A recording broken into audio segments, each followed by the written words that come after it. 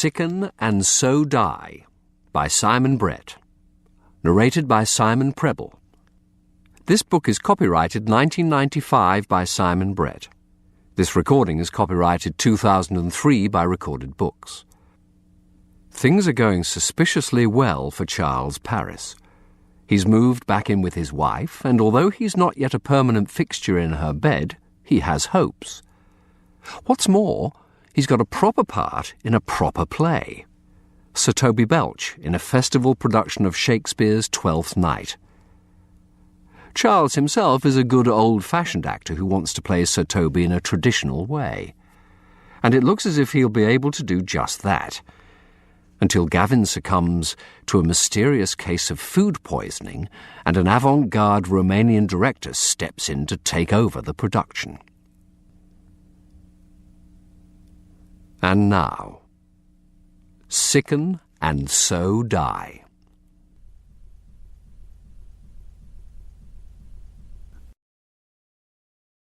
Chapter 1. Things were actually going rather well for Charles Paris. Basically, it was a matter of work. He had work, he was in work, he was working. For an actor, a job is the switch that turns the personality on to full power. Without it, Charles Paris existed. He had all the components of himself, his cynicism, his gloom, his apologetic lusts, his drinking, his deflated air of defeat.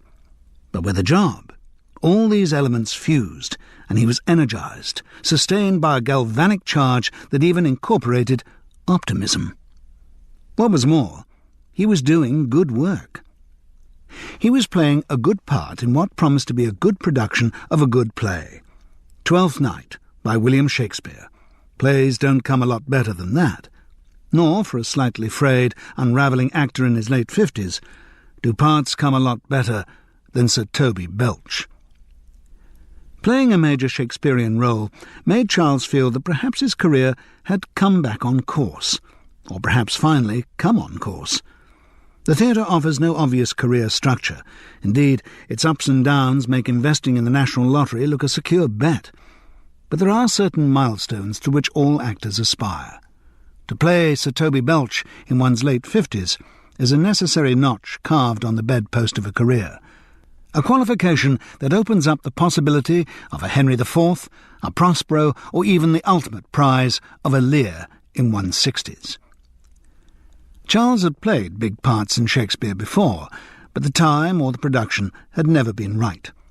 He'd been too young when cast as Macbeth, badly directed as Henry V, and as for his leading role in Julius Caesar, well, even Charles himself agreed with the estimation of the Lancashire Evening Post that here was a Mark Antony to whom even Vincent van Gogh wouldn't have lent an ear.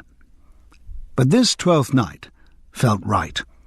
Only a week into a 4-week rehearsal period, but the whole production had a glow of confidence about it, a growing conviction among the company that they were involved in a show that was going to be successful. This was something of a surprise, because the director was not the most dynamic in the history of the theatre. In fact, Charles Paris had always considered Gavin Scholes rather ineffectual. They'd worked together a good few times, most recently on Macbeth at the Pinero Theatre, Warminster, where Gavin had been artistic director. Charles had assumed that at the end of his contract there, Gavin would have retired to nurse his hypochondria and irritable bowel syndrome. But the director had confounded expectations by developing a very successful subsequent career as a freelance. This was proof once again that charisma and innovation in the world of theatre count for less than good old-fashioned competence. Gavin Scholes's productions might not set the world on fire, but they told their stories clearly, came in on time, and stayed within their budgets.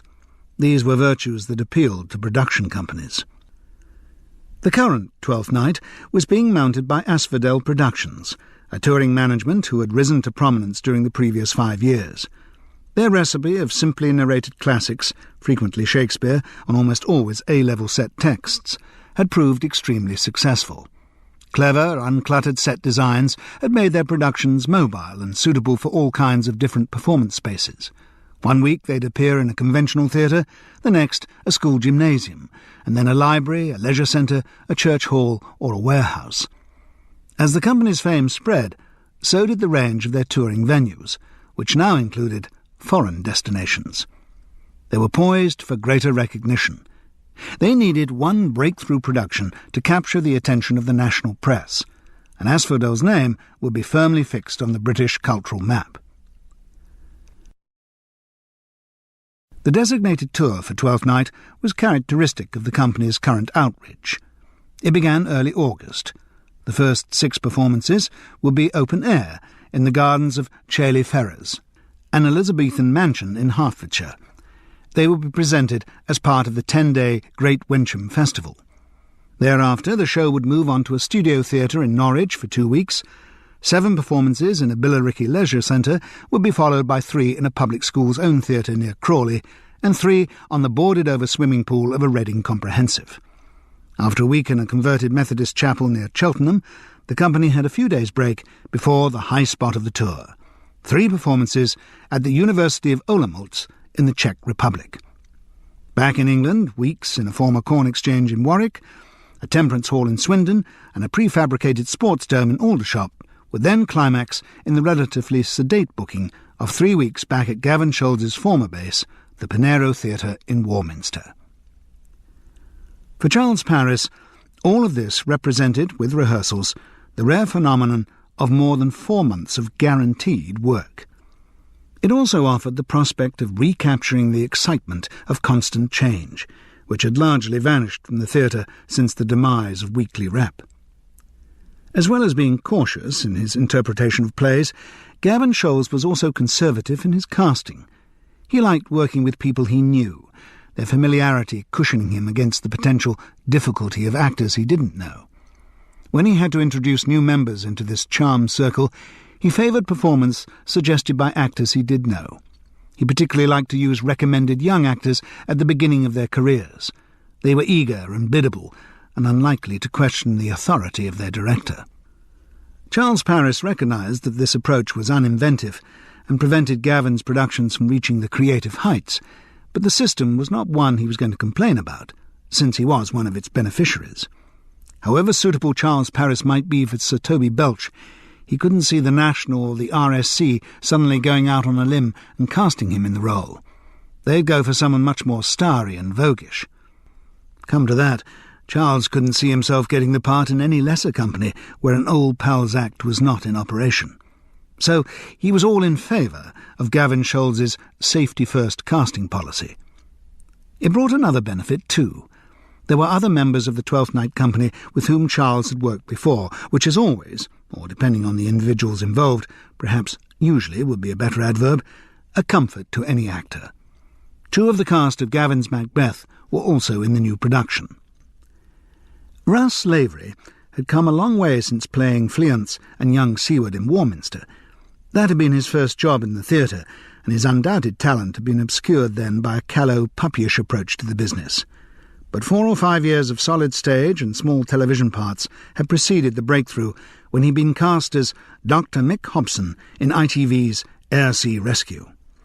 The show, now into its 3rd series and showing no sign of flagging in the ratings, had turned a young actor of identical talents to at least 100 of his contemporaries into a household name and a household face. Air-Sea Rescue had brought Russ Lavery all of the bonuses of money from escalating fees and foreign repeats, fan mail from half the nation's teenage girls, lucrative offers for personal appearances and voiceovers, and the possibility of saying in interviews that "I get sent lots of scripts, but I don't like to commit myself to a project unless I feel it's a really exceptional piece of work." It also enabled him to say in interviews that "I really feel the need to get back to my theatrical roots," which explained his appearance in Gavin Scholz's Twelfth Night. The fact that he was playing the relatively small and ungrateful part of Sebastian did his image no harm at all. Rather, it demonstrated what an unstarry star Russ Lavery was, and how serious was his dedication to his art. The presence of a well-known television name in the cast of Twelfth Night wouldn't do any harm at the box office either. The other familiar face in the company provided Charles Paris with even greater cause for celebration. John B. Murgatroyd was an actor against whom Charles had frequently bumped in his theatrical career, and the experience had always been a delightful one. John B. was a clown, a great giggler, in whose company Charles had frequently been reduced to incapable hysterics and behaviour that would be judged immature in a primary school. John B. was a great person to have around any production. In the Warminster Macbeth, he'd given his distinctive and stunningly versatile interpretations of both Lennox and the First Murderer. In Twelfth Night, he was playing Sir Andrew Aguecheek. Since most of Sir Toby Belch's scenes included the wan and winsome knight, Charles was relishing the prospect of building up his double act with John B. on stage as well as off. And it wasn't just the work that was going well. For once, Charles Parris's emotional life was also looking promising. He wasn't experiencing the tense, manic uncertainty of a new love affair, but the solid comfort of an old one. Charles had been married to Frances for 12 years before he finally walked out. He'd used all kinds of justifications about the incompatibility of an actor's lifestyle with the institution of marriage, about the need for them both to develop outside the claustrophobia of cohabitation. But the real motive for his departure had been self-punishment. He'd been having affairs away from home, and he felt guilty about them. Walking out on Frances and their daughter Juliet had been a kind of public penance for his misdemeanours. It had also, he hoped at the time, been a bid for freedom. On his own, he would be able to follow up on the emotional hints and half-chances that other women offered. What he'd done was hurtful, but necessary to his fulfilling the imperatives of his personality. Marriage had been part of his growth, but a part that he'd outgrown. Of course, it hadn't worked out like that. The freedom for which he had given up Frances proved illusory. Yes, he'd followed up on other women, he'd had some good sex and some bad sex, and he'd made some good friends, and he even at times imagined himself in love. But all the relationships left him ultimately empty. There was still a void in his life that only Frances could fill. He'd worried the situation through in his head more times than he cared to count, and almost always came back to the same basic problem. He liked Frances. And that was aside from loving her, which he sometimes did, or from time to time feeling towards her an infuriation that qualified as hatred. But the liking remained constant. That was the invisible chain that held him to her. For a total split from a lover, there needs to be a two-way pressure. Not just the overwhelming attraction for the new love object, but also a distaste for the old. Constant comparisons then become inevitable. The new love is not only wonderful, she's also so much more wonderful than the one I'm leaving. In fact, when I catalogue the faults, deficiencies and inadequacies of the old love, the only point remarkable is that I stayed with her so long. Why did I put up with someone so unsuitable for all that time? But such a natural process of fission is rendered inoperable when you still like the old love, when you worry about her, think about her, want to discuss things with her. The loving and the hating are relatively easy to cope with. It's the liking that makes the whole thing impossible. And that, Charles had come to realise ruefully, was the state of play in his relationship with his wife. Whatever else there might be happening in his sex life, and at times there had been quite a bit, he still felt linked to Frances. Whether she felt the same obligation, he was never quite sure. And even in those moments when he did feel quite sure, he was also aware of how much she resented the encumbrance. At times, she seemed very distant from him. At times he knew for certain that she had had other men. But did the fact that none of those had gone the distance mean that Frances' relationships were hobbled by the same restrictions that cramped his own? Charles Parris knew he wanted a closer intimacy with his wife, but he could never be certain how much she shared that ambition. The circumspection of her attitude was not without justification. Charles could not claim to be the most assiduous of men in the protocol of marriage. Even if one were to put on one side the fact of his having walked out on his wife, and he could recognise that that was a significant blot on the marital copybook, his behaviour since that time would not always have inspired confidence in a potential partner. He did have a tendency to get distracted. The intention to ring Frances, make contact, fix to meet up, was always there, but when he got involved in a production, when he was away for a while, It was remarkable how the weeks and even the months could slip past without his acting on that intention.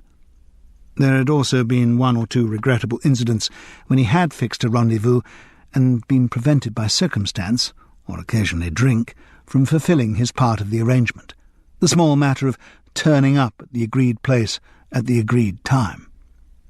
Charles could fully sympathise with Frances' scepticism when he spoke of a closer future between them. And it wasn't as if she didn't have a full life. Now independent with her own flat in Highgate, she had risen through the educational system to be head mistress of a girls' school. She was a caring mother and a solicitor's grandmother. What possible incentive could she have to make room in her well-ordered life for a man whose moody personality took over any environment like a wet Labrador? And yet, at the moment, she was making room in her life for Charles, and at the moment, the experiment seemed to be working. It was all down to the builders, really. When he'd left Frances, Charles had moved into a dingy and soulless bedsitter in Hereford Road. Just in the short term, till I find somewhere more suitable. And he was still there. Or at least he would still have been there, had not the new landlord of the house embarked on the long-overdue transformation of the bedsitters into studio flats. Once the work was completed, the existing tenants would be given first refusal to continue residency at increased rents. But obviously all had to move out while the builders gutted the property. Charles, remarkably, had moved in with Frances. It was convenient, particularly since the 12th night rehearsals were taking place in a church hall in Willesden. It was also logical, or it would have been for a couple whose marital history was less checkered. But the most astonishing thing about the arrangement was that it seemed to be working. They were actually getting on rather well. Maybe it was age. Maybe they'd both matured and could be more tolerant of each other. Maybe both had learned from and been enriched by the traumas of their long separation. The best part for Charles was that Frances had let him back into her bed. The ease and familiarity of their love-making glowed in him through the days like a personal heart-warmer. He didn't feel lonely. It was a long time since he hadn't felt lonely, a long time since he had had someone to go home to at the end of the day. One unexpected side effect of this domesticity was that Charles was drinking less. The automatic loose-end recourse to the pub at the end of rehearsals seemed less imperative, and too many nightcaps of bells to deaden the end of the day were no longer necessary. He and Frances would share a bottle of wine over dinner, but often that was the sum total of his day's intake. For Charles Paris, that made quite a change. His new circumstances generally made quite a change. It was early days, mind. Less than 2 weeks they'd been cohabiting, and neither of them wanted to threaten the fragility of what was happening by talking about it. Promising, though. Somehow, Charles felt confident the thoughts going through Frances's mind matched his own. It wasn't too late for them still to make something of their lives together. Yes, Charles Paris reflected, as the train sped towards Great Wincham and the 12th night photo call. Things are actually going rather well.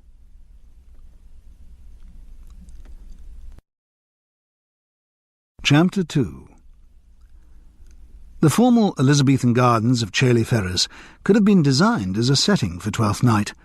Their geometric patterns offered a choice of avenues down which Malvolio could walk. Their statuary, low walls and neatly clipped box trees afforded manifold hiding places from which Sir Toby Belch, Sir Andrew Aguecheek and Fabian could observe the steward picking up the letter from the Fortunate Unhappy, and falling for Maria's trick to make him believe his mistress Olivia loved him. The Asphodel production of the play was not to be performed in the formal gardens, however. They were far too precious, far too carefully maintained to be overrun by actors and picnic-toting members of the public. The acting area for Twelfth Night was farther away from the house, in a walled field at one end of which a natural amphitheatrical shape had been enhanced by the construction of a grass-covered mound and the planting of a semicircle of trees around it. For performances, a wooden stage was erected on the mound and the backstage area cordoned off with Hessian screens. It was the Chailey Ferrers trustees who imposed conditions on which parts of the estate could be used. They were a body of men and women of prelapsarian conservatism who saw it as their God-given mission to resist every proposed change to the house or gardens. They would really have liked the public excluded totally from the premises, but had grudgingly been forced to accept the financial necessity of paying visitors. At first, the trustees had resisted the overtures of the Great Wencham Festival Society to stage plays at Chailey Ferrers. But the third year, having seen how much other business had benefited from the new custom attracted by the festival, they had agreed to a very limited access to the grounds for 2 public performances of Much Ado About Nothing. Again, grudgingly, they had to concede that the experiment had not led to wholesale vandalism of their precious property, and that it had indeed proved rather profitable to the Trust, as well as being an artistic success. From then on, the Chailey Ferrers Shakespeare had become a regular feature, indeed the main focus of the Great Wencham Festival, though the trustees never allowed its continuance to be taken for granted. Each year, the festival director, Julian Roxburgh Smith, or in the event of his administrator, Moira Hanley, had to go through an elaborate square dance of application and supplication until the trustees, with an ever-increasing number of cautions and provisos, agreed to let the Chailey Ferrers grounds be used for yet another Shakespearean production.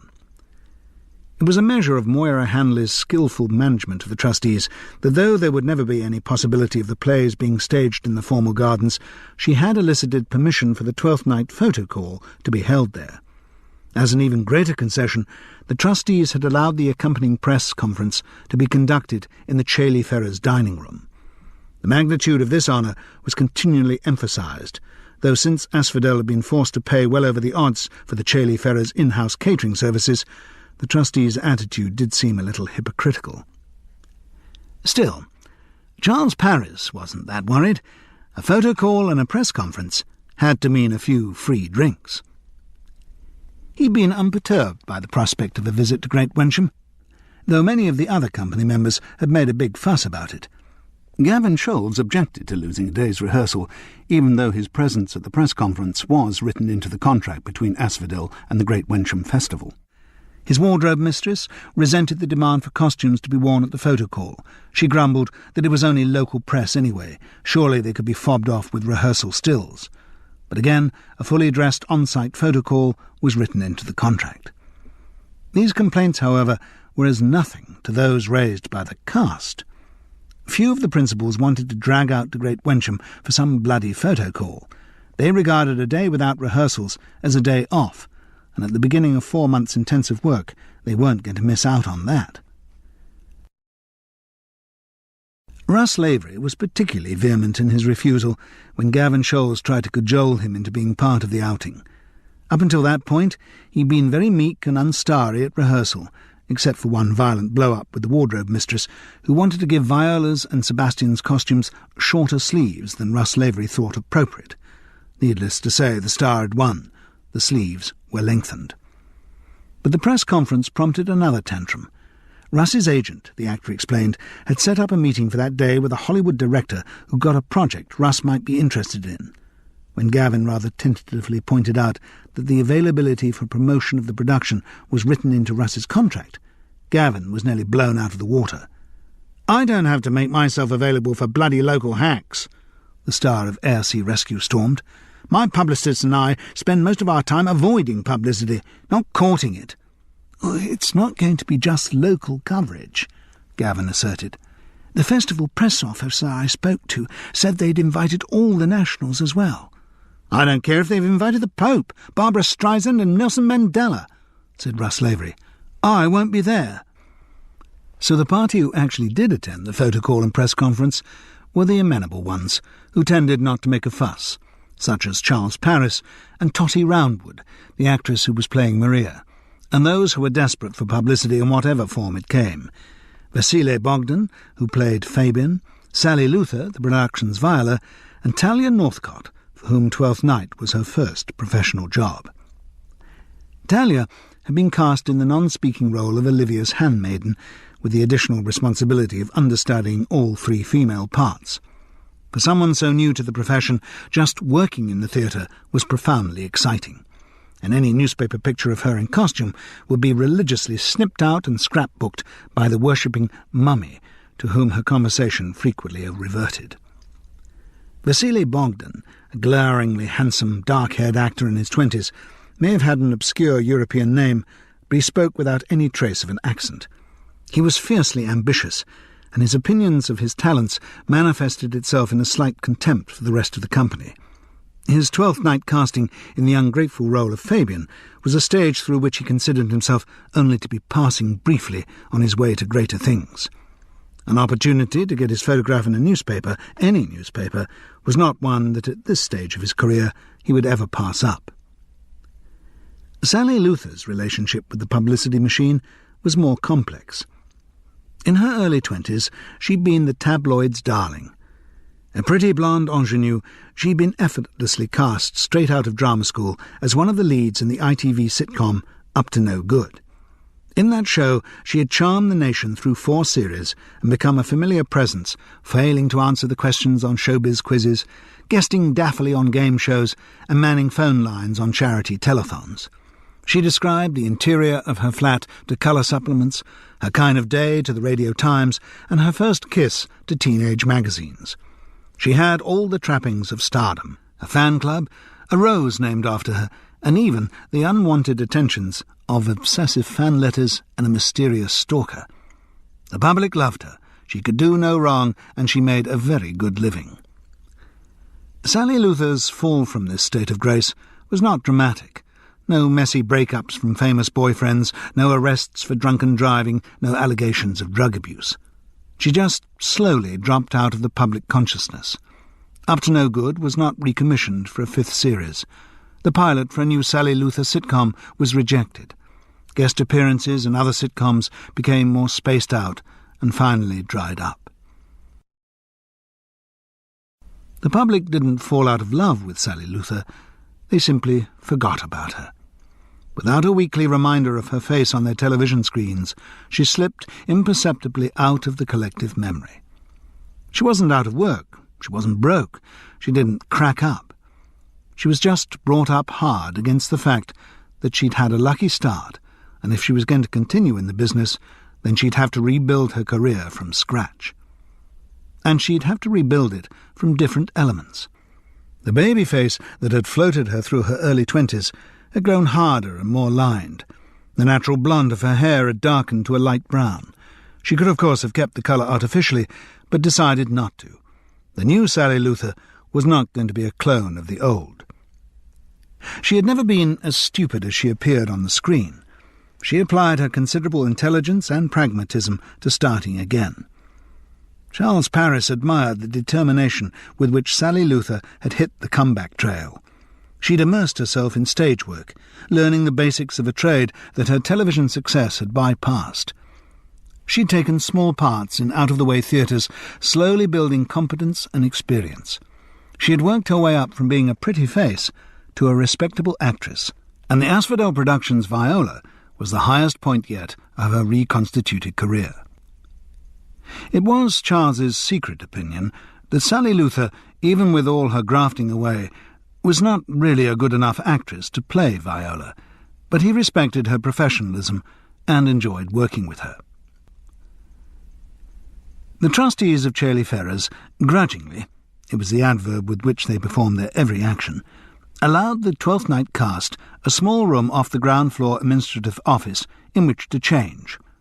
So, amidst coffee and photocopying machines, and in cramped proximity to Vasily Bogdan and the 3 mercifully small actresses, Charles Paris donned his Sir Toby Belch costume. He was pleased that Gavin Scholes was doing the play in what he, Charles, thought of as the right period, in other words, contemporary with when it had been written. Charles Paris had had enough of gimmicky productions of Shakespeare. He'd been in a 1920s flapper style, Love's Labour's Lost. He'd worn cut-off jeans as Bardolph in Henry V, a pinstripe suit as one of the tribunes in Coriolanus, a hippie caftan as Lancelot Gobbo, and even a tutu in a hopelessly misconceived cross-dressing All's Well. All's well that ends well, but here was a production which neither started nor ended well. In fact, so far as this critic's concerned, it would have ended much better 3 hours before it actually did. Financial Times. What a relief after all that to be playing Shakespeare in appropriate dress. Gavin Shoulder's lack of imagination did have its advantages. Also, for once, Charles actually had a new costume. For most period productions of his career, he'd been dressed in something hired from a theatrical costumier, or tatted together from whatever could be found in wardrobe. He'd become accustomed to other men's clothes, to walking around in the aura, or in certain regrettable instances, the smell of another actor. But Asphodel employed a pucker costume designer for all their shows. This was partly so that the costumes could reflect a production design concept, but there were practical reasons too. A 4-month engagement justified the expense of specially made costumes, and the company was also shrewdly building up its own wardrobe stock, which was increasingly hired out to other managements. There were astute business brains behind Asphodel Productions. Charles Paris liked his Sir Toby Belch costume. The designer's overall theme was muted greys and silver, which reflected Twelfth Night's underlying melancholy, and also pointed up even more the virulent shock of Malvolio's yellow cross-gartering. And the designer had not succumbed to the common error of making Sir Toby scruffy. The man was a gentleman of the court, after all. Sir Charles Paris was dressed in charcoal velvet doublet and hose, piped with silver and slashed with oyster-coloured silk. He had a silver-frosted ruff and a small charcoal hat with a fluffy pale grey feather. As Charles donned the costume in the Shaley Ferrers' office, he did feel rather pleased with himself. He felt particularly pleased that the costume's generous cut rendered his own paunch inadequate and forced him actually to pad for the role. This gave Charles a spurious sense of righteousness, as did the fact that he also had to redden his face with makeup. The Bell's whisky may have taken its toll, but it had not yet sufficiently ravished his complexion for him to play Sir Toby without cosmetic help.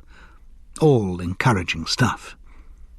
As well as a specially made costume, Charles had had a customised beard constructed by Wig Creations, and this too gave him a sense of being pampered.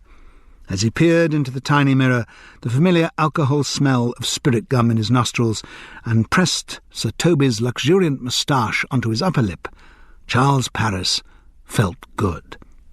His self-satisfaction must have expressed itself in his body language, because Totty Roundwood, reaching round to pull up the zip of her jet-black Maria costume, grinned and said, "Yes, very handsome indeed." Charles grinned back. "Let me." He reached across to help her with the zip.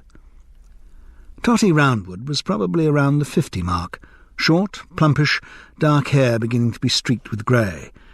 She was one of those actresses capable of enormous fireworks on stage, but quiet and reserved the rest of the time. Charles liked her, though he knew little about her, except that she was interested in some system of alternative medicine. Reflexology, healing, homeopathy, one of those anyway, he couldn't remember. He patted her shoulder to indicate that the dress was secure, and reflected on the total lack of sexual charge the contact gave him. Actors are so used to sharing dressing rooms with actresses that in that context both almost lose all sexual identity. Charles couldn't help observing that Sally Luther still had a pretty good body, though. And to his surprise, this little glancing thought made him feel guilty. There was a tiny pang of disloyalty to Francis, with whom he'd made tender and extended love the night before. Obviously his wife's body had to give Sally Luther's 20 years, but it was still looking pretty terrific. And, he concluded virtuously after a covert look at Talia Northcott slipping into her costume, I don't fancy that really young one at all. Neat little figure, nice blonde hair maybe, but it doesn't do a thing for me. Goodness, thought Charles Paris, I am changing. If this goes on, I'll soon be positively uxorious. Gavin Sholes came bustling into the office. "OK, are you set? The press, such as they are all here, and we're ready to go."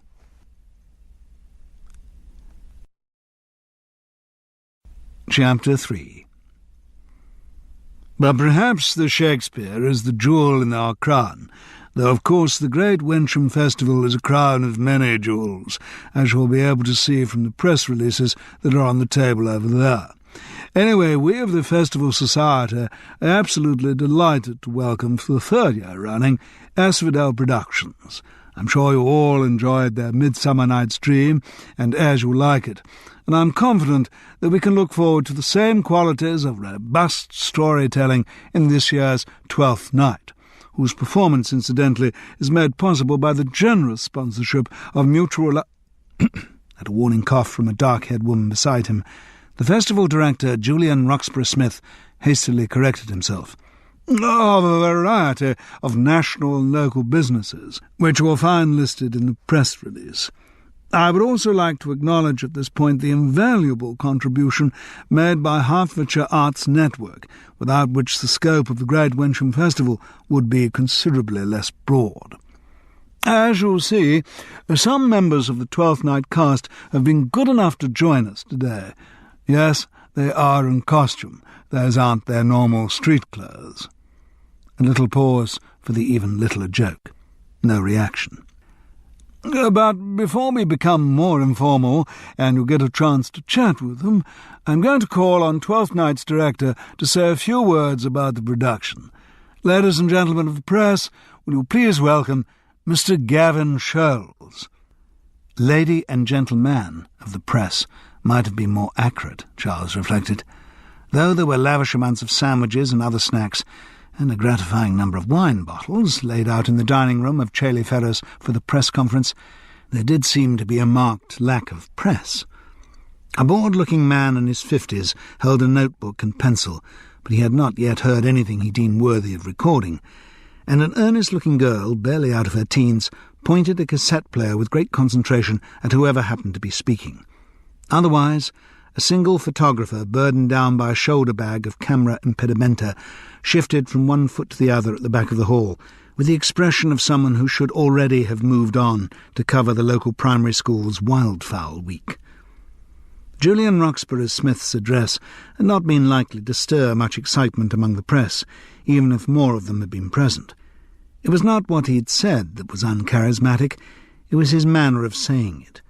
The festival director had one of those languid, slightly theatrical voices that suggests he's doing everyone a favour by speaking at all, and imparts an unintentional tinge of contempt to everything.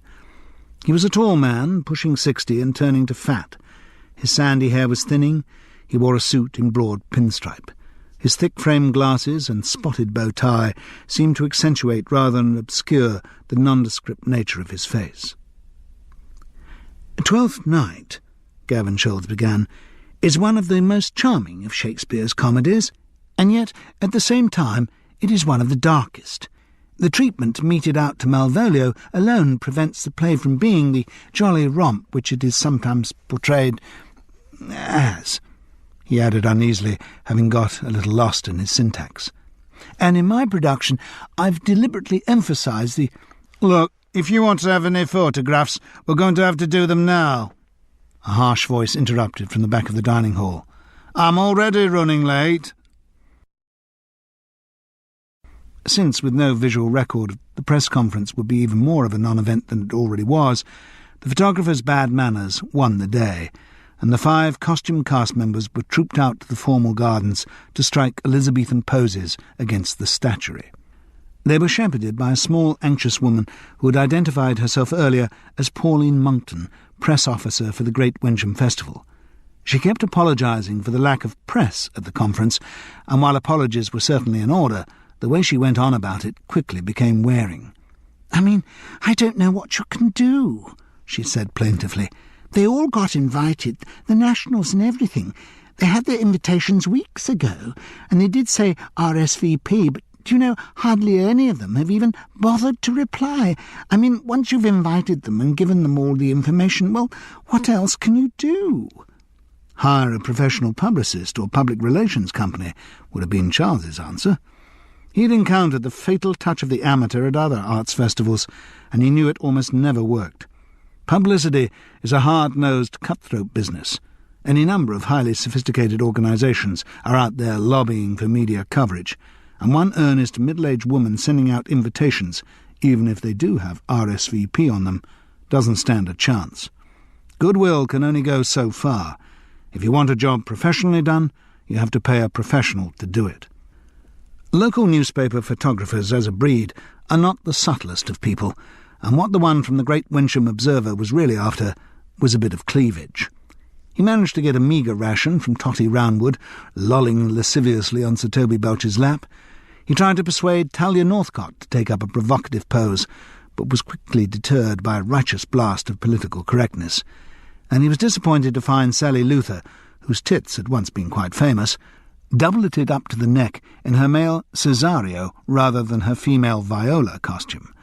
Her face was framed by a page-boy-cut blonde wig, identical to the one Russ Lavery would wear as her twin, Sebastian. Gavin Scholes fussed around, objecting to details such as the fact that in the play Fabian would never put his arms around Viola, least of all when she was dressed as a man, but he was ignored. The photographer just pressed on, taking his cliched shots against the garden features and constantly looking at his watch.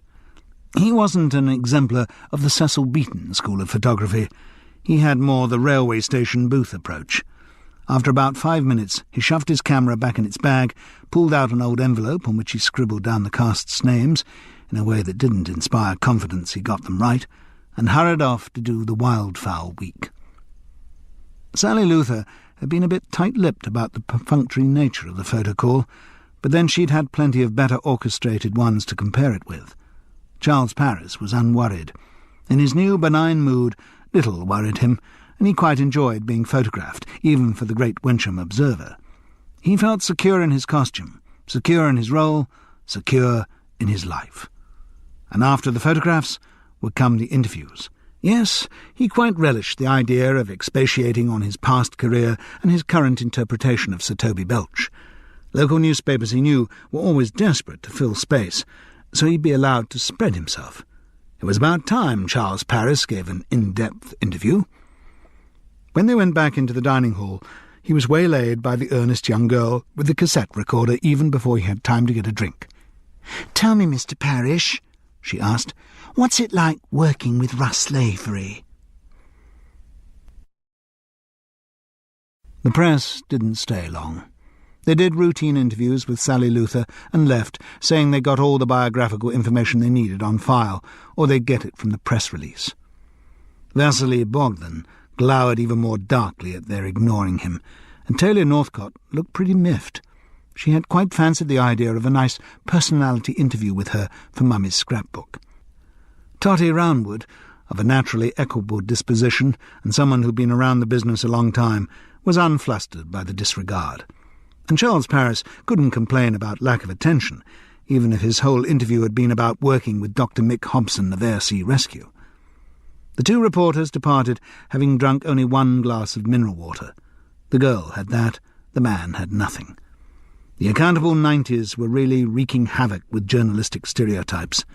Still, that does leave an awful lot of wine to be consumed by those who've remained, thought Charles comfortably. Not many did remain, apart from the Twelfth Night representatives.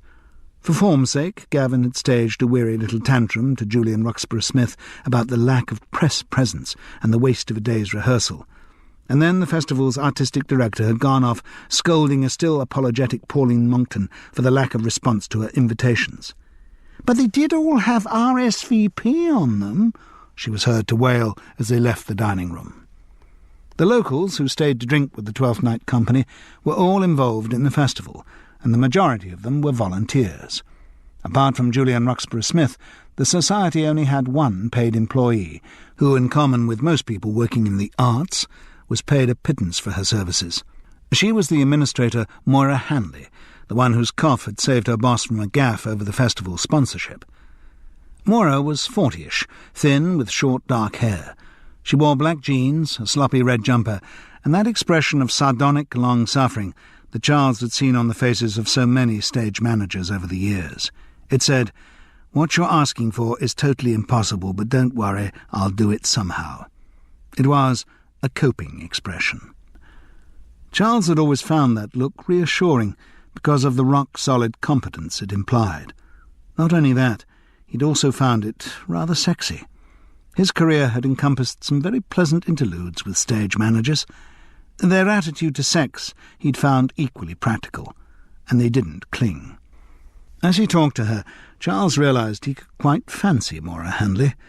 Or that is to say, were he not now totally fulfilled in his relationship with Frances, he could have quite fancied Maura Handley. She wasn't wearing a wedding ring, he noticed. Maura was talking about her boss. "You won't see much of Julian once the festival's up and running. I mean, he puts in an appearance today. He'll be there at your first night, I'm sure, pressing the flesh of the sponsors. But that's about it." "So he won't interfere artistically with the production?" "Good heavens, no. He reckons the Shakespeare runs itself. His background's music, anyway." "Oh?" "He used to be a mildly successful baritone. Was shrewd enough to move towards management before the voice went." "And what does he do when he's not directing festivals?" "Not a lot. Pretty full-time job he's got, doing the two of them, anyway." Charles looked at her quizzically. "Oh, Julian also runs the Barmington Festival. Or should I say, has another bunch of volunteers in Barmington who run the Barmington Festival for him." "I don't detect a note of criticism in your voice, do I?" Charles asked archly. "Good heavens, no. Julian Roxburgh-Smith's very highly thought of in the arts world, on lots of advisory panels, you know, that sort of thing. No, he's reckoned to be wonderful, a perfect, cultured human being by everyone who hasn't worked with him." Charles wondered if it was the drink that was making the administrator indiscreet, but decided not. Maura Handley, he felt instinctively, was one of those people who were totally honest.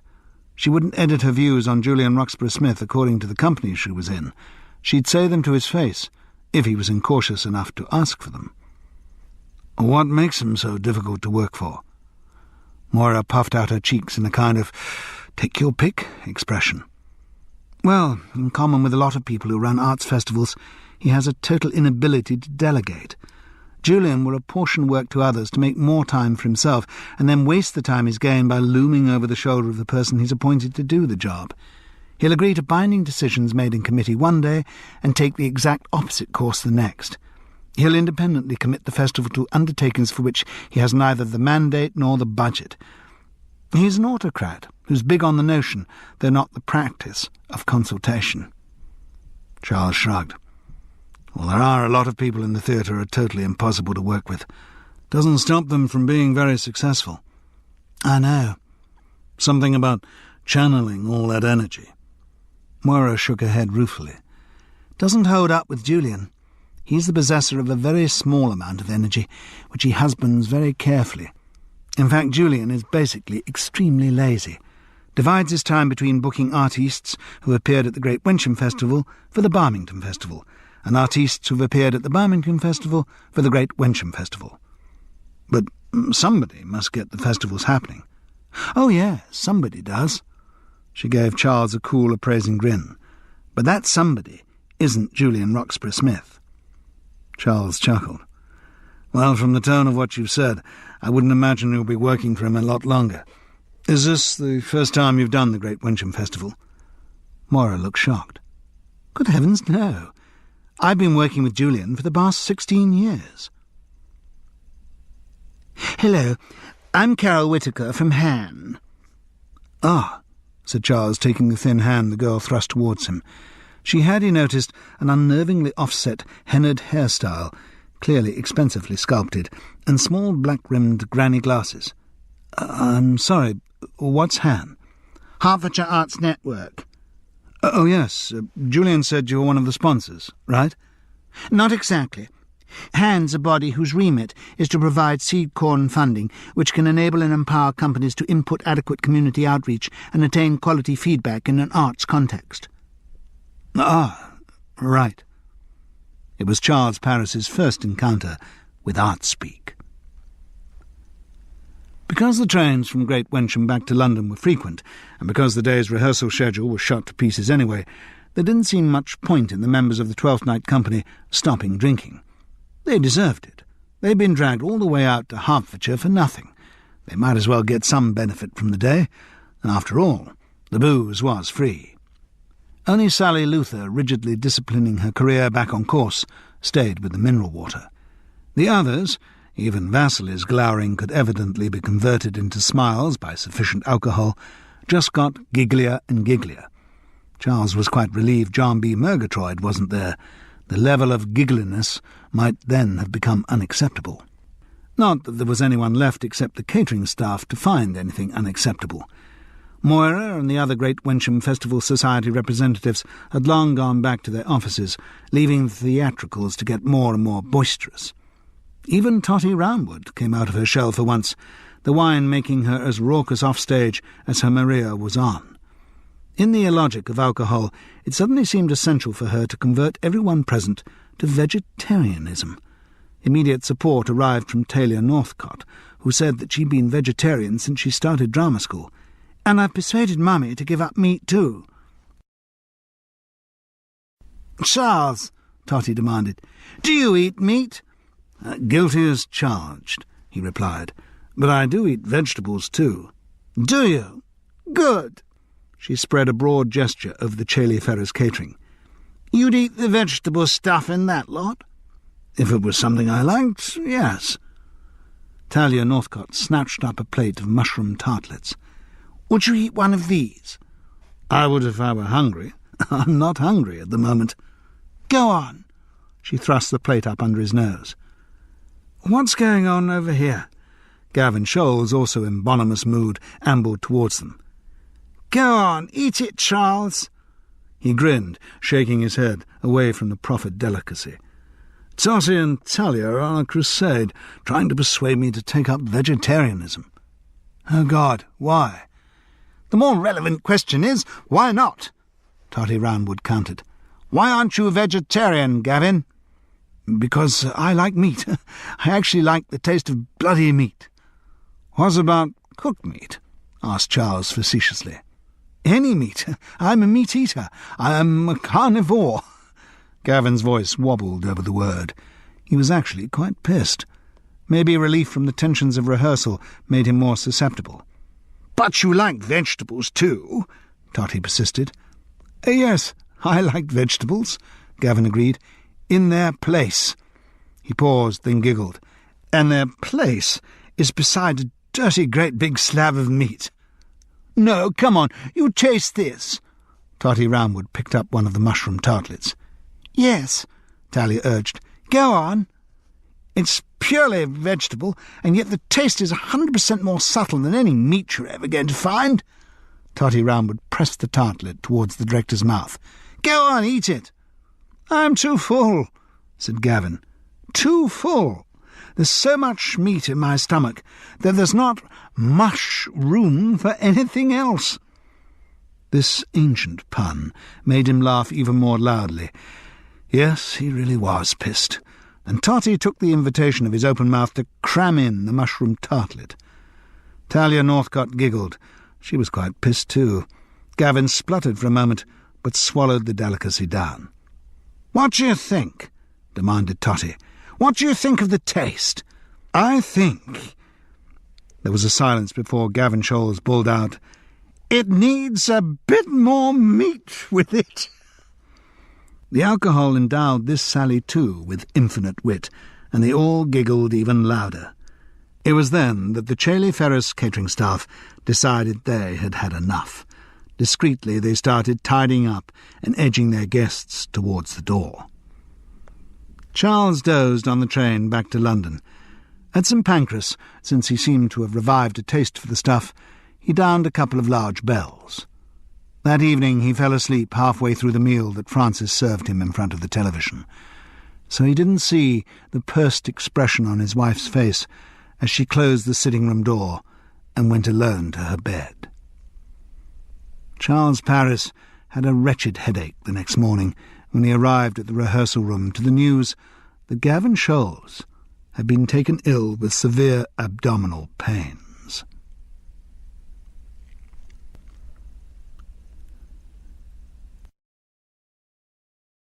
Chapter 4.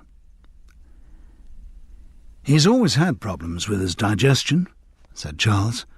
"One of those nervy types for whom everything goes to the stomach. Some people react to stress by getting depressed, others by getting migraines." "And some by getting drunk," John B. Murgatroyd interrupted. "Same again?" "Well, shouldn't really." Charles glanced at his watch, but John B. had already whipped up the 2 pint glasses and was on his way to the bar, throwing one of Sir Toby Belch's lines over his shoulder as he went. O knight, thou lackest a cup of canary. When did I see thee so put down? What the hell, thought Charles. A couple of lunchtime drinks aren't going to hurt. We're not doing any proper rehearsal today anyway. The assistant director who had taken over in Gavin Scholz's absence was an uncharismatic youth whose approach to the cast was too tentative to command respect. Asphodel Productions hadn't yet told him whether he'd be taking over permanently as director of Twelfth Night, but his unassertive manner suggested he thought this was unlikely, and the more he thought it was unlikely, the more unlikely it became. Anyway, Charles reassured himself he and John B. weren't the only ones who'd defected to the pub. Across the bar sat Sally Luther, together with Chad Pearson, the chubby West Indian who was playing Faste, which was about as controversial as Gavin Scholz's casting was ever likely to get. Also present was Sally's in-house fan club. These were the two youngest members of the company, who were both fresh out of the same drama school, another testament to Gavin's lack of adventure. One was Talia Northcott, and the other an assistant stage manager, stroke walk-on, who delighted in the name of Benzo Ritter. It certainly wasn't what he'd been born with. In fact, Talia thought he'd said it was a nickname from school. He must have chose it to use it either because there already was an equity member with his given name, or, more likely, because he thought it sounded a better name with which to launch a theatrical career. If that was the reason, Charles didn't share the opinion. But he knew young actors had always been prone to exotic excess, building fantasies of their stage names glowing above the titles of plays and television series. It was a harmless exercise of the imagination, and one with which even a cynical old ham such as Charles Paris could still empathise. For a young actor, the possibilities of a showbiz career appear infinite. Each job, however minor, is the next rung on the inevitable climb to becoming the new Olivier. They all know they're going to get to the top. It's simply a question of how long it's going to take. Charles, in whose battered heart such fatuous ambitions could still be ignited by a sudden phone call or a good rehearsal, couldn't yet judge whether Benzo Ritter had the talent to realise his dreams. As well as being an ASM, the young actor had been cast as one of the officers who arrest Antonio in Act 3, Scene 4. He was the second officer, which was unfortunate for him, because the first officer had the lion's share of the lines. All Benzo had to say was, "Antonio, I arrest thee at the suit of Count Orsino. Come away, sir, and, come, sir, I pray you go." On their second appearance in Act 5, Scene 1, the first officer is the only one who speaks.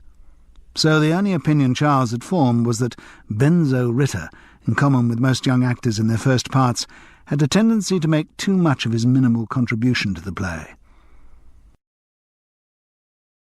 There was no immediate glow of talent, such as that Russ Lavery had shown in his first job, Gavin Scholz's Macbeth at Warminster. Still, learning to act is a long process. There's a lot of luck involved, and Benzo Ritter might yet make it to the top of the profession. Certainly he and Talia Northcott seemed willing to learn. They watched rehearsals avidly, particularly when their idol, Sally Luther, was involved. Sally took their devotion in good part. It seemed to amuse her rather than anything else. The conversation at the other table appeared animated, though. Charles noticed, with a small twinge of guilt, they were all on the mineral water. The twinge lasted the microsecond until John B. Murgatroyd returned from the bar. "Sorry, they were fresh out of Canary," he announced, putting the 2 full pint glasses down on the table. "Had to make do with bitter." "Oh well, needs must when the devil drives." Charles Paris took a long swallow. Nice stuff, beer. 3 pints, I'd have him peeing all afternoon, but it was nice stuff. "Irritable bowel syndrome," he announced.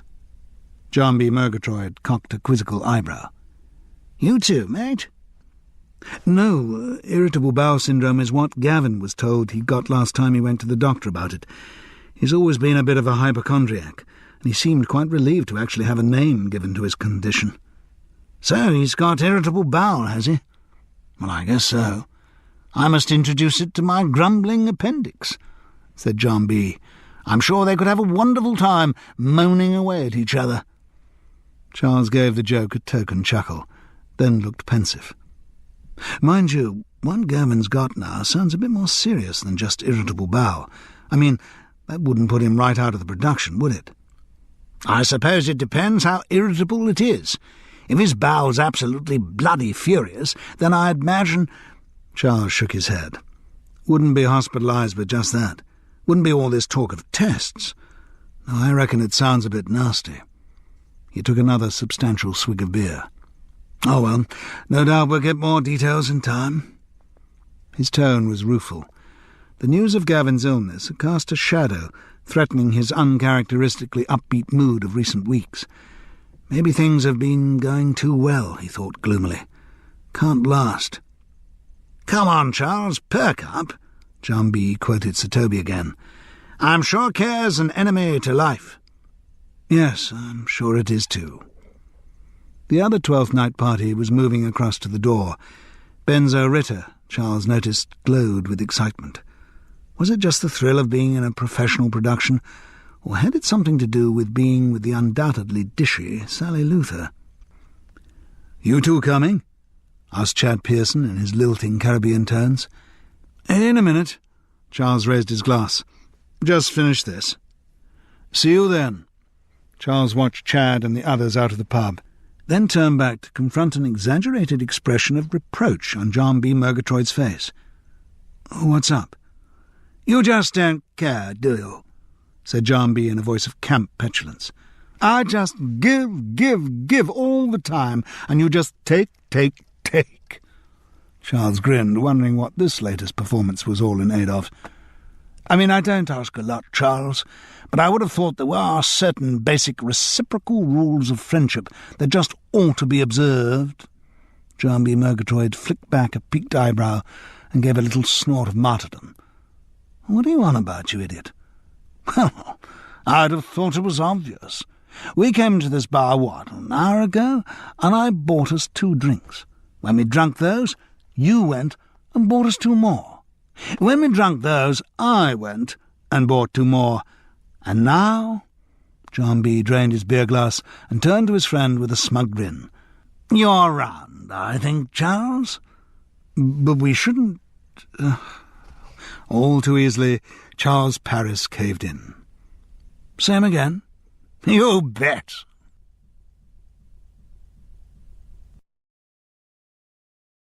Charles had a headache again the next morning.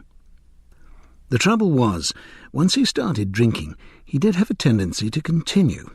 Stupid habit, he could recognise that, and it was already proving destructive. Francis had been a little less than forthcoming at breakfast. Mustn't slip back into the old ways, he told himself. What he'd got going with his wife was far too important to be jeopardised by a little carelessness on his part. "Pull yourself together, Charles." The assistant director was even less assertive that morning. Something in the doomy way he put the cast through their paces suggested he now definitely knew he wasn't going to take over the production on a permanent basis. They were doing Act 5, the final scene, for which Gavin Scholes had done a rough blocking the previous week. The action was complicated, with all the principal characters, except Maria, coming in turn to tie up the various threads of plot. As a result, there was a lot of hanging around for everyone. Charles himself didn't have much to do. Sir Toby Belcher's only contribution to Act 5 is to be led in, drunk and bruised, by Feste, to say a few bad-tempered, truculent lines and be led off again.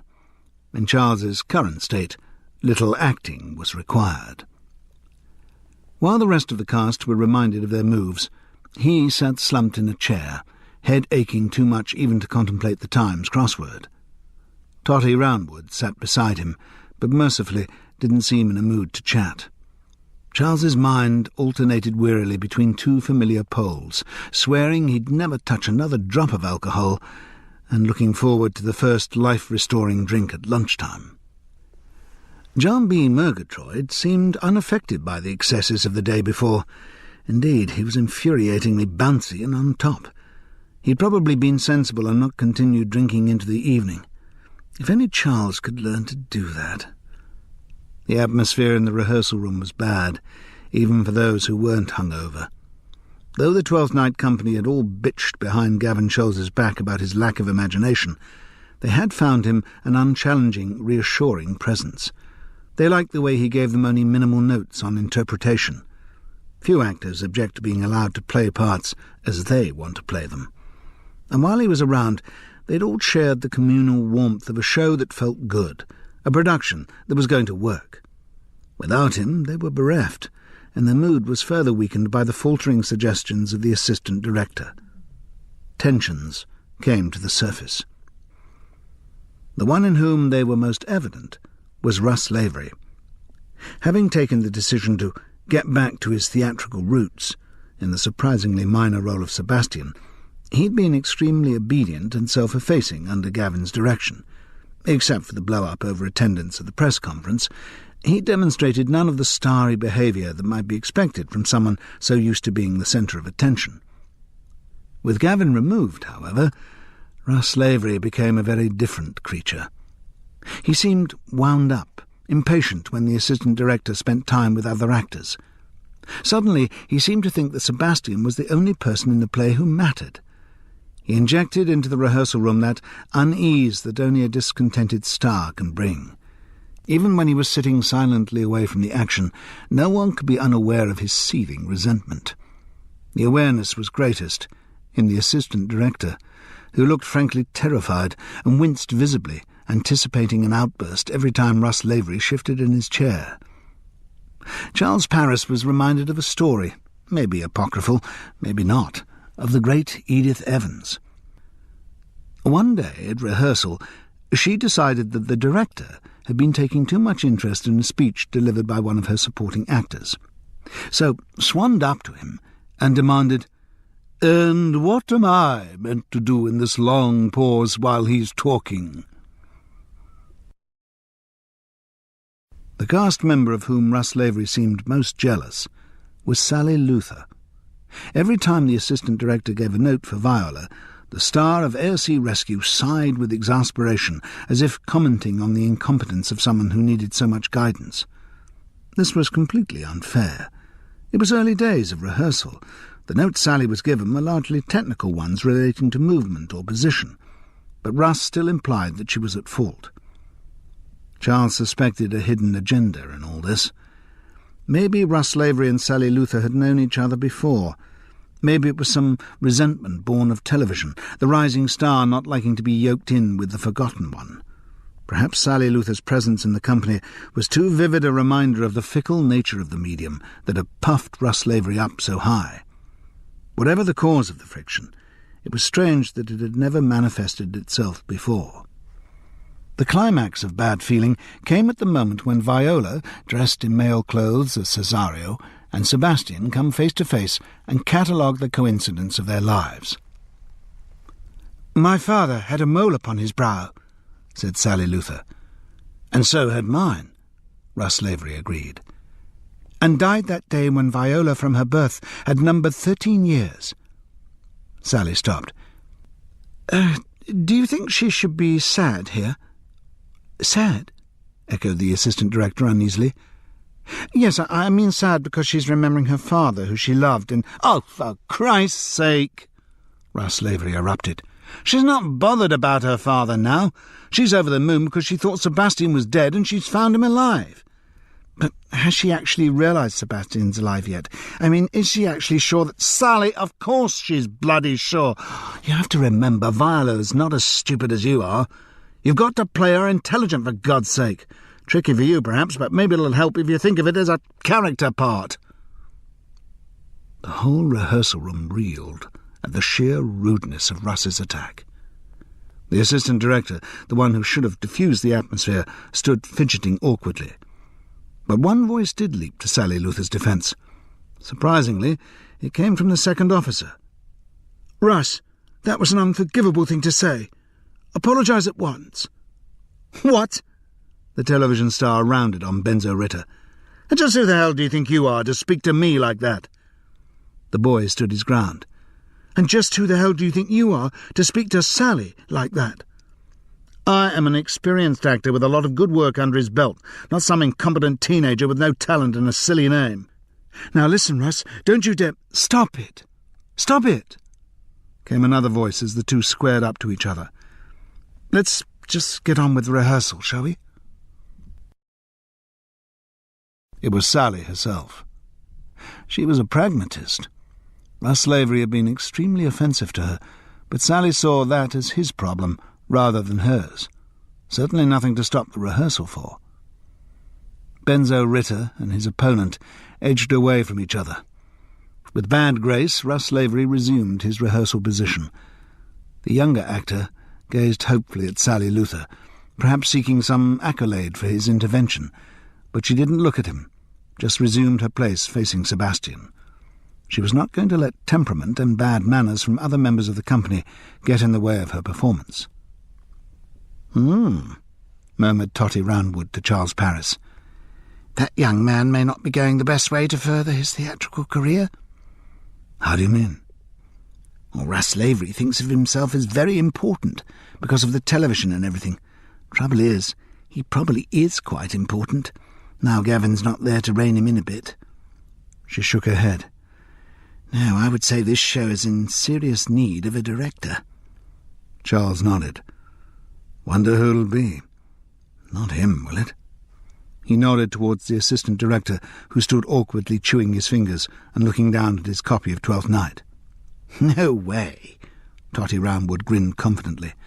"Don't worry. I'm sure Asphodel will get someone good." The rehearsal dragged on through its uninspiring course. There were no more open confrontations, though an undercurrent of resentment remained. Gavin Scholz's patterns of movement and tableau were more or less accurately recreated, and at last the stage area was emptied of all characters, except for Feste the clown. Chad Pearson moved forward to centre stage, sat down cross-legged, and began to sing. "When that I was, and a little tiny boy, with a hey-ho, the wind and the rain, a foolish thing was but a toy, for the rain it raineth every day." As he sang through to the end of the song, the room stilled.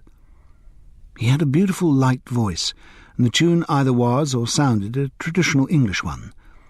Singing, Chad Pearson ceased to be a short, tubby West Indian, and became a natural part of Shakespeare's world. There seemed no incongruity at that moment about the presence of a black Feste at the Illyrian court. It was not just voguish casting against ethnic stereotype. He felt right in the part, and the song was the day's only moment of genuine theatre. The cast left for lunch in slightly improved spirits. This ends Disc 1. Sicken and So Die, Disc 2. The "go on, you'll feel better if you have a drink" voice in Charles's head beat the "I'm never going to touch another drop of alcohol" one. Again. But he and John B. Murgatroyd did only have a couple of pints each, so they felt relatively virtuous. In fact, their sense of virtue was a little specious. They'd been contemplating a third pint, but just at that moment Benzo Ritter, in his assistant stage manager role, appeared in the pub, ordering everyone back to the rehearsal room. A representative of Asphodel Productions had just arrived, with an announcement to make. "And I'm afraid the hospital can't see any prospect of Gavin returning to work in the short term. I'm sure he will make a complete recovery, but it's going to take time. And time, with just 3 weeks till this production starts a 4-month touring programme, is something we don't have a lot of." The man from Asphodel Productions, whose name Charles hadn't caught, wore a dark suit and looked more like an accountant or lawyer than an impresario. Probably he was an accountant or a lawyer. They seemed to be running most areas of show business nowadays.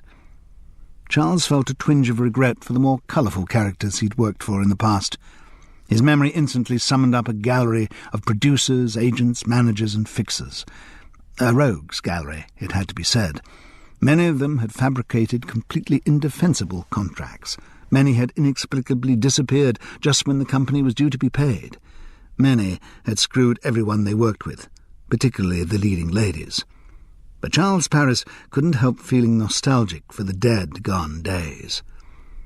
Probably, his cynicism told him, nothing had changed that much anyway. Nowadays the producers wore suits and had their deals checked and authenticated by lawyers, but they were still out for as much as they could get. Show business management, like horse racing and boxing, had always attracted its share of shady characters, not to say crooks. So, the Asphodel Productions man went on, we need to appoint a director as soon as possible. He looked across at the assistant director, who hung his head in a rather shamefaced way. And while we very much appreciate the way you've held the fort, Nick, for the last couple of days, as you know, we need to look for someone with a bit more experience for a production of this scale. Don't worry, what you've done for us has not gone unnoticed, and your day will definitely come. I doubt it, thought Charles, realising that it was the first time he'd been aware the assistant director's name was Nick. The boy had so little charisma that even his name didn't register. But the quiet way in which he took the news of his demotion showed that he'd been told of it beforehand. We are very fortunate, however, the Asphodel executive continued, very, very fortunate to secure the services of someone we've been keen to work with for a long time, one of the most dynamic and exciting new directors currently working in the British theatre. Oh dear, thought Charles Paris, I don't like the sound of this. I say working in the British theatre, but in fact a lot of his work has been abroad, and he's only recently come to this country, but I'm sure all of you who know how much of a stir his vivid and radical reinterpretation of She Stoops to Conquer of the Old Vic caused will not need me to tell you his name. There was a murmur of stunned appreciation from the cast, though Charles wanted to say, I need you to. Please, I don't know who you're talking about. The information came anyway. I'm referring, of course, to Alexandru Radulescu. He'd been due to return to Romania shortly, but when he heard of our problems, he very graciously deferred his plans. Alexandru will be starting work with you tomorrow morning, and I think it's extremely exciting news. From the expressions around the room, a lot of the cast shared this opinion.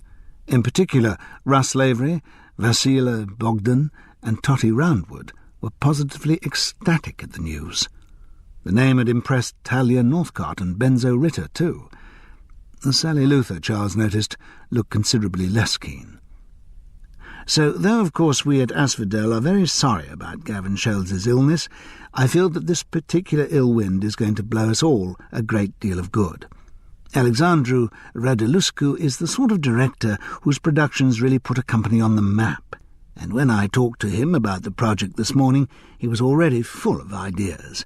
He's as excited about the whole thing as all of us at Asphodel are. He says he's been dying to get his hands on Shakespeare for years. Oh no, Charles Paris inwardly groaned. Anything but that. Chapter 5. That's not the point, Charles. But I'd have thought... No, Francis steamrollered on. I'm not criticising you for coming back late. You're a grown man, for God's sake. It's up to you how you spend your time, who you drink with. That's your business. What I am objecting to is your coming back late to my flat. If you're trying to get rid of me... I'm not trying to get rid of you. All I'm saying is that if you're going to be staying here with me... Charles noticed that she hadn't said living here with me... then we have to have certain ground rules. It's just a matter of information. All I'm asking is that you let me know when you're likely to be in. If you're likely to be in. All you have to do is pick up a phone. Frances caught the expression in Charles's eye and pursed her lips ruefully. Yes, I know I'm sounding just like a nagging wife, but I'm afraid if we put ourselves back into a cohabitating situation, then I'm going to come back with all the things wives usually nag about. It's not what I want, Charles. I don't want to be forced into a stereotype. No, I can see that. Look, my life is actually very well sorted at the moment. I've got used to living on my own. I've actually got quite efficient at it, and I don't want to be taken back to square one. I don't want to take you back to square one. Honestly, Frances. He took her hand, comforted by the familiar ridge of the old kitchen knife scar. I'm thinking in terms of square 5 at least, maybe even square 6. She shook her head wryly. And then, who knows, We might find that there's a ladder on square 6 leading straight up to square 74. More likely a snake to send us thumping down to square 1 again. But at least she smiled as she said it. Charles tightened the pressure on her hand. Look, Francis, I really mean what I'm saying now. This last couple of weeks has been the best thing that's happened for years. For me, nothing has ever replaced what there is between us. Though you've tested out a good few options on the way to that conclusion. Haven't you, Charles? Said Francis with a beady look. He shook his head in exasperation. Well, yes, all right, but that's over now. That part of my life's behind me. Oh, yes? Yes. All that other women have ever showed me is that you're the only woman who's right for me. You're what I want, Francis. Are you talking permanence here, Charles? Oh, yes. Well, possibly. Maybe. I mean, obviously not in the short term. Oh, no. Obviously not. Well, nothing's going to happen quickly. I just feel that there's such a bond between us, we should test it out. See how strong it really is.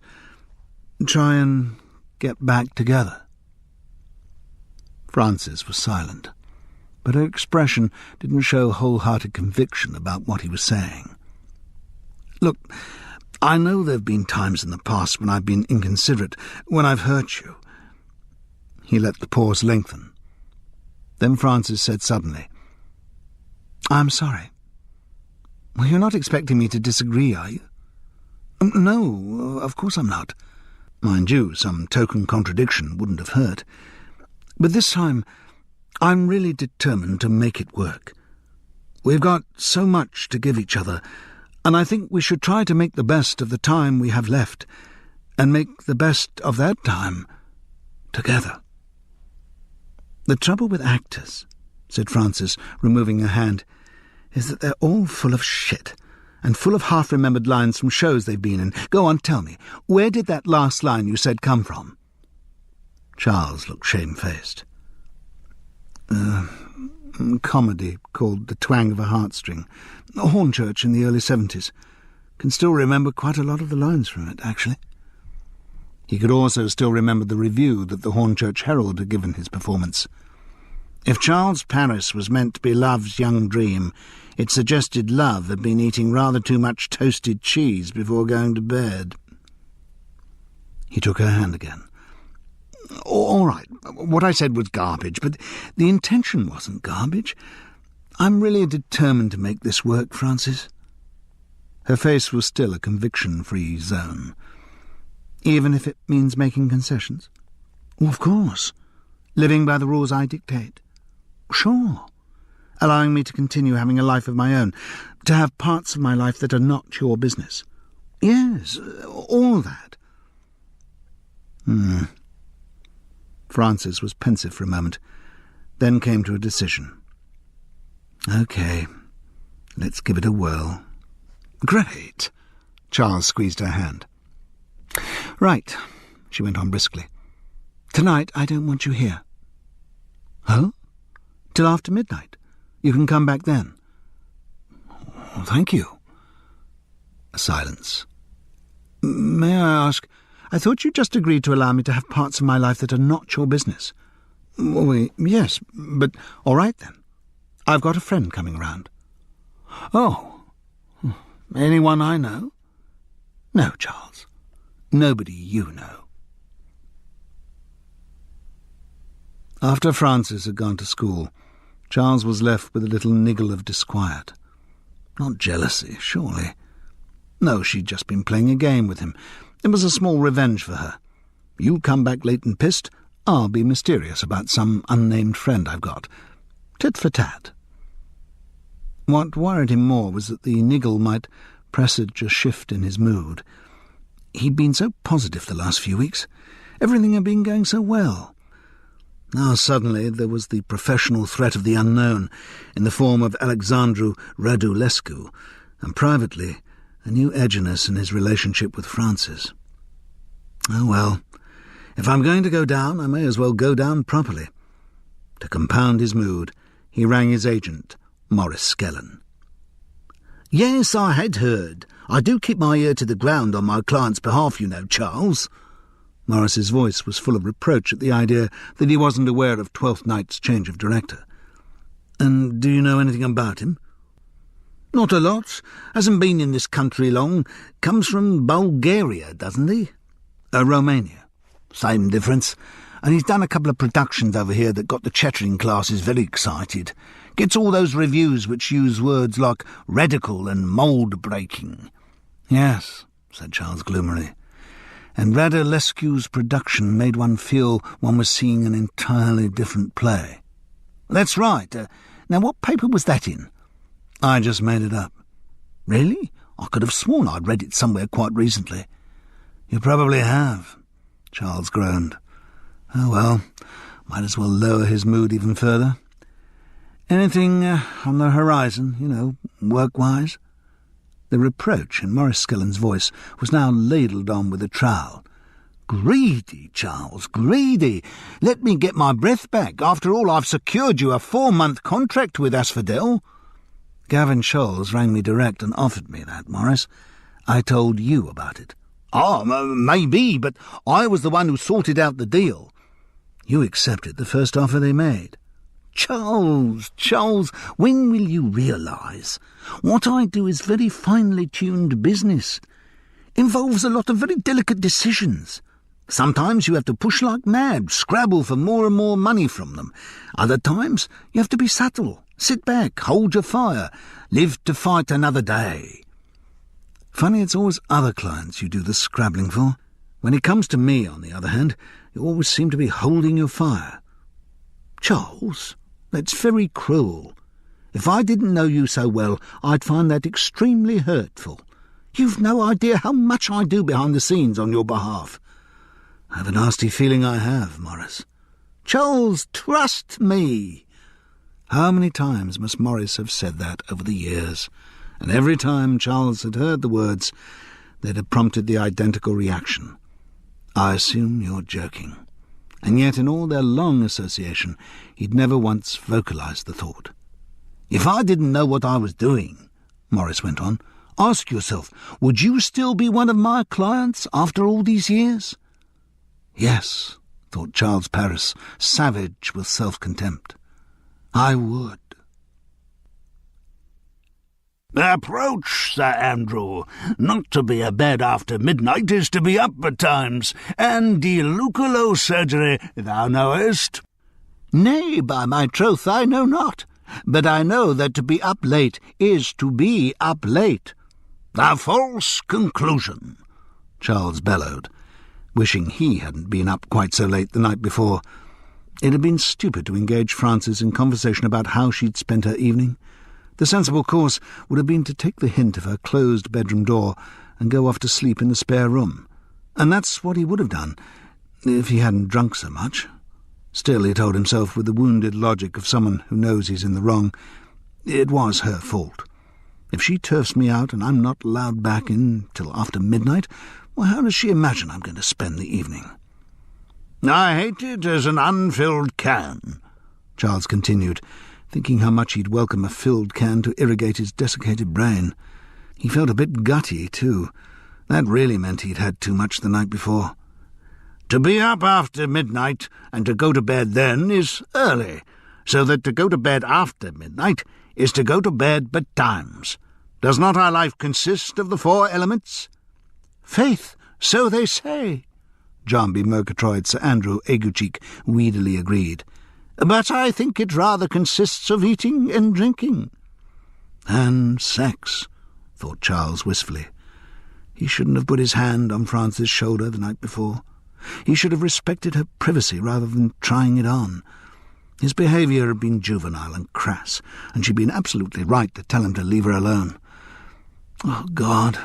He hoped he hadn't cast a permanent blight over his prospects of making love to Frances again. Why was he capable of such total idiocy? "Thou art a scholar," Sir Toby Belch went on. "Let us therefore eat and drink. Marian, I say, a stoup of wine." The assistant director stopped them there. He was still in charge of the first part of the morning's rehearsal. Alexandru Radulescu had a meeting at the National Theatre and wouldn't be with them until about 12. "I'd just like to take it from the top again," the assistant director suggested nervously. "Anything specific wrong?" asked Charles, hoping that the hangover wasn't spoiling his performance. No, not really. I just need a bit more contrast between you, I think. Sir Andrew really is knackered. All he wants to do is to go to bed, so we need more of Sir Toby jollying him along. Be more of a party animal, Charles." "Right. OK." It was a good point. In fact, the assistant director's ideas were all good. He just didn't have the personality to put them across with sufficient definition. Even through his hangover, Charles knew that the double act with John B. was going well. They looked good together. A long, willowy Sir Andrew Aguecheek, and a more substantial, thanks to the padding, Charles kept reassuring himself, Sir Toby Belch. A kind of Don Quixote and Sancho Panza in reverse. Then, of course, Charles would have his ruddy face, and John B. would make his as pale as milk. Yes, they'd look great. It was so good to be working on a classic. The relationship between Sir Toby and Sir Andrew has a kind of mythic quality. The crafty drunkard and the ineffectual dupe. The parts Shakespeare wrote are so solid, almost tactile, and yet with infinite nuances to be explored. Even the lines are easy to learn because they feel so right. Charles was really going to enjoy Sir Toby Belch. Or at least he was as soon as he got rid of his hangover. His guts felt distinctly squittery. He had a nasty feeling he was going to have to make a rush to the gents before too long. They pressed on through Act 2, Scene 3. Chad Pearson joined them, and his rendering of another of Feste's songs again reduced the rehearsal room to silence. "O mistress mine, where are you roaming? O stay and hear your true love's coming, that can sing both high and low. Trip no further, pretty sweeting, journey's end in lovers' meeting, every wise man's son doth know." They worked through to the end of the scene, though the cement mixer rumbling of Charles's stomach was getting louder and louder. He felt sure everyone could hear it. "Thank God I'm not doing a radio," he thought. He just made it to the end. "Come, come, I'll go burn some sack. 'Tis too late to go to bed now. Come night, come night." "Very nice," said the assistant director. "Very nice indeed. I'd just like to... sorry, moustache," panted Charles Paris. It was a close call getting to the gents in time, and as he squatted back exhausted on the lavatory, he swore he'd never touch another drop of alcohol. It was insane, putting his body through this kind of punishment. Charles was pulling up his trousers when he heard the sound of two men coming in to use the urinals. Instinctively, as everyone does in that situation, he froze, embarrassed to give away his presence in the cubicle. The men were talking, but in a language Charles had never heard before. One of the voices was familiar, though. Yes, in spite of the words, the deep tones were recognizable as those of Vasily Bogdan. It seemed reasonable to assume that he was talking Romanian, and that the man he was talking to was Alexandru Radulescu. Charles couldn't be sure, but in amongst the strange words he thought he heard the director mention Gavin Scholes. There was a sound of zipping up, then the footsteps and the voices moved away. Vasily Bogdan let out a harsh laugh as the door was opened. Then, in English, he said, "Well, it worked anyway, Alex. Gavin's out of the way, and you've got the job." Chapter 6. OK. Alexandru Radulescu moved his spread hands outward in "that's enough of that" gesture. "Twelfth Night is a play about sex." Well, only partly, thought Charles. It's more a play about romance, romantic ideals, and how they frequently mismatch with reality. "All plays are about sex," the director continued in his heavily accented voice. "All life is about sex, if you like. And so, of course, Shakespeare, who reflected life, writes only about sex." Now, just a minute, hang on there. In Charles's view, Shakespeare wrote about everything. That included sex, sure, but to call sex his overriding obsession seemed an unnecessarily simplistic and Freudian interpretation. And nowhere is that more true than in Twelfth Night. When I first read the play, which was probably last night, was Charles's instant reaction. He was having no difficulty being uncharitable to this small, wiry, dark-eyed Romanian. It wasn't just from suspicion raised by what he'd overheard in the gents. Alexandru Radulescu had a deliberately provocative manner. He seemed to enjoy putting people's backs up. As yet, none of the company had raised any objection to what he was saying, but when that did happen, Charles felt the director would enjoy slapping them down. When I first read the play, I thought, sex, sex, sex. That is what's happening here. Exciting young sex with Sebastian. He flashed a smile at Russell Avery, who grinned back knowingly. Sebastian and Olivia, yes, but also Sebastian and Antonio. Charles groaned inwardly. He hated productions that imposed 20th century values on the society of Shakespeare's time. In the 16th century, there had been a strong tradition of masculine friendship and loyalty. A line like Antonio's to Sebastian, "If you will not murder me for my love, let me be your servant," did not imply a full-blown homosexual affair. Although Charles had a nasty feeling that's how a director like Alexandru Radulescu would interpret it, no doubt with lots of gratuitous male kissing and mime of sexual congress. The good burghers of Great Wensham weren't going to like that. There is also old sex, disgusting geriatric groping between Sir Toby Belch and Maria. Now, just a minute. Charles had always thought there was something rather heartwarming in the relationship between Sir Toby and Maria. He tried to assess how old Alexandru Radulescu was. Early 30s, perhaps, certainly of the age that reckoned sex was turned off like a bath tap at the age of 50. He got a thing or two to learn. But that thought brought a pang of unease, reminding Charles of the previous evening's scene with Francis. But there is also, and most important of all, an uncertainty about sexual identity. This is at the centre of the play. Viola searching for her own sexuality by the experiment of cross-dressing. No, that isn't at the centre of the play. Orsino being brought face to face with his homosexuality through his infatuation with Cesario. No. Malvolio's obsession with Olivia, which is fetishistic and can only find expression through bondage in the form of yellow cross garters. This is what Shakespeare meant us to take from Twelfth Night. No, it isn't. That's just what you want to impose on Twelfth Night. Right, so bear all this in mind as we work on the play. Sex, sex, sex. Alexandru Radulescu looked across to the assistant director. Okay, maybe we should start. Yes, well, we've just rehearsed Act 2, Scene 3. Would you like us to run that, and maybe we can see places where the sexual element can be emphasized a bit? What? Alexandru Radulescu stared at the young man, appalled. You think I am just going to pick up the leftovers of someone else's production? Well, it's all been blocked. The cast know their moves and lines. I mean, we do only have 3 weeks before we open, and... The director drew himself up to his full, not very great, height. Alexandru Radulescu does not collaborate.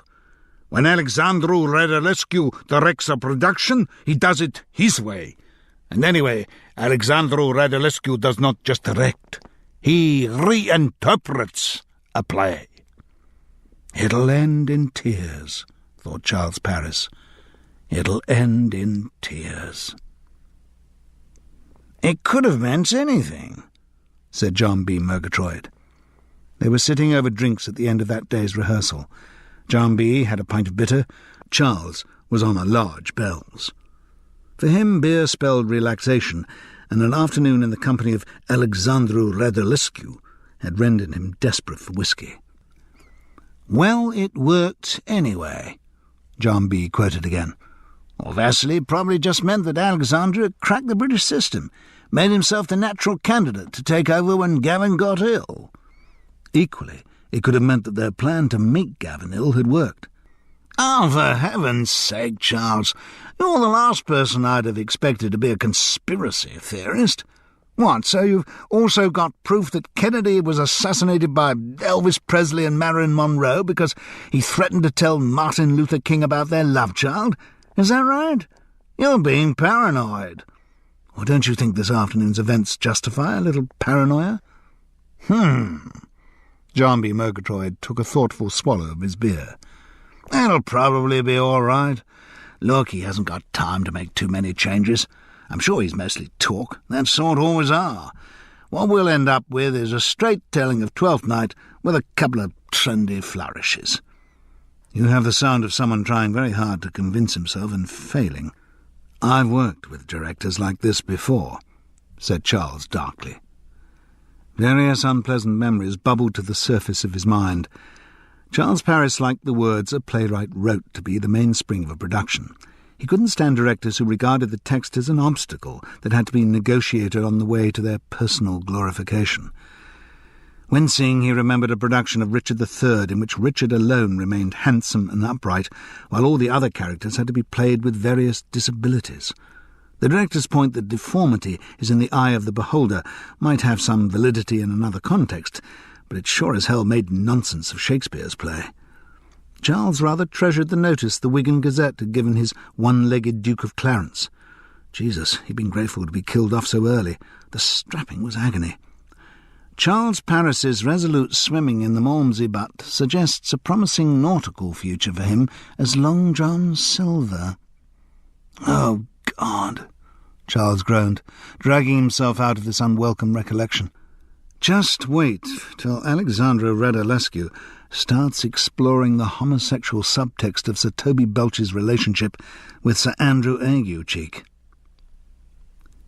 "Now, the opening dumb show," were the first words with which the new director began the next day's rehearsal.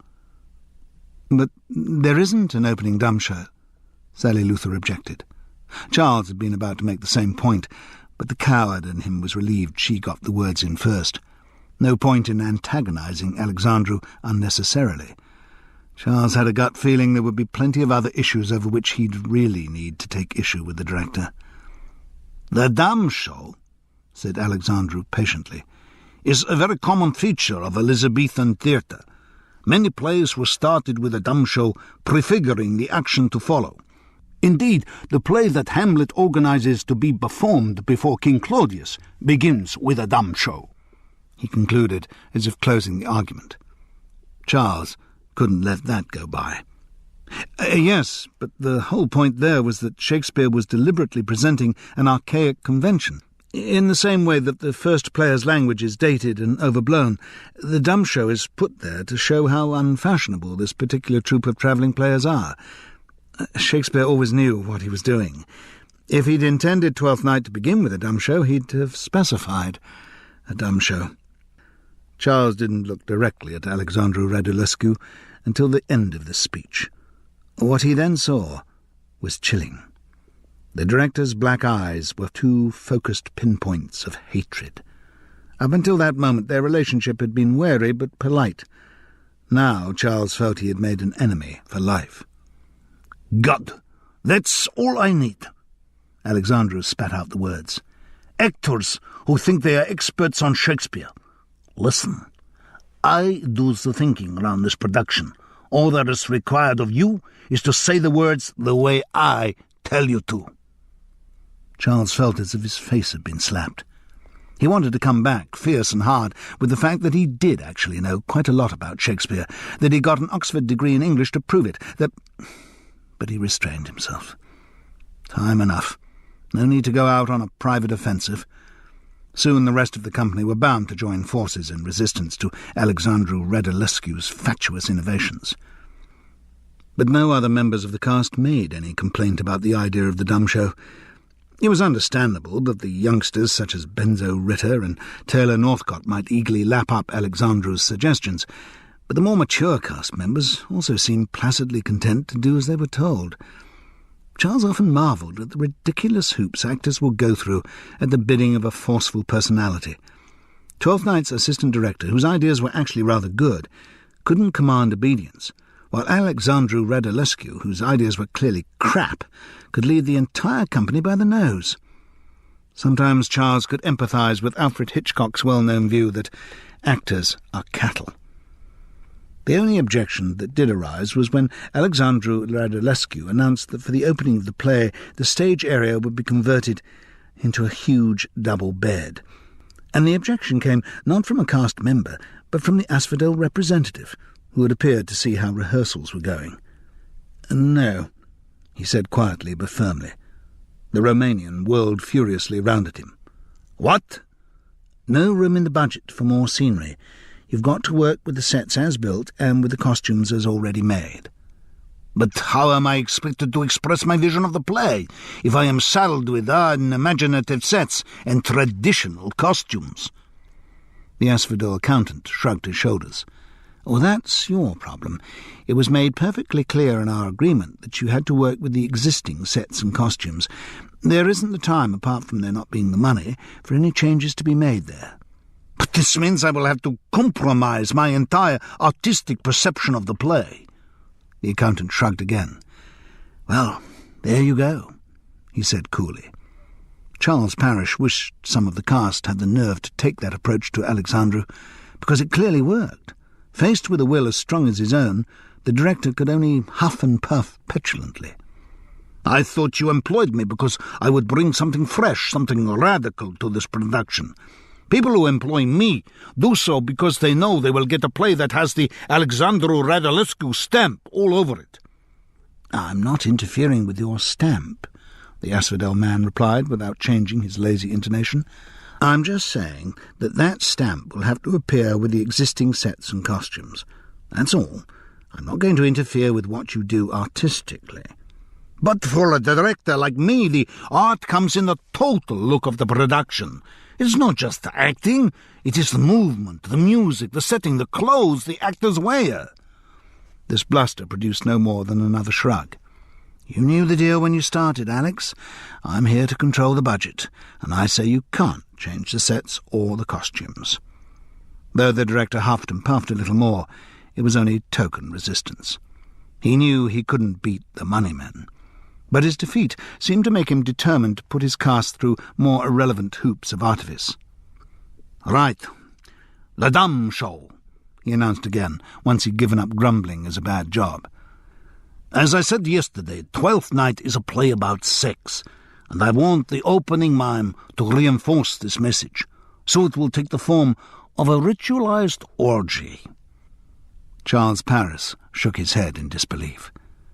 "In this way, we will show the different course currents of love and lust between the characters as they come together in different combinations." "How do you mean, come together?" Charles hadn't wanted to ask the question, but couldn't help himself.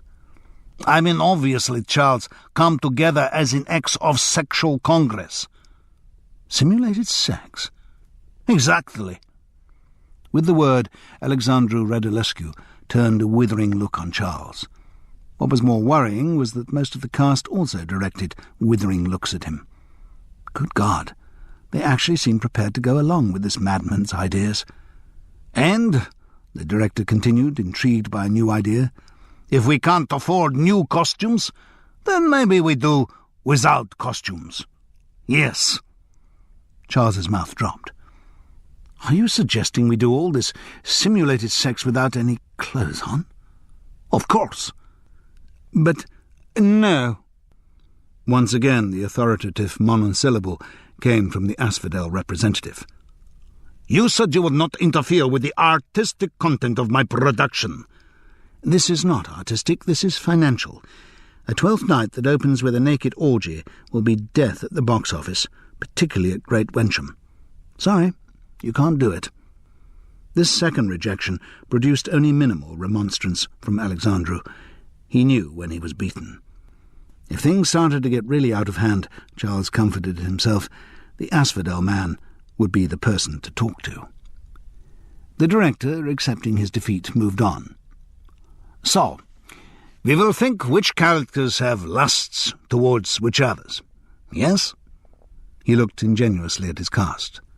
Please, you tell me. I don't want to impose my ideas on you. I want you all to contribute to this production. I am the director who believes very much in ensemble thinking." That was patent nonsense. The man was clearly an unhinged autocrat. But once again, none of the cast drew attention to his hypocrisy. They seemed happy, even flattered to be part of this illusory consultation process.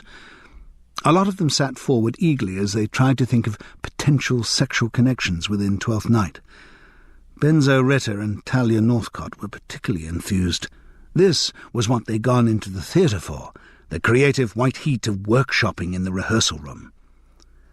"Well, there are the obvious sexual attractions you've already mentioned, Alex," said Vasily Bogdan. His readiness to come forward suggested it was not the first time he had played this game. Vasily seemed very familiar with Alexandra's methods. Charles would have to check out whether the two Romanians had worked together before. There was something going on between them. And he couldn't forget the words that he'd overheard. In spite of John B. Murgatroyd's scorn for the idea, Charles still wondered whether Gavin Scholz's illness had been engineered. He'd have to investigate further. "Sebastian and Olivia," Vasily went on. "Viola's lust for Orsino, Orsino's lust for Cesario, Toby's for Maria, Malvolio's kinky obsession with Olivia. And, of course, Orsino's obsession for Olivia at the beginning of the play," Benzo Ritter contributed. "I mean, he's totally gone on her. Can't think about anything else. Waking, sleeping, his thoughts, his dreams are full of nothing else. Just Olivia." "This is good." Alexandru Radulescu nodded enthusiastically. "And then, when he sees Viola, Cesario, it all vanishes. One obsession is instantly replaced by another. This is showing us, I think, the fickleness of obsessive love, infatuation, whatever you want to call it." I don't think it's saying all obsessive love is fickle. I mean, there are passions which endure and are rather magnificent in their... But Alexandru seemed unwilling to listen to more of Benzo's theories, presumably because they didn't coincide exactly with his own. Yes. His eyes darted round the company. "What else have we got in the play? What other couples? What other sexual cross-currents, eh?" Vasily Bogdan picked up the cue again. "Well, we have Antonio's gay thing for Sebastian." Alexandru nodded enthusiastically. "Yes, let's keep going on this gay thing. There are other characters in the play, I'm certain, who are attracted to their own sex. What do you think? Come on. It's obvious, no?" Alexandru Radulescu looked around at the faces, exasperated by their slowness in reaching the obvious. "Well," said Sally Luther, "I hope you're not suggesting that Olivia's attraction to Cesario means that deep down she's a lesbian." "Why, do you hope I am not suggesting this?" "Because it's a ridiculous idea. It makes nonsense of the play's resolution when Olivia marries Sebastian." "Good for you, Sally," thought Charles. "Thank God somebody's not going along with all this garbage." The director looked piqued. "No, it does not, Sally. It makes sense of this. Both Olivia and Sebastian are bisexual, you understand. The two heterosexual halves of them match together and make the play's resolution. But the other halves of them are still ambiguous, unresolved. It is those sexual ambiguities which Shakespeare would have explored had he written a sequel to the play." "What, a sort of 13th Night?"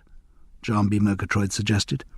A couple of the cast snorted at this, but the expression on Alexandru Radulescu's face showed them that there weren't going to be many giggles around the production now that he was in charge. Benzo Ritter and Talia Northcott also turned reproving stares on John B. Murgatroyd.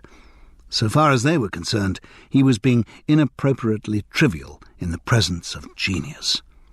"Please, don't let us waste our time in silliness," the director said primly. "You're a fine one to talk," thought Charles. "So, that is one gay element we have isolated, right? But there is another very obvious one we haven't mentioned yet." Again, Alexandru looked around the semicircle of faces. "Come on, very obvious indeed." It was Totty Roundwood who spoke finally.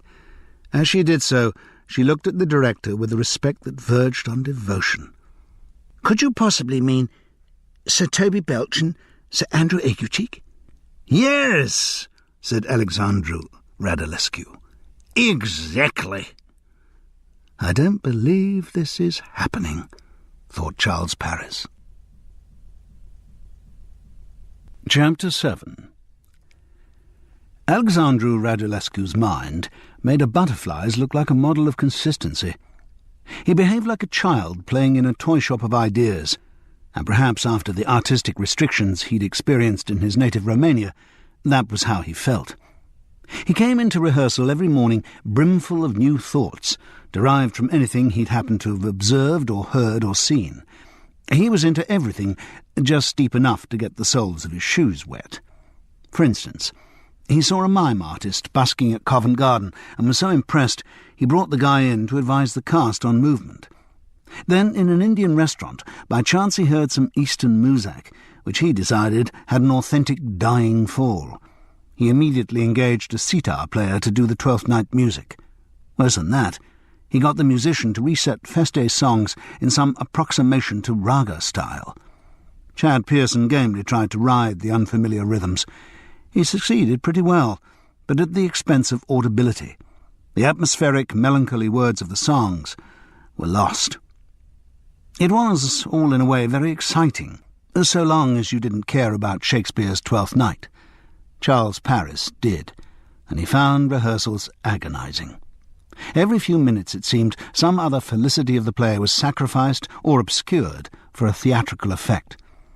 Even Charles had to admit, though, that most of the effects were striking. Alexandru Radulescu had an inspired visual sense. He created patterns of movement that were mesmerizing and dramatic, but it was all independent of the text. He would have made as interesting a spectacle of the Yellow Pages as he was making of 12th Night, and Charles Paris would have preferred them to be doing the Yellow Pages than a text he had cherished since his school days. The production's opening moments were typical of the Radulescu approach. The dumb show had survived and refined into something far less crude than first envisaged. All of the play's characters took up positions in the blackout. Then, to intricate Indian rhythms, they moved like blank-faced automatons into a variety of physical combinations. Their bodies had become inhuman, like components of some intricate metal puzzle. The mime, though it still had copulatory overtones, had taken on a universal and emblematic quality, but the precision of their ensemble movement could not fail to arrest an audience's attention. The sitar music continued as the cast froze into a tableau facing out front, chilling the audience with the blankness of their stares. Alexandru Radulescu had wanted this moment to echo his sketchy understanding of no theatre, and only the vigilance of the asphodel accountant had stopped him from commissioning traditional Japanese wooden masks for the entire cast.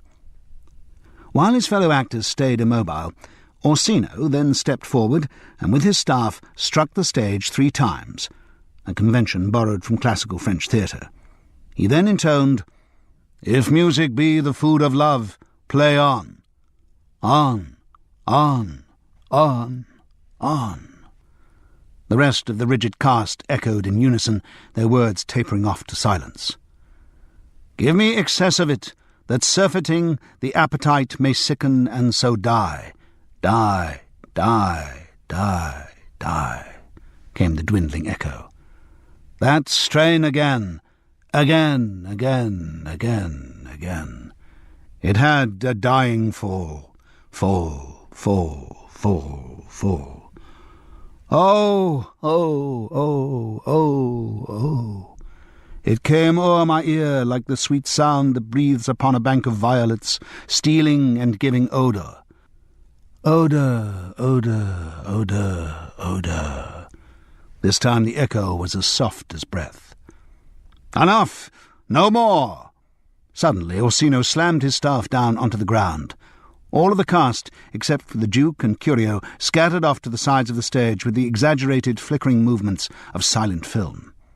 The Indian musician let out a long, lamenting twang from his sitar, and Orsino was left to continue his speech in a relatively traditional manner, until Alexandru Radulescu's next theatrical sensation.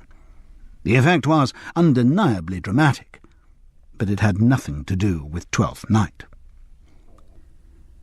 Charles's position within the production was tense and difficult.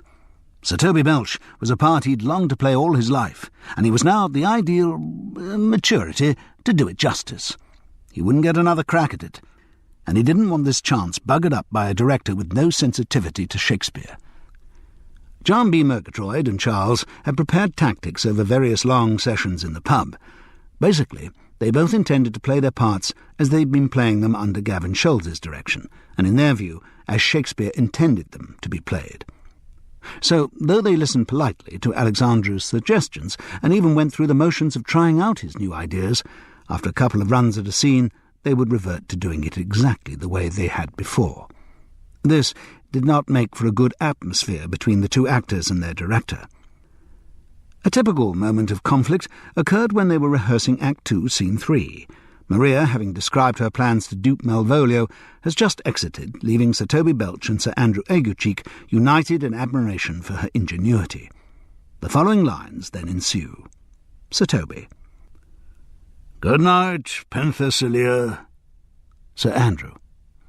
Before me, she's a good wench. Sir Toby. She's a beagle, true bred, and one that adores me. What o' that? He sighs. Sir Andrew. I was adored once too. He sighs also. Sir Toby. Let's to bed, knight. Charles and John B. ran the lines as they'd rehearsed them under Gavin. Alexandru Radulescu, his little body contorted into a knot of concentration, watched intently.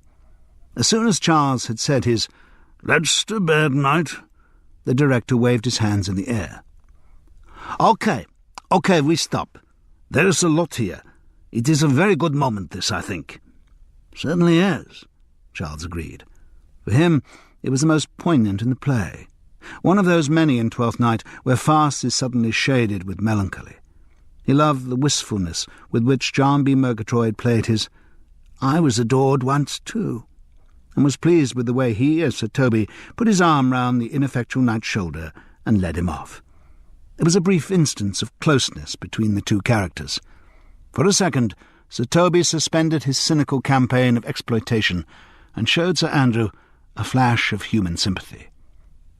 That was not, however, how Alexandru Radulescu saw the exchange. "Yes, very good," he repeated, looking down at his script. "As ever, Shakespeare tells us everything. It is all in the text, if only you look hard enough." Actually, you don't have to look that hard, thought Charles. Usually the meaning in Shakespeare's lines is limpidly self-evident. Still, he was relieved that the director was finally recognising the preeminence of the actual words. "Now, obviously," Alexandru went on, "there are references here to the past, things that have happened before the play starts." Yes, Charles agreed. Sir Andrew, talking about having been adored once too, John B. contributed.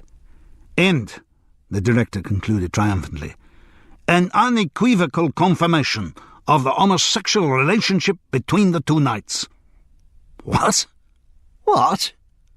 Alexandru became excited as he expounded his textual analysis. "You see, they talk about Maria. Sir Toby says she's the one that adores me. But what of that?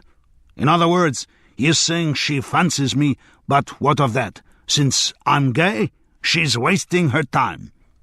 No, he's not saying that. He's praising her. Praising her? How do you get that? What does he describe Maria as? A beagle? That is not very flattering, I think. He is saying she is very ugly. He is saying she is a dog. Dog didn't have that meaning at the time Shakespeare was, but the director was too preoccupied even to hear counter-argument. Then Sir Andrew, all pathetic-like, reminds Sir Toby that they used to have a thing going. "I was adored once too," he says, doesn't he? Yes, he does, but he's not referring to Sir Toby. Oh, no? Then why is it that Toby's next line, having been reminded that he's been neglecting Sir Andrew emotionally, is "Let's to bed, knight"? I mean, how overt do you want this to be? "Let's to bed, knight." You can't have a less ambiguous sexual proposition than that, can you? Oh, yes, of course. No, come on. What did you used to say back in the days when you were seducing women, eh? Charles rather resented that implication. If you said "let's to bed" or "let's go to bed," it meant I want to screw you, yes?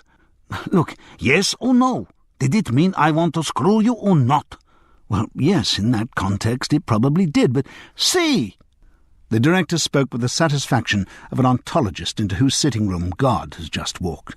But, Alexandru, that is not what it means in this context. Such an idea makes nonsense of the relationship between Sir Toby and Sir Andrew. They're talking about Maria and what a great woman she is. What they're saying is in total admiration of her. I think not. Look at the text, Charles. That is what you must always do when you are dealing with the work of a great genius like Shakespeare. Look at the text. And that's rich coming from you. And when we look at the text, what do we see?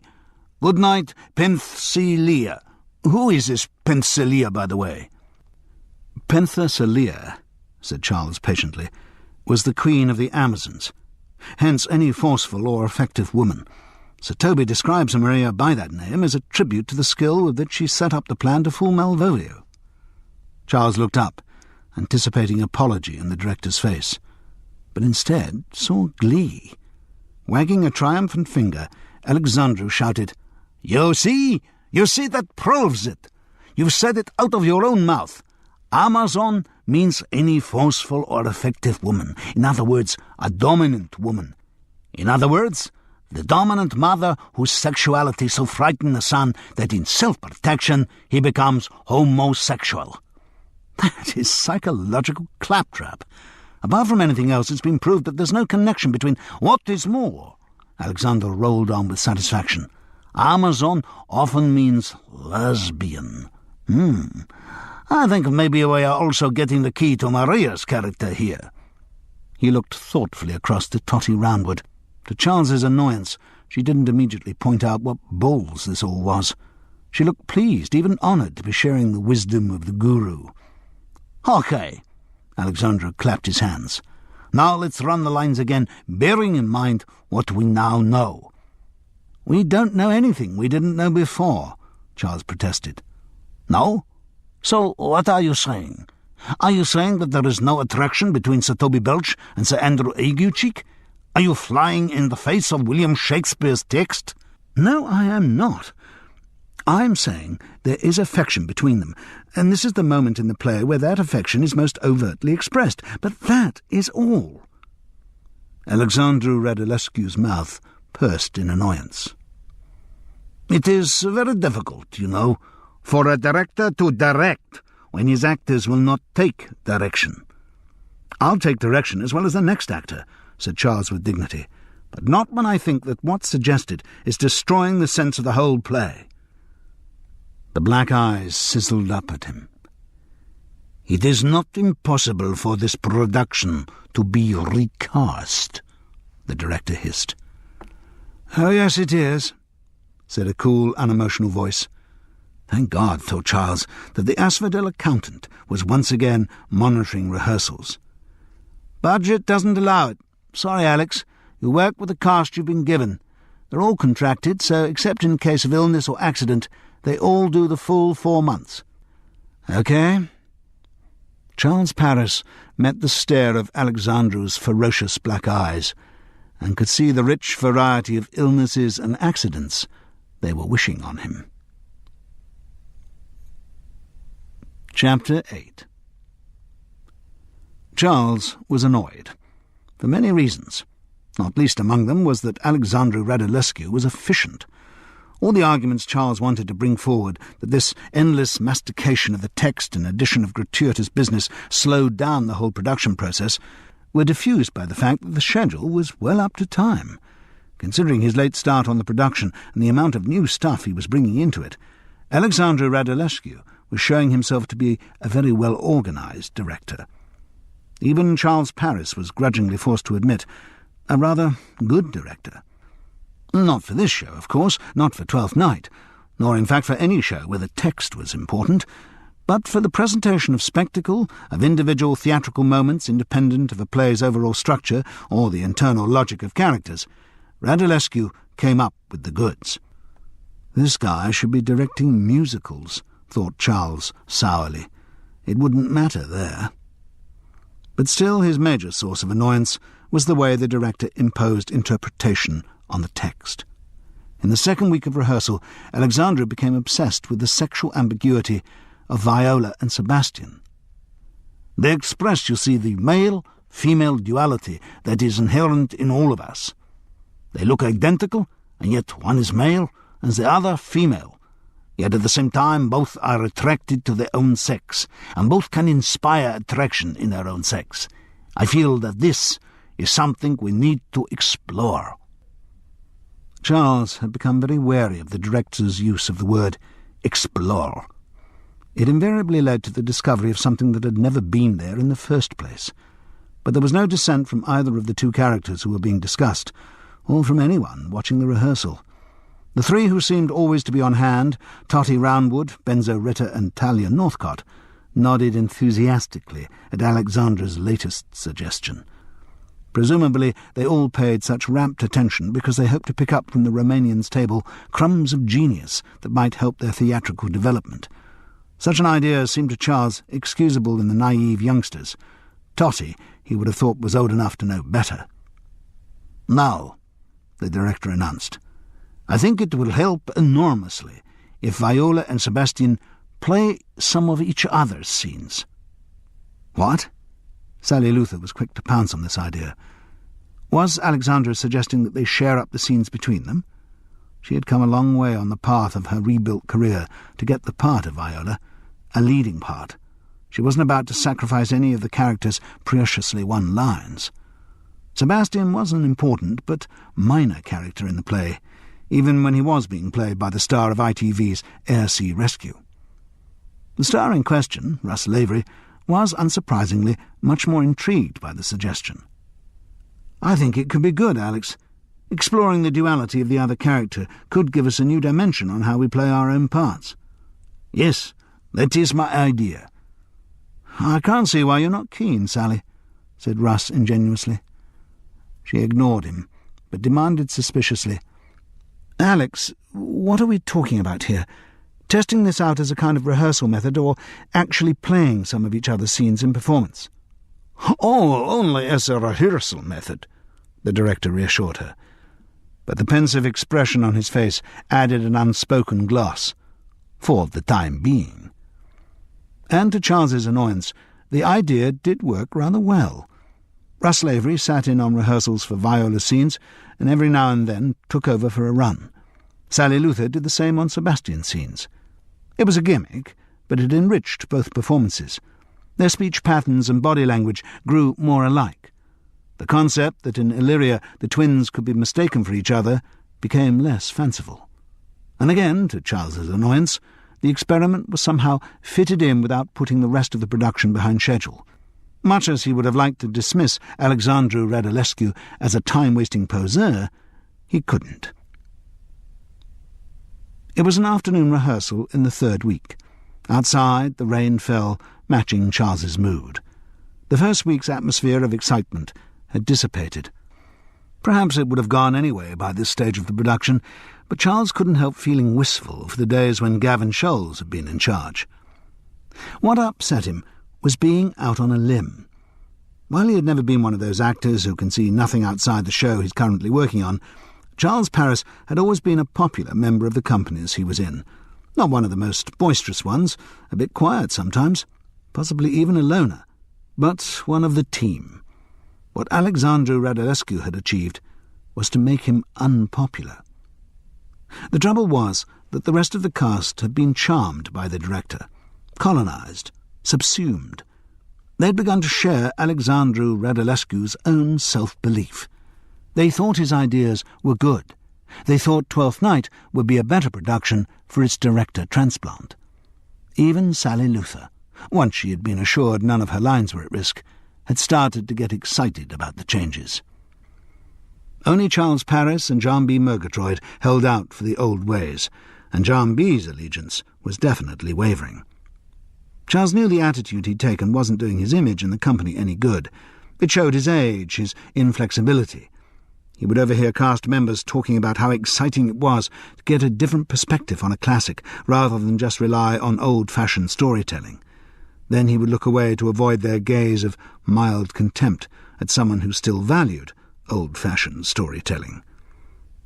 He also knew that ultimately his intransigence wasn't helping his cause. Although Alexandru Radulescu's directorial method relied on a cataclysmic clash of styles, the one style that would stick out like a sore thumb amidst all the innovation would be the traditional, and Charles was giving a deliberately traditional performance. He couldn't see quite how the problem would resolve itself. Come the performance, Charles Paris would look as if he were in an entirely different play from the rest of the cast. The fact that he still felt confident that he'd be in Twelfth Night, while the rest were in something else entirely, would not lessen the incongruity. For many of the younger members of the cast, this was their first Shakespeare anyway. Actors such as Benzo Ritter and Talia Northcott felt no obligation to preserve anything because they weren't aware that anything needed preserving. So long as Alexandru Radulescu gave each a few individual moments of flashy theatricality, then everything was fine by them. So what should Charles do? Knuckle under? Sacrifice his pride? Give a performance as Sir Toby Belch that he knew to be totally wrong, and support Alexandru Radulescu's conspiracy to upstage Shakespeare? Something of that order might have to happen eventually, but Charles Paris was determined to resist the moment as long as possible. He was also feeling low about Frances. There had been no more direct confrontations. She had been polite, even pleasant to him, but he got the feeling she was counting the days till he'd be off to Great Wencham and out of her hair. Perhaps he was being paranoid about that. What was undeniably true was that she hadn't yet readmitted him to her bed. Off the main hall where they rehearsed, there was a little scullery that the company called the Green Room. The name was appropriate. There was the same atmosphere as Backstage, the same coffee jars and cups and spoons, the same sugar spills and biscuit tins. Usually there was also the same assemblage of actors and actresses, sprawled over chairs, sipping coffee, perched against tables, bitching about their agents, hunched over crosswords, books or knitting. But Charles Paris was alone when he went in there that afternoon. Everyone else was watching the rehearsal. They wanted to see Alexandru Radulescu's latest experiment. It was Act 3, Scene 3, the first entrance of Sebastian and Antonio, and Alex, as they now sycophantically called him, had decided he wanted Sally Luther to play Sebastian, just for this run, you understand, love, just for this run. Sally, since the exercise involved her having more lines rather than less, readily agreed. And Russ Lavery, after looking momentarily miffed, also fell in with the suggestion. He was, after all, a serious actor getting back to his roots in the theatre. Directorial experiment excited him. When next interviewed for TV Times, he'd tell them how much he enjoyed playing with ideas in the rehearsal room, just picking something up and seeing how far you can run with it. The cast, fascinated to see how Alex's latest invention would work, clustered around to watch the two-handed scene. Even John B. Murgatroyd stayed, wistfully, now almost desperately, wanting to hunt with the pack. Only Charles Paris emphasised his isolation by making for the green room. He hoped to slip out unnoticed, but everyone saw him go. The kettle was empty. He filled and switched it on. Waiting for it to boil, he flicked moodily through the pile of books that someone, trying to tidy the place up, had piled on a central table. Most of it was predictable rehearsal reading, a Dick Francis, a Joanna Trollope, a compendium of crosswords, a dog-eared analysis of Nostradamus's predictions. Some swat had even brought in Shakespeare's festive comedy to do some background reading on Twelfth Night. But the book that didn't fit, and the one that interested Charles, was old and green-covered, probably a late 19th century publication. It was An Elementary Handbook of British Fungi by William Delis Hay, FRGS, and there was a torn paper marker in the chapter entitled On the Chemistry and Toxicology of Fungi. Chapter 9. There was a break in rehearsal, and all the company came milling in. They made coffee and formed little knots of chatter around the green room. Vasily Bogdan and Totty Roundwood expatiated enthusiastically on Alexandru Radulescu's latest ideas. Sally Luther and Benzo Ritter were huddled in deep but inaudible conversation on a sofa in the far corner. Other actors loudly acted and emoted. Charles watched closely over the rim of his coffee cup, but nobody claimed the book on British fungi. The rehearsal recommenced, but he stayed behind to maintain his vigil until summoned by a rather testy assistant stage manager. Sir Toby Belch was late for his entrance with Maria and Fabian in Act 3, Scene 4. Malvolio had been left suspended at the end of his monologue, and the momentum of the action had been lost. Everyone was waiting for him. As Charles scurried shamefacedly into position, he could feel the general disapproval. And it may have been paranoia, but he could have sworn he heard someone muttering, "Not so good after lunch these days," which was annoying because he hadn't actually had a drink that lunchtime. As a result, he was flustered and cocked up his opening line. Instead of, "Which way is he in the name of sanctity?" his mouth said, "Which name is he in the way of sanctity?" "God, that doesn't even make sense," Alexandra Radulescu said contemptuously. "What can the director do when he is saddled with actors who don't even understand the text?" This was an infuriating criticism for Charles, given his love of Shakespeare, but it was also, in the current circumstances, unanswerable. Alexandru had scored a point and enlisted yet more company support against Charles Paris. They played the scene, and Charles knew he wasn't doing it well. Not nearly as well as he'd played it in previous rehearsals. The trouble was that the general resistance to his performance was getting to him.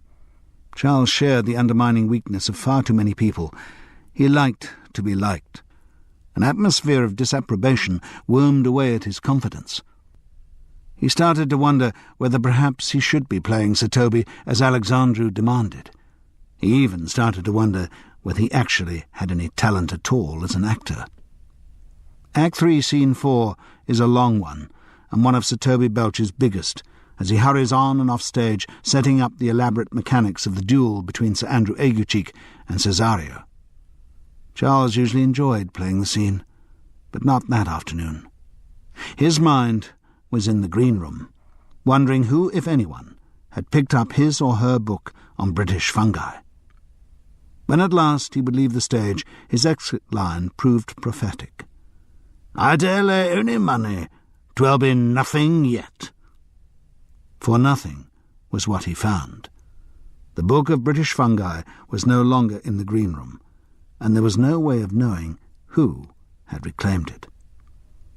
Charles Paris could not remove from his mind the image of the dining room at Chailey Ferrers, of Gavin Scholl swallowing down a mushroom tartlet. Doing the full run of the play meant inevitably that they overran their designated rehearsal time, but this gave rise to no objections. Alexandra Radulescu, showing surprising awareness of British Union rules, kept checking with the company's equity representative that he had permission to continue. The Romanian showed an annoying degree of tact for someone Charles would have liked to have dismissed as an insensitive megalomaniac. The run wound through to its end, gathering momentum. Sir Toby Belch did the little he had to do in Act 5. He approached, bleeding, led by the clown, and let out his few petulantly drunken lines before being taken off to have his wound dressed. Again, Charles felt unhappy about what he was doing, and again he was getting paranoid. He felt sure, after Sir Toby had said, "I hate a drunken rogue," he heard a voice murmur, "Takes one to know one." The play's final loose ends were tied up in neat matrimonial bows, though of course this being an Alexandru Radulescu production, the bows were not tied very tight.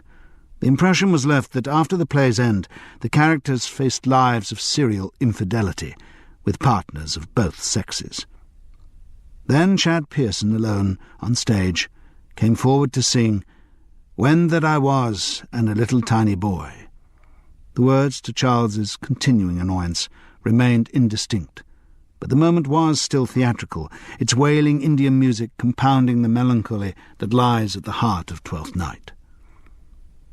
The general view at the end of the run was that it had gone well for this stage of the production. There was even a beginning of communal excitement, restoring the feeling of the first week under Gavin Scholes. Since it was late, a popular suggestion spread of everyone going off to an Indian for a bite to eat.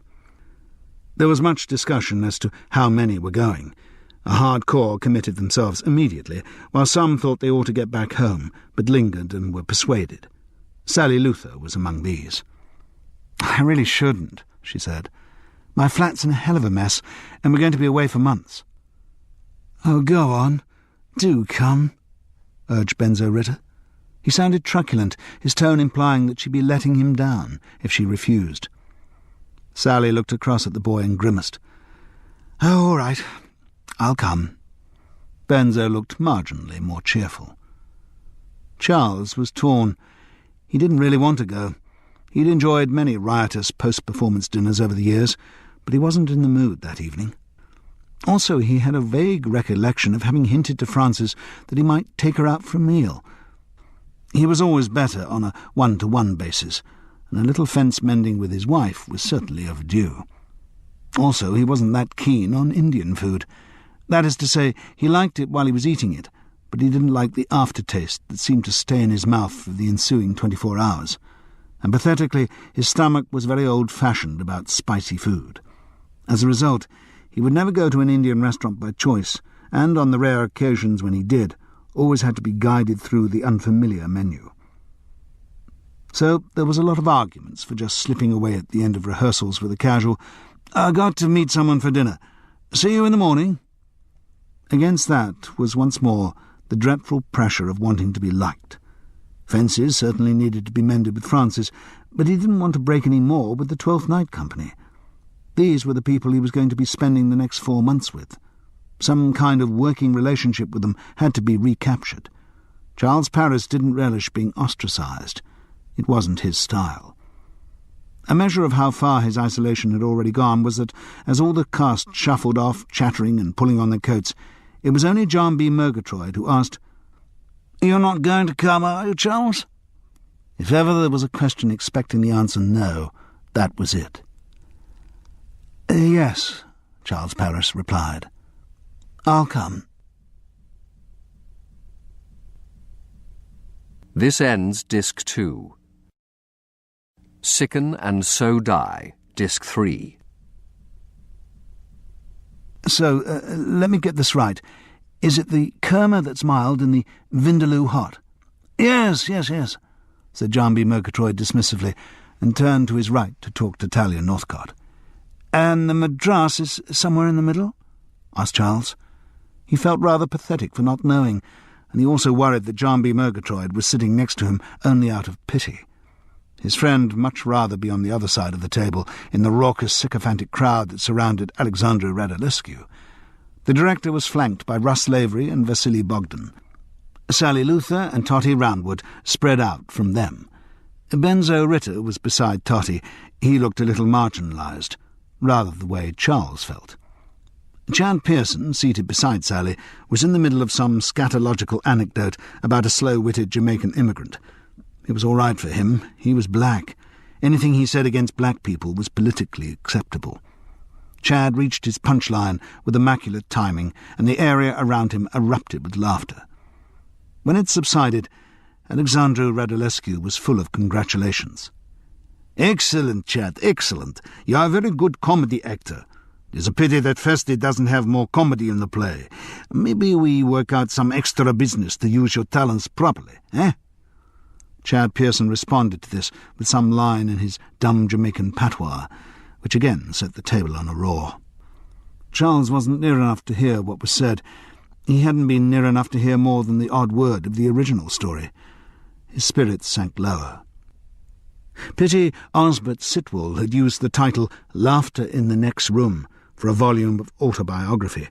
It would have suited Charles Paris's memoirs. Not, of course, that there was anything worth remembering in his life. A long timetable of missed buses and wrong roads followed. Oh, God. He must get out of this cycle of self-recrimination. There was an unhealthy indulgence in it, a picking away at the scabs of his discontent, willing them to reinfect themselves. A waiter was slowly working his way around the table, taking orders. There was so much hilarity, so much backchat, so much flamboyance, so many changes of mind, that it was hard for him to pin the diners down to final decisions, particularly on the minutiae of bhajis, naans, chapatis and pumpadums. "I must just nip off to the gents," John B. Murgatroyd announced. "Order me a chicken vindaloo, Charles, with a taka dal and pillau rice. And, as for you, my dear," he turned a sexy beam on Talia Northcott, I'm sure Charles will keep you conversationally on the boil till my return." The pretty little actress gave Charles a token grin and then turned determinedly to talk to the person on her right. "I'm too old," he thought. "Why should I imagine a young woman would be interested in me? Why should I imagine any woman would be interested in me? Even Frances." He'd really screwed up with Frances. The one lifeline that was offered for his declining years, and he had deliberately swum away from it. He should be with her at that moment, making it up with her, telling her how much she meant to him, telling her that she was the only woman he'd ever really loved, and that he'd definitely try in the future to— "Yes, please, sir." The waiter's voice broke into his self-indulgent spiral of misery. "Have you decided?" Oh, yes." John B.'s instructions had completely vanished from Charles's head. He grasped at the menu, hoping it would remind him. "Now, my friend wants a tarka something. Not Tarka the otter, I know, but tarka dal," supplied the waiter, and wrote it down. "And he wanted a vindaloo, I think." "A prawn vindaloo is very good, sir."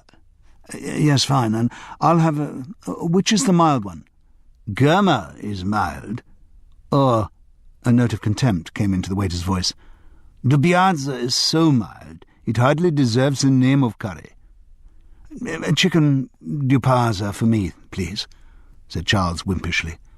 He also wanted to order some of those nice crispy round things, but he couldn't remember whether they were chapati or pompadom. Unwilling to show himself up further, he didn't ask for either. "And boiled rice for both of you, yes?" "Yes, fine," said Charles, and took another long swallow of wine. He knew there was little chance of shifting his mood, but at least he could numb it with alcohol. Pity he hadn't had the chance to put down a few large bells before they got to the restaurant. Wine worked, but it took so much longer, and you needed a lot more of it. Charles Paris refilled his glass. The large order from the Twelfth Night Company seemed to have thrown the restaurant into confusion. Maybe they were short-staffed, maybe there was some crisis in the kitchen. For whatever reason, the food took a long time to arrive. The actors drank more, ordered extra bottles, and grew ever rowdier. As a result, there was a lot more confusion, genuine and engineered, when the food finally came. People couldn't remember what they'd ordered. Some, mischievously, claimed things they hadn't ordered, while others rejected dishes that they had ordered. It was a kind of mayhem that Indian restaurateurs are presumably used to when they have in a large party of overexcited thespians. "Who's the chicken madras?" "King prawn biryani, anyone?" "Whose are the dupazias?" "Someone stole my nan." "Oi, get the chutney down here." "I'm missing a chapati." "I definitely did not order a sagaloo." The sound level rose higher and higher, but slowly order was imposed on the orders. The joke of pretending to have got the wrong food wore thin. Metal dishes were reallocated around the table, wine glasses recharged, and the serious business of eating began. "What the hell's this?" John B. Murgatroyd demanded when the only meal left that could possibly be his appeared in front of him. "Charles, what did you order me?" Vindaloo. That's what you wanted, isn't it?" "Yes, chicken vindaloo, not prawn, for God's sake. I'm allergic to shellfish. If I eat these now, I'll be throwing up all over the place in 3 hours' time." "Oh, I'm sorry. I wasn't concentrating. Look, you have mine. Mine's chicken." John B. Murgatroyd scrutinised the proffered dish dubiously. "What is that?" "Chicken doopy something." "Dupiazza?" John B. had caught the waiter's note of contempt. "Yes." "Oh, God!" Charles's order was picked up and waved over the table as John B. Murgatroyd shouted out, "Anyone fancy swapping a chicken dupaza for something stronger?" Howls of derision. "I've already got one." "No way." "Forget it," greeted this suggestion. "Order something else," said Charles. "I'll pay. Look, I'm sorry. God, no. If it takes them this long to get things cooked, I'll be waiting all night. I'll eat this." John B. Murgatroyd dumped a portion of chicken dupaza onto his plate, then saw the rice. "Oh, shit! I did say order pilo.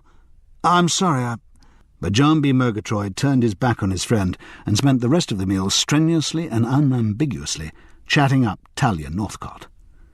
leaving Charles feeling even more wretched, particularly as he found the prawn vindaloo inedibly hot. John B. Murgatroyd clearly thought he was onto a winner. The intentions of his chatting up became more overt as the evening progressed. He spoke to Charles only once, when Talia had slipped away to make a phone call. "I think the old John B. magic's working again," he said leeringly. "I think a serious steamy bonking session is going to prove unavoidable. God, it's hell, you know, being fatally attractive to women." He grinned smugly. "But I've learned to live with it. Ah, my dear," he greeted the returning handmaiden, "you just put your beautiful little bottom back down there." Why is it, Charles asked himself bitterly, that one always feels jealous of someone who's clearly about to score? It doesn't make any difference if you find the object of their attentions utterly repulsive. It doesn't even matter how well your own sex life's going at that precise moment. Not, of course, that mine's going at all right now. His mind readily, even eagerly, supplied the gloomy thoughts, and the cycle of self-hatred started up again. They'd got to the stage of bill-paying. By now everyone was keen to leave. Those who didn't reckon they were on a promise, like John B. Murgatroyd, were simply tired. It had been a long day's rehearsal, and they had to start again at 10 in the morning. Another 10 days, and Twelfth Night would be opening at Chailey Ferrers. They all needed to conserve their energy. Dividing up the bill was, as ever, complicated, and the communal mood was by now scratchier. The company's 2 teetotalers objected to contributing to the wine. The vegetarians, Totty Roundwood and Talia Northcott, insisted they'd only ordered small vegetable curries. All the usual wrangles developed. And, as always, somebody, in this case the company manager, produced a calculator and started working it all out. Sally Luther, exasperated, slammed a £20 note down on the table and left. Benzo Ritter's eyes followed her like a rejected spaniel's. She hadn't even said goodbye to him. Charles felt a moment of sympathy for the young actor. Infatuation's tough when you're that age, he recollected. "I'll pay for yours," said John B. Murgatroyd, flamboyantly placing a 20 and a £10 note on Talia's side plate.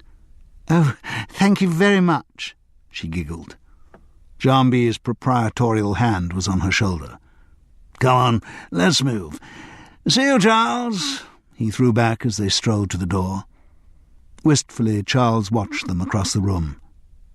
Then Olivia's handmaiden walked up to an elegantly dressed woman in her 60s who was standing by the coat rack. Introductions were made, and the new arrival graciously shook John B. Murgatroyd's hand. Talia Northcott also shook her host politely by the hand. Then she and the woman, who was undoubtedly Mummy, left. Charles Paris didn't need the explanation John B. gave as he came stomping back to the table. Charles had read it all in the little pantomime by the door. "And they rung up her bloody sodding mother, hadn't she? Oh, shit! Fucking pissing shit!" "All-round entertainer," said Charles. "What?" "Well, shit that can fuck and piss could surely get bookings at any venue in the—" But John B.'s face suggested he was in no mood to pursue verbal fantasies. Charles looked at his watch. "Pub's still open. Fancy a quick one?" "That's what I thought Talia bloody Northcott was going to say," John B. Murgatroyd muttered. "Ah, yes, what the hell. Let's see how many quick ones we can fit in before they close."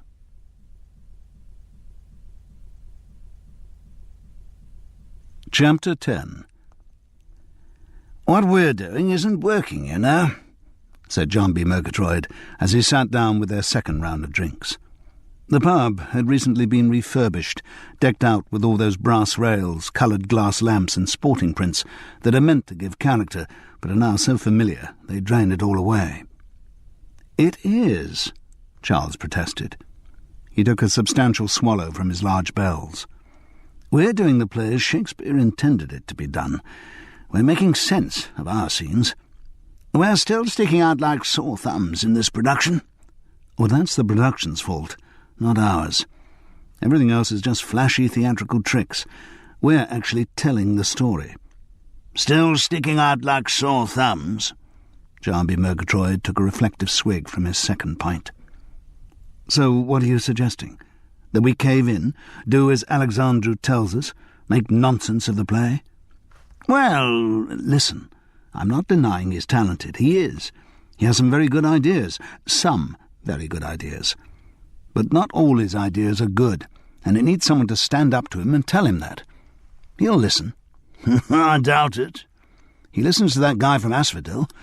When he was told he couldn't change the sets and costumes, OK, Alexandru stamped his little foot, but he accepted it. Thank God he did. Otherwise, no doubt we'd be doing Twelfth Night in cycling shorts and kimonos. But you see, a firm hand works. We've got to stand up to him about the way we play our characters. We just look wrong. I was noticing during the run this afternoon. The two of us look totally out of place. Well, that's because the place is wrong, not our performances. Maybe. It doesn't matter which, anyway. It's still going to give the audience a strange feeling, as if they're watching something unfinished. Listen, John B. The alcohol had made Charles more forceful and confessional than he might have been under other circumstances. My career as an actor hasn't been great. I've had my chances, OK. Most of them I've screwed up. I've never made it to the top rank. At my age, it's very unlikely now that I ever will. I can accept that. I have accepted that. But it doesn't mean I've run out of ambition. There are still things I want to do professionally, still things I believe I can do professionally, and playing Sir Toby Belch is one of them. It's a part I've always wanted, and one I know I can play well. Under Gavin, I was getting the chance to play it well. Now that's being threatened. It's impossible for me to give a good performance with Alexandru directing. John B. Murgatroyd shook his head ruefully. Well, the production was looking pretty good this afternoon. Even you must admit that. Yes, moments looked OK, I agree. Some of the effects are stunning, but it's all at the expense of the play, and at the expense of the actors. You know, no one in the cast is going to get any decent notices out of this. Well, I don't know. I'd have thought all the notices will be about the production. They'll talk about Alexandru Radulescu's radical new interpretation, Radulescu's brave vision. Directing for him's nothing more or less than an ego trip. John B. Murgatroyd squirmed uncomfortably. But if it works... Do I gather from this, John B., that you're about to start playing Sir Andrew Aguecheek differently? Well, maybe. So Charles Paris had lost his one supporter in the Twelfth Night Company. From now on, it was just he against the massed forces of Alexandru Radulescu's creatures. There was a morose silence while they sipped their drinks. Charles finally reopened the conversation. Going back to what I was saying about Gavin's illness, his friend groaned. Oh, no, Charles. All I want to do for the rest of this evening is to get smashed out of my skull. I don't think I've got the energy for any more conspiracy theorising. No, listen. And Charles told John B. Murgatroyd about the book he'd found in the green room. Well, so what? So somebody's in the company's interested in British fungi, or possibly in old books, who can say? I don't think we should drag in the CID quite yet, Charles. But taken in conjunction with what I heard Vasily say to Alexandru, and the fact that I saw Gavin eating a mushroom tartlet the day before he was taken ill... Pure coincidence. I'm not so sure. I think I'm going to go and have a word with Gavin. Fine, good. You do that. Give him my love. Across the room, the landlord, with a lack of charisma that matched his pub's decor, rang a bell and dolefully called, "Time!" John B. watched him with disappointment. Why do they always do that just when you're getting a taste for the stuff? Rotten, Charles agreed. Then an idea came to him. Tell you what, you could come back to my place for a nightcap. Your place? But you're miles down Westbourne Grove way, aren't you? Not at the moment. I'm staying in my wife's flat. Ah. John B. Murgatroyd was attracted by the idea. Are you sure she won't mind? Oh, no, she won't mind. Frances was far too well brought up to let John B. Murgatroyd see if she did mind. But Charles knew her well enough to detect a slight resentment on their arrival. It wasn't so much the fact of his appearing on her doorstep at 11:30, clearly drunk, in the company of someone she'd never met before, also clearly drunk. Charles got the feeling it might have more to do with his not having been there earlier, to take her out for dinner.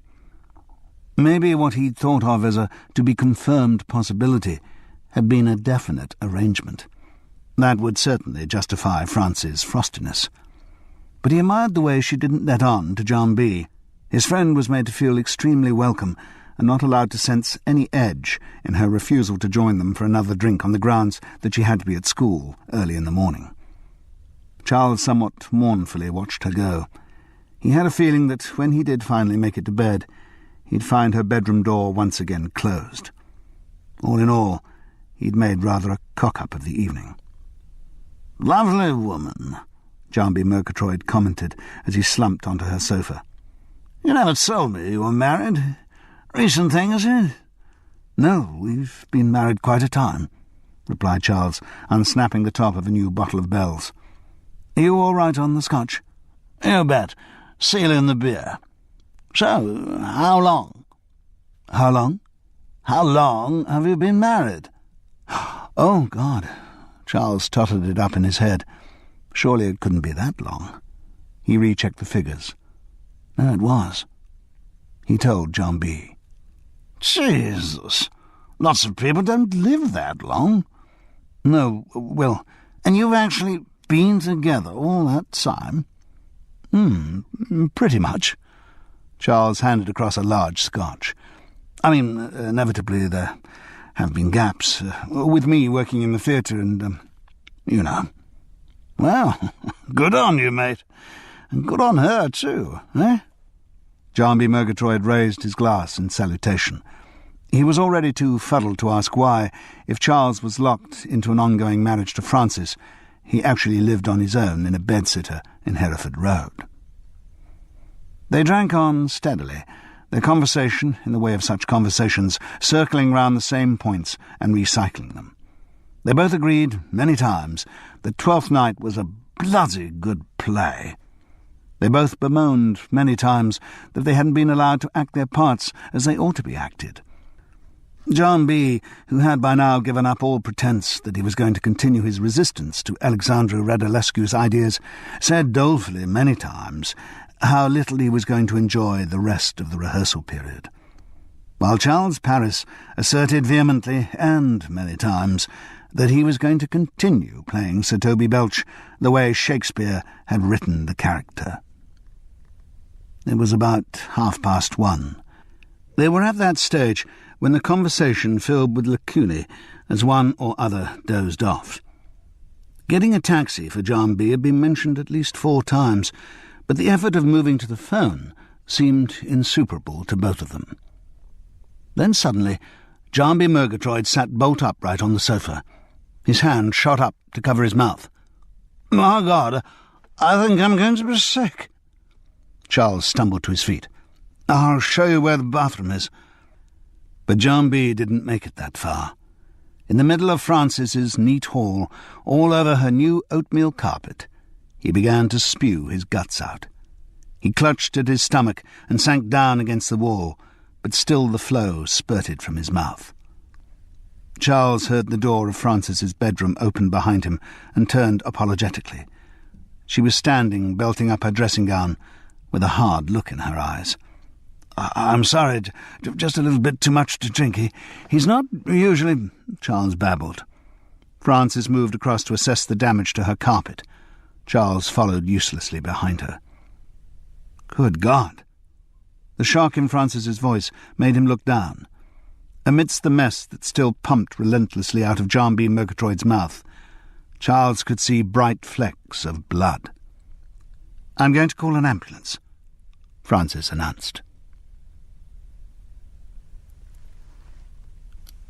Chapter 11. "They want to keep me in for tests," said John B. Murgatroyd sullenly. He looked drained, wrung out like an old floorcloth. Presumably the drip that fed into his arm was part of the hospital rehydration process. It was the evening of the following day, the first time the patient had been deemed well enough to have visitors. Anyway, Charles couldn't have got to the hospital earlier.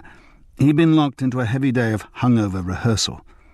Without John B. there for support, his own performance had seemed even more at odds with what was going on around him. For that day, an assistant stage manager had read in Sir Andrew Aguecheek's lines, but with just over a week till the show opened, a decision about the future had to be made quickly. Alexandru Radulescu had agreed to hold fire on this until the following morning. John B. Murgatroyd's consultant was going to see him then and would pronounce on the actor's chances of getting back into the show. Looking at the shriveled figure sunken into pillows, Charles Paris didn't put those chances very high. "Have they given any suggestion of what they think it might be?" John B. Murgatroyd shrugged feebly. "Food poisonings, as far as they'll go at the moment. They've sent off some of my stomach contents to the labs for biopsy. Is that the word? I'm surprised they could find any contents left in there." John B. didn't even smile. He was very low. "Still, if it was food poisoning, probably as well you chucked it all out." There was a silence. "And you've no idea what it might have been?" "Hell with that, Charles. Your guess is as good as mine. Something in the curry, I suppose. If I'd had the prawns, I wouldn't have been surprised. I've always been allergic to them. Still, chicken can be dodgy if it's been reheated, can't it? Or maybe I've developed an exciting new allergy to something I've never been allergic to before. I don't know." He spoke without interest. "And the thought hasn't occurred to you that it might be something else?" "Well, the ward sister puts it down purely and simply to alcohol. I thought I'd flushed most of that out of my system, but apparently I was still reeking of the stuff when I was brought in here. A somewhat puritanical lady, the ward sister, as I'm discovering." "We had a lot last night, but not more than we've had on plenty of other occasions, without worse effects than a sore head." "Exactly." John B. Murgatroyd nuzzled sideways into his pillow and yawned weakly. It was a fairly unambiguous hint that Charles should leave. "But you don't think there's anything suspicious about it?" "What, Charles?" A light of understanding came to the sick man's eye. "Oh, for God's sake," he said wearily. "You're not still on about that. Leave it alone." "But it's getting more than a coincidence. Gavin Scholes, whose departure opens up the possibility of Alexandru Radulescu taking over, suddenly gets ill with abdominal pains. You, who are one of the 2 actors who are opposing the way Alexandru is directing the show, suddenly gets ill with abdominal pains.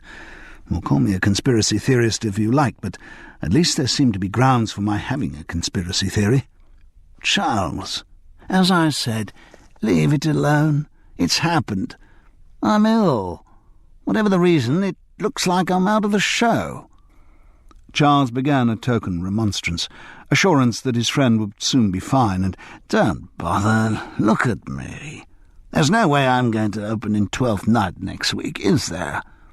"Well, so I've got to come to terms with that. It's a real bugger. I was looking forward to doing the show. But there it is." "Oh, come on. Surely you want to get even with whoever did this to you." "I don't think anyone did anything to me. It was just bad luck." "At the very least, you could sue the restaurant or get the health inspectors out to them or—" "Charles, I don't want to do anything. I want to forget about it and just get better. Okay?" Charles Paris looked at his friend's exhausted face. The freckles stood out unnaturally against the surrounding pallor. It was no longer a sparkling, comical face. John B. Murgatroyd looked crumpled and defeated. And Charles suddenly realized another emotion also was on display. "You're frightened, John B., aren't you?" The anemic attempt to shrug off this suggestion was more telling than an admission. "But if you're frightened, that must mean you believe there's some truth in what I've been saying. You wouldn't be frightened unless—" "Charles, I'm frightened because I'm 44 years old, and for the first time in my life I've come up against the possibility of real illness. Suddenly losing control of your body like that is a real shock. Abdominal bleeding could be a symptom of any number of extremely nasty conditions, one at least of which begins with the letter C. If I look frightened, I'd say I have every justification for looking frightened." It was a good speech, but it didn't fool Charles. "You're frightened because you think someone in the company poisons you. That's why you want to lie low, why you don't want to argue. You're afraid if you make a fuss, they'll try again." "Crap, Charles, and please stop going on about it. I'm feeling really shitty. All I want to do is close my eyes and shut out the world." Yes, okay." Charles began to feel guilty for hounding a man in such reduced health. "I'm sorry. I'll be off. See if I can make my peace with Frances. Look, I'm sorry about her carpet. Came on so suddenly, I just didn't have time to—" "It's not her carpet I need to make peace with Frances about." "Oh, okay, right. Well, good luck." "Thanks." Charles stood up. "Hope you sleep well and, wake feeling better." "Yes, sure I will," said John B. Murgatroyd without conviction. "Thanks for coming, mate." "No problem." Charles moved awkwardly towards the door. "Of course, there is one thing." John B. Murgatroyd's weak voice stopped Charles. "If one did go along with your crap conspiracy theory—" "Yes?" "And really believe that someone in the 12th Night Company put poison on some of the food last night—" Charles was silent, alert. "And deliberately targeted the chicken di piazza. Well, I didn't order that. So it wasn't me they were out to get, was it? They were out to get you." Charles was determined not to have a drink until Frances came back. She was late. It was agony. But he needed to talk to her, and he needed to be sober when he talked to her. In less than a week he'd be off to Great Wensham, then all over the place for 3 months. Things had to be sorted out before then. He was sitting in the middle of the sofa, feeling very conspicuous, and only partially dressed, without a drink in his hand, when he heard the front door. It was 12:30. Frances came into the sitting-room as if to turn off the lights. He noticed she was smartly dressed, in softer and more feminine style than her headmistress mode. She reacted with surprise to his presence, and asked tartly, "Couldn't sleep?" "No, I wanted to talk." "Oh, really?" Her eyes immediately moved to her watch. "Can't be long. I'm exhausted, and the school will open the same time in the morning regardless." "Yes." He had to get the important fact in quickly. "I haven't had a drink all day." "Well, there's a novelty. Let's hope Arthur Bell and Sons can survive this temporary blip in their profits."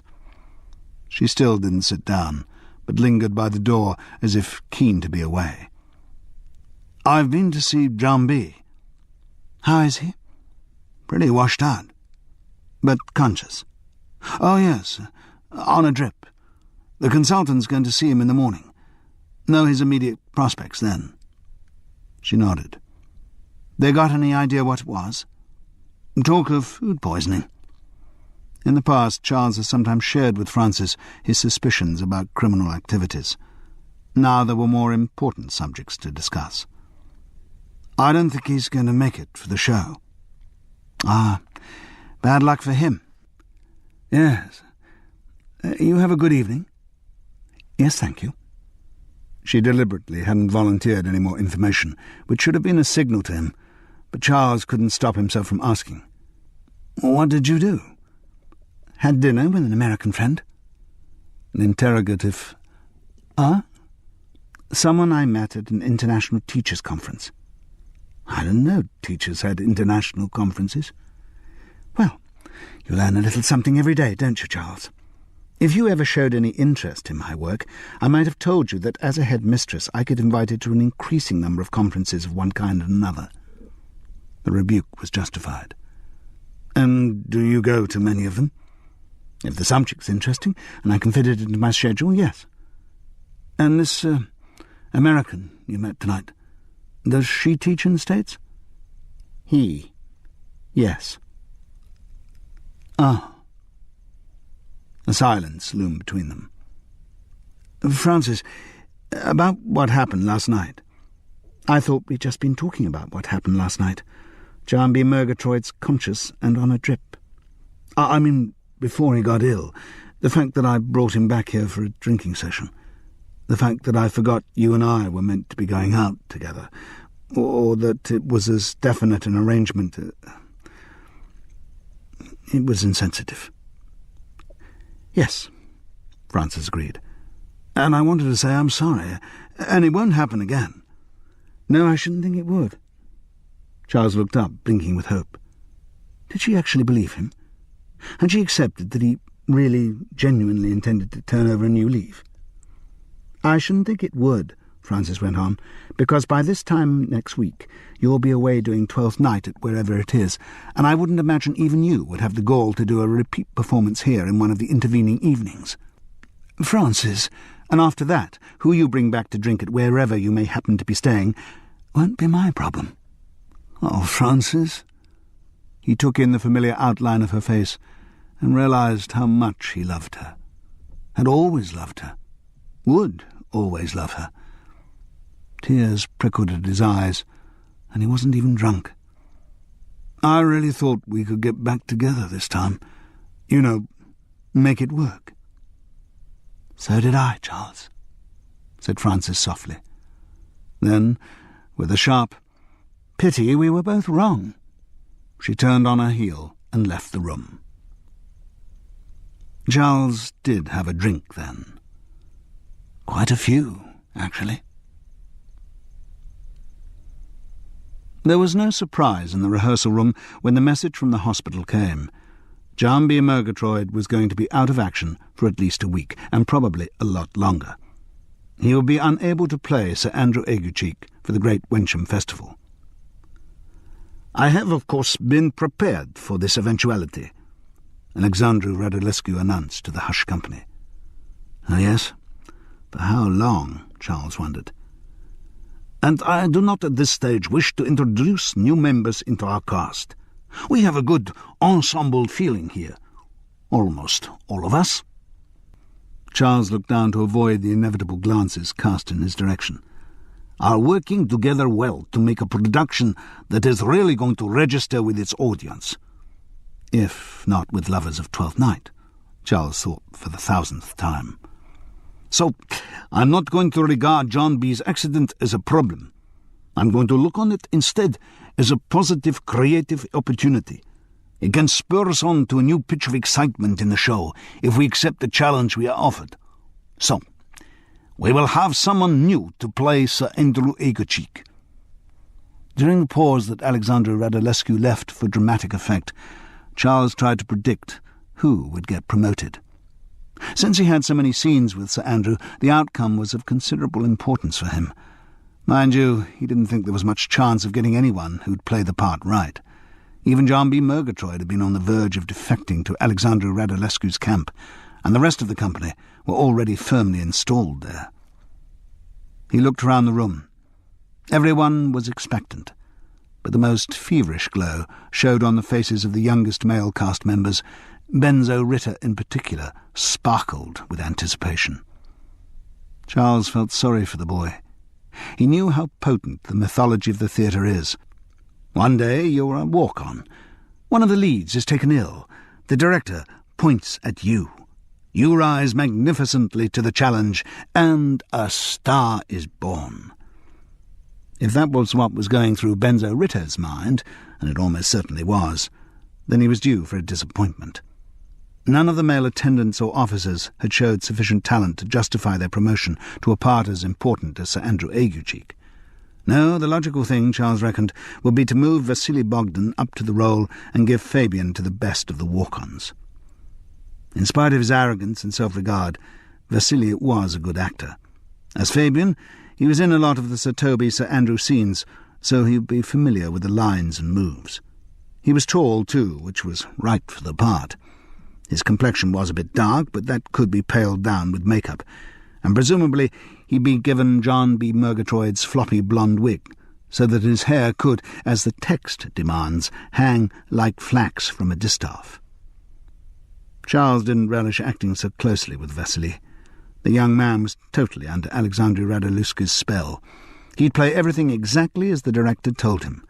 Charles knew he was probably being old-fashioned about it, but he didn't relish the homosexual kiss that would inevitably get grafted on at some point. Also, though he hadn't yet cleared his mind on the subject of poisoning within the company, if there had been any, then Vasily Bogdan was way up any possible list of suspects. Charles was so carried away in his thoughts that it was a moment before he took in Alexandru Radulescu's next words. "I'd like you to play the part, Chad." "What?" The word was out of Charles Paris's mouth before he had time to think. "What's wrong? You have some objection, Charles?" The director's black eyes turned on him, teasing, challenging him to make a fool of himself. "Well, it's just, I hope you're not suggesting Chad is not good enough to play the part." "No, not at all. I have great respect for Chad. He's a very fine actor." "Thanks, mate." The West Indian beamed a cheery grin at him. "It's just—" "What?" asked Alexandru Radulescu, feeding out more line to his victim. "It's just that Chad's wrong, physically." "Physically?" "Well, all the references to Sir Andrew and the player are about him being long and thin. Even the name Ague-cheek suggests he's thin. The first line Sir Toby says about him is, 'He's as tall a man as any is in Illyria.' At the end, he's described as a thin-faced knave. I mean, Chad, as I say, is a terrific actor, but there's no way you're long and thin, is there?" He turned his appeal to the subject of the conversation, who grinned again and said, "No way." "Don't you think you're being a bit literal, Charles?" suggested Alexandru Radulescu gleefully. "Surely what one's trying to do in the theatre is to excite, to surprise the audience by doing something different. They come to the theatre with certain expectations." "In this case, the expectation that they're going to see Twelfth Night by William Shakespeare." "Okay. And it's up to us to surprise them. They expect Sir Andrew Ague-cheek to be tall and thin. Then he isn't. They are surprised. Yes?" "Yes, but it's wrong. And it's not just that." Charles plunged on. He knew he was getting into deeper and deeper water, but he couldn't stop himself. His resentment had been building from the moment that Alexandru Radulescu took over the production. "Sir Andrew's meant to be pale. That's what Ague-cheek means. Just before his first entrance, Sir Toby even calls him Sir Andrew Ague-face, which is a comment on his washed-out complexion. Then his hair's described as hanging like flax. There's a line about him not having so much blood in his liver as will clog the foot of a flea. It's obvious that Sir Andrew Ague-cheek, Shakespeare intended, was tall, thin, and anemically pale." "Pale?" echoed Alexandru Radulescu quietly. "Charles, you're not saying Chad's the wrong colour, are you?" Which, of course, was what Charles was saying, but was also, in the theatre's current climate of political correctness, totally unsayable. Chapter 12. Now that he was identified not only as an actor unreceptive to the Romanian boy wonder's ideas, but also as a racist, Charles Paris's position within the Twelfth Night Company became even more uncomfortable. Normally, in the week before a show's opening, he would share in the communal mood, the giddy excitements when everyone seemed to be coming together, the swooping despairs when it all fell apart. Now, though he was aware of all that was going on around him, Charles felt painfully isolated from the process. But he still thought he was right. He was still of the opinion that Alexandru Radulescu was systematically destroying the finely tuned comic machinery of Twelfth Night, and no amount of pressure toward political correctness would ever convince him that Sir Andrew Ague-cheek should be played by a short, tubby West Indian. He had seen some very successful mixed-race casting in Shakespeare productions, but only where the individual actor was right for the individual part. Alexandru Radulescu's choice of Chad Pearson had been simply perverse. So had his elevation to Chad's part of the Indian sitar player, another disappointment to the dreams of Benzo Ritter. Alexandra's arguments that the most important function of Feste the Clown was to provide music were let down, in Charles's view, by the fact that the Indian couldn't act for toffee. His accent was so strong that few of his words were comprehensible, particularly in the songs, which were his supposed raison d'être, and his singing style demonstrated none of Chad Pearson's magical charisma. But Charles was too canny to point any of this out. He'd already offended the Afro-Caribbean contingent. He wasn't about to take on the Asian lobby too. Even under pressure of the last week of rehearsal, the director still managed to find time to experiment, and Charles was once again forced to grudging admiration for Radulescu's efficiency. Alexandru continued to explore the Viola-Sebastian duality, constantly recasting their scenes in rehearsal so that Sally Luther and Russ Lavery became as familiar with each other's role as they were with their own. And the benefit of the exercise was evident in both performances. Greater depth and texture came into their interpretations, and the possibility of the one being mistaken for the other became infinitely more plausible. Yes, even Charles admitted, some of Alexandru Radulescu's ideas were very good indeed. It was the rest of them that drove him mad. The latest example of the director's sheer gratuitous gimmickry affected the production's wardrobe. Charles had assumed, after the intervention of the Asphodel representative, that at least the sets and costumes were sacrosanct. But he had reckoned without Alexandru Radulescu. The first hint of trouble came when they were rehearsing Act 2, Scene 3, in which the late-night carousing of Sir Toby Belch, Sir Andrew Aguecheek and the clown is interrupted by a furious Malvolio entering with the line, "My masters, are you mad?" "This is not working," Alexander Radulescu interrupted, waving his arms discontentedly. "We're not getting enough offence. Why is Malvolio so angry?" "Because we're making a drunken row late at night in a court that's run on rigidly puritanical lines," Charles answered reasonably enough. "Yes, but we need more than this. When he comes in, Malvolio's eyes should be offended by what he sees. Surely 3 drunken men singing bawdy songs is offensive enough. No. We need something visual. The 3 should look in a way that somehow outrages his sensibilities. It is something they are wearing, or how they are wearing it. Well, they could have their doublets undone and drink spilled all over them. Yes, this is good, Charles, good." Huh. He was taken aback. It was the first time since they had met that Alexandru Radulescu had described any of his ideas as good. "Doublets undone. Yes, good, I like it. And with their doublets undone, what is it that Malvolio sees?" "Well, their shirts. Grubby linen, I suppose. Though I'm not actually sure that it would be grubby. I mean, Sir Toby may be an old rake, but no." The lines around the black eyes tightened, as they always did when the director produced another of the radical ideas for which he was so famed. "What Malvolio sees under their doublets," he pronounced triumphantly, "are T-shirts." "T-shirts?" came the feeble echo from Charles Paris. "Yes, T-shirts. They would offend his Puritan sensibilities, I think, no?" "Yes, they probably would. They'd also confuse him totally, I would imagine, since they weren't due to be invented for another 300 years. But as ever, when Alexandru Radulescu was following the thread of a new idea, he didn't even hear counter-arguments. "Excellent, good, yes. They are wearing T-shirts that would offend his Puritanism. Legalize cannabis. This would be a good one, I think." "What?" "Or fuck the Pope." You can, I think, get T-shirts that say, "Fuck the Pope." Except that it's a sentiment that Malvolio, as a Puritan, would probably agree with anyway. Charles couldn't help objecting. Good point. So we won't have that one. Guns and Roses." "What?" "You will have a Guns and Roses T-shirt under your doublet. That would certainly offend Malvolio." But Alexandru, it was hopeless. Once the director had got the bit between his teeth, nothing could stop him galloping over the horizon with his latest brainwave. Anachronisms began to erupt all over the play. Viola, as Cesario, was taken out of doublet and hose and put into doublet and jeans.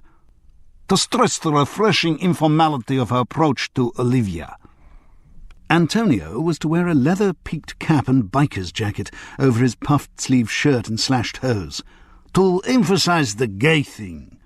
Benzo Ritter and the first officer were armed with pistols in holsters, so that the audience realizes the real threat to Antonio. Feste, in his disguise as the Parsons at Topaz, was given a clerical dog collar, and of all things, a laptop computer on which to note down Malvolio's answers to his questions. Maria, when flashing a leg, would reveal sexy stockings and a suspender belt. It was only with reluctance that Alexandra Radulescu was dissuaded from having Orsino deliver his opening "If Music Be the Food of Love" while listening to a Walkman. It was the end of their last day's rehearsal in London, a Saturday.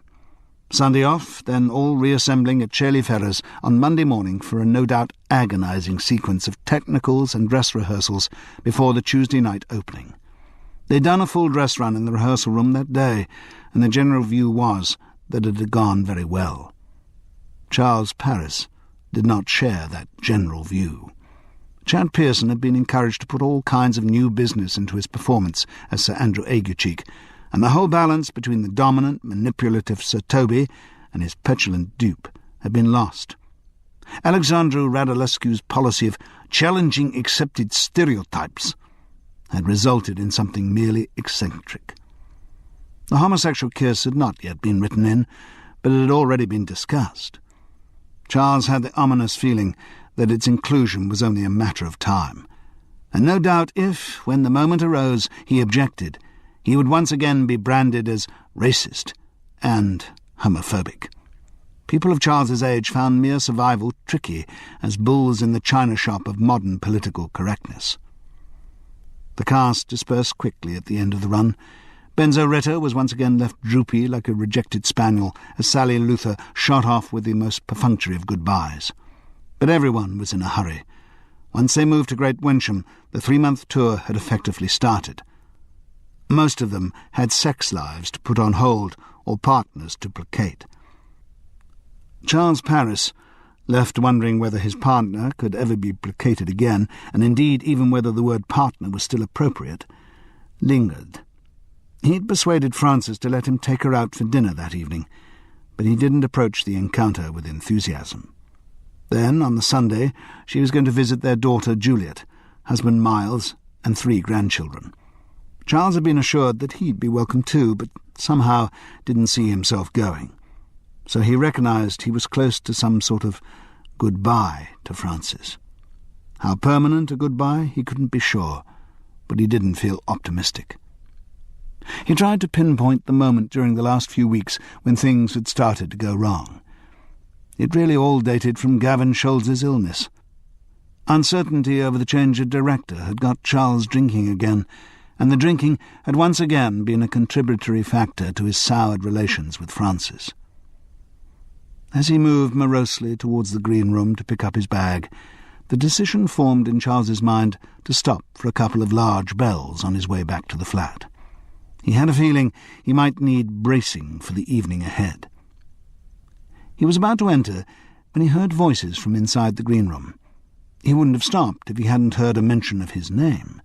In the event, he loitered out of sight and listened. There was no problem identifying the speakers. Charles immediately recognised the dark guttural sounds of Vasily Bogdan and the lighter West Indian lilt of Chad Pearson. "No, Charles Paris is in a different play from the rest of us," said Vasily. "Well, he's a traditional kind of actor," Chad Pearson offered in mitigation. He had an exceptionally amiable disposition. It really hurt him to think ill of anyone. "Yes, but he's getting in the way of what Alex is trying to do. His scenes just aren't working." "He'll be fine. Everything will shake down when we get into the run." Chad Pearson still didn't want the boat rocked. "It's too late for anything to be done about it, anyway." "Is it?" "What do you mean?" "Well, you're playing Sir Andrew Aguecheek, aren't you?" "Sorry, Vasily. I'm not with you." Until last week, Sir Andrew Aguecheek was being played by another actor who didn't fit into Alex's scheme of things. Unfortunately, he got ill. Now you're playing the part. Yeah, well, I feel rotten about poor old John B., but it's an ill wind. Yes. Wouldn't it be great if another ill wind could just blow away Charles Paris? But if that happened, who'd play Sir Toby Belch? I could do it, Vasily Bogdan replied.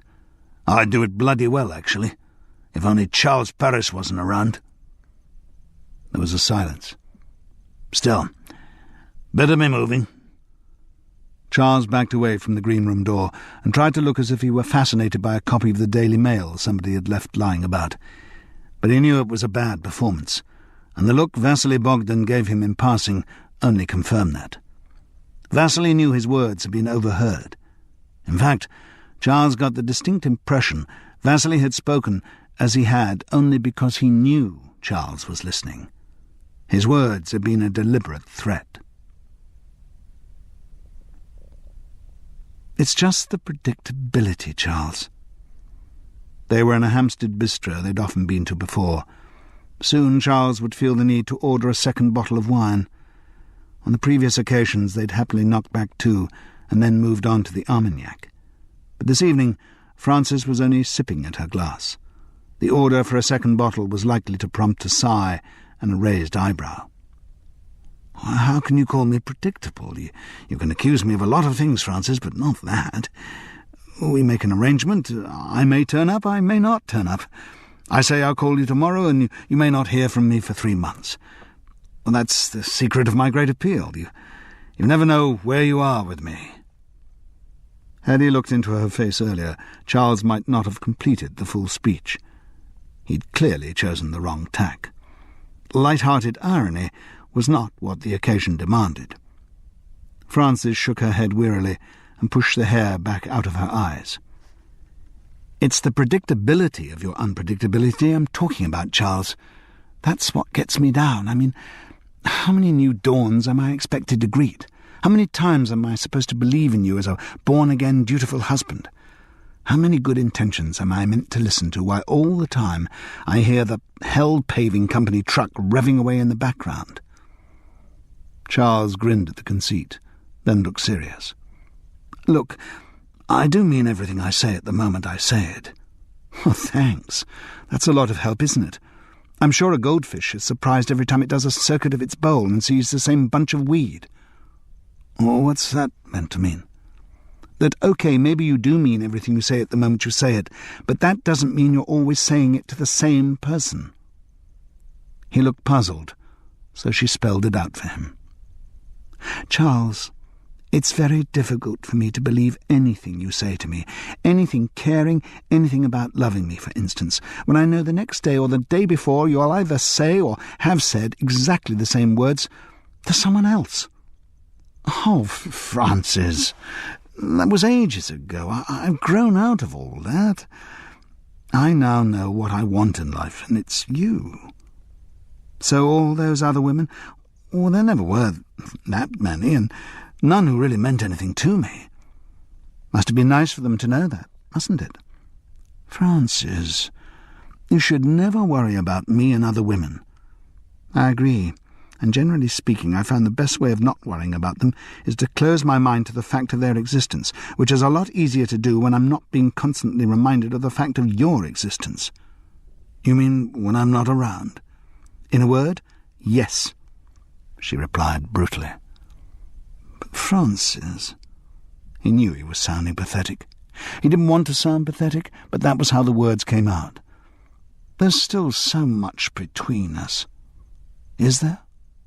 Listen, Charles, what you don't realize is that things change. I change. You think I'm just the same person. You go away, have an affair, and when you get bored with it, or she gets bored with it, you think you can come bouncing back, and I will still be exactly where you left me. Well, life doesn't work like that. Every pain takes a toll. Each time you've hurt me, it's left a mark and strengthened my defences against you, against the same thing happening again. I'm a lot stronger than I was when you first walked out, Charles. I know. Well, that's part of your appeal for me. I haven't built up that strength for your benefit. Rather the reverse, actually. I've built it up for me, so that I've got the strength to lead my own life on my own, which is what I'm doing, quite cheerfully, until a month ago you shambled back into it. Oh, you're pleased to see me. You welcome me. Yes, you're right. I did manage to forget about the past. I managed to forget the predictability. Once again I deluded myself that this time it'll all be different. And it has been. Has it, Charles? Oh, the first 2 weeks were fine. Yes, I agree, but would you say the last 2 have been very different from the way it always was? Well, Charles looked away from her, and as he did so caught the eye of a passing waiter. He lifted up the empty wine bottle. Could we have another one of these, please? On the landing back at the flat, he put his arms round her. "Good night," Francis said. "As you know, I'm going to Juliet's tomorrow. I don't suppose you—" He shook his head. No, I thought not. "Well, Charles, I hope everything goes well at Great Wensham." Thanks." He'd had plans for organising first-night tickets for her, but it all seemed a bit pointless now. "And keep in touch, eh, Charles?" "But not too much in touch." She looked up, and the pain in her eyes burnt into him. He still had his arms around her. He really wanted her. Maybe if they made love, it'd sort everything out. He squeezed her tighter. "Francis." "What?" "What indeed?" There was no point in trying to make love to her if she didn't want to. It just wasn't an act of sex he wanted. It was the coincidence of 2 people who really wanted to have sex with each other. Slowly he released his hold. "I'll ring. Keep you up to date with how things are going." The disbelief in her monosyllable was not quite overt. "Take care, Charles." She leaned forward and gave him a soft peck on the cheek. Then her bedroom door opened and closed, and she was gone. Charles Paris went through into the sitting room and poured himself a large Bell's. Chapter 13. He woke in the spare bed, tired and headachy. The stable-yard taste in his mouth suggested he'd passed out before cleaning his teeth the night before. Nausea lurked in the cobwebs at the bottom of his throat. Why did he do it? Convivial drinking with other people was at least fun while it was happening.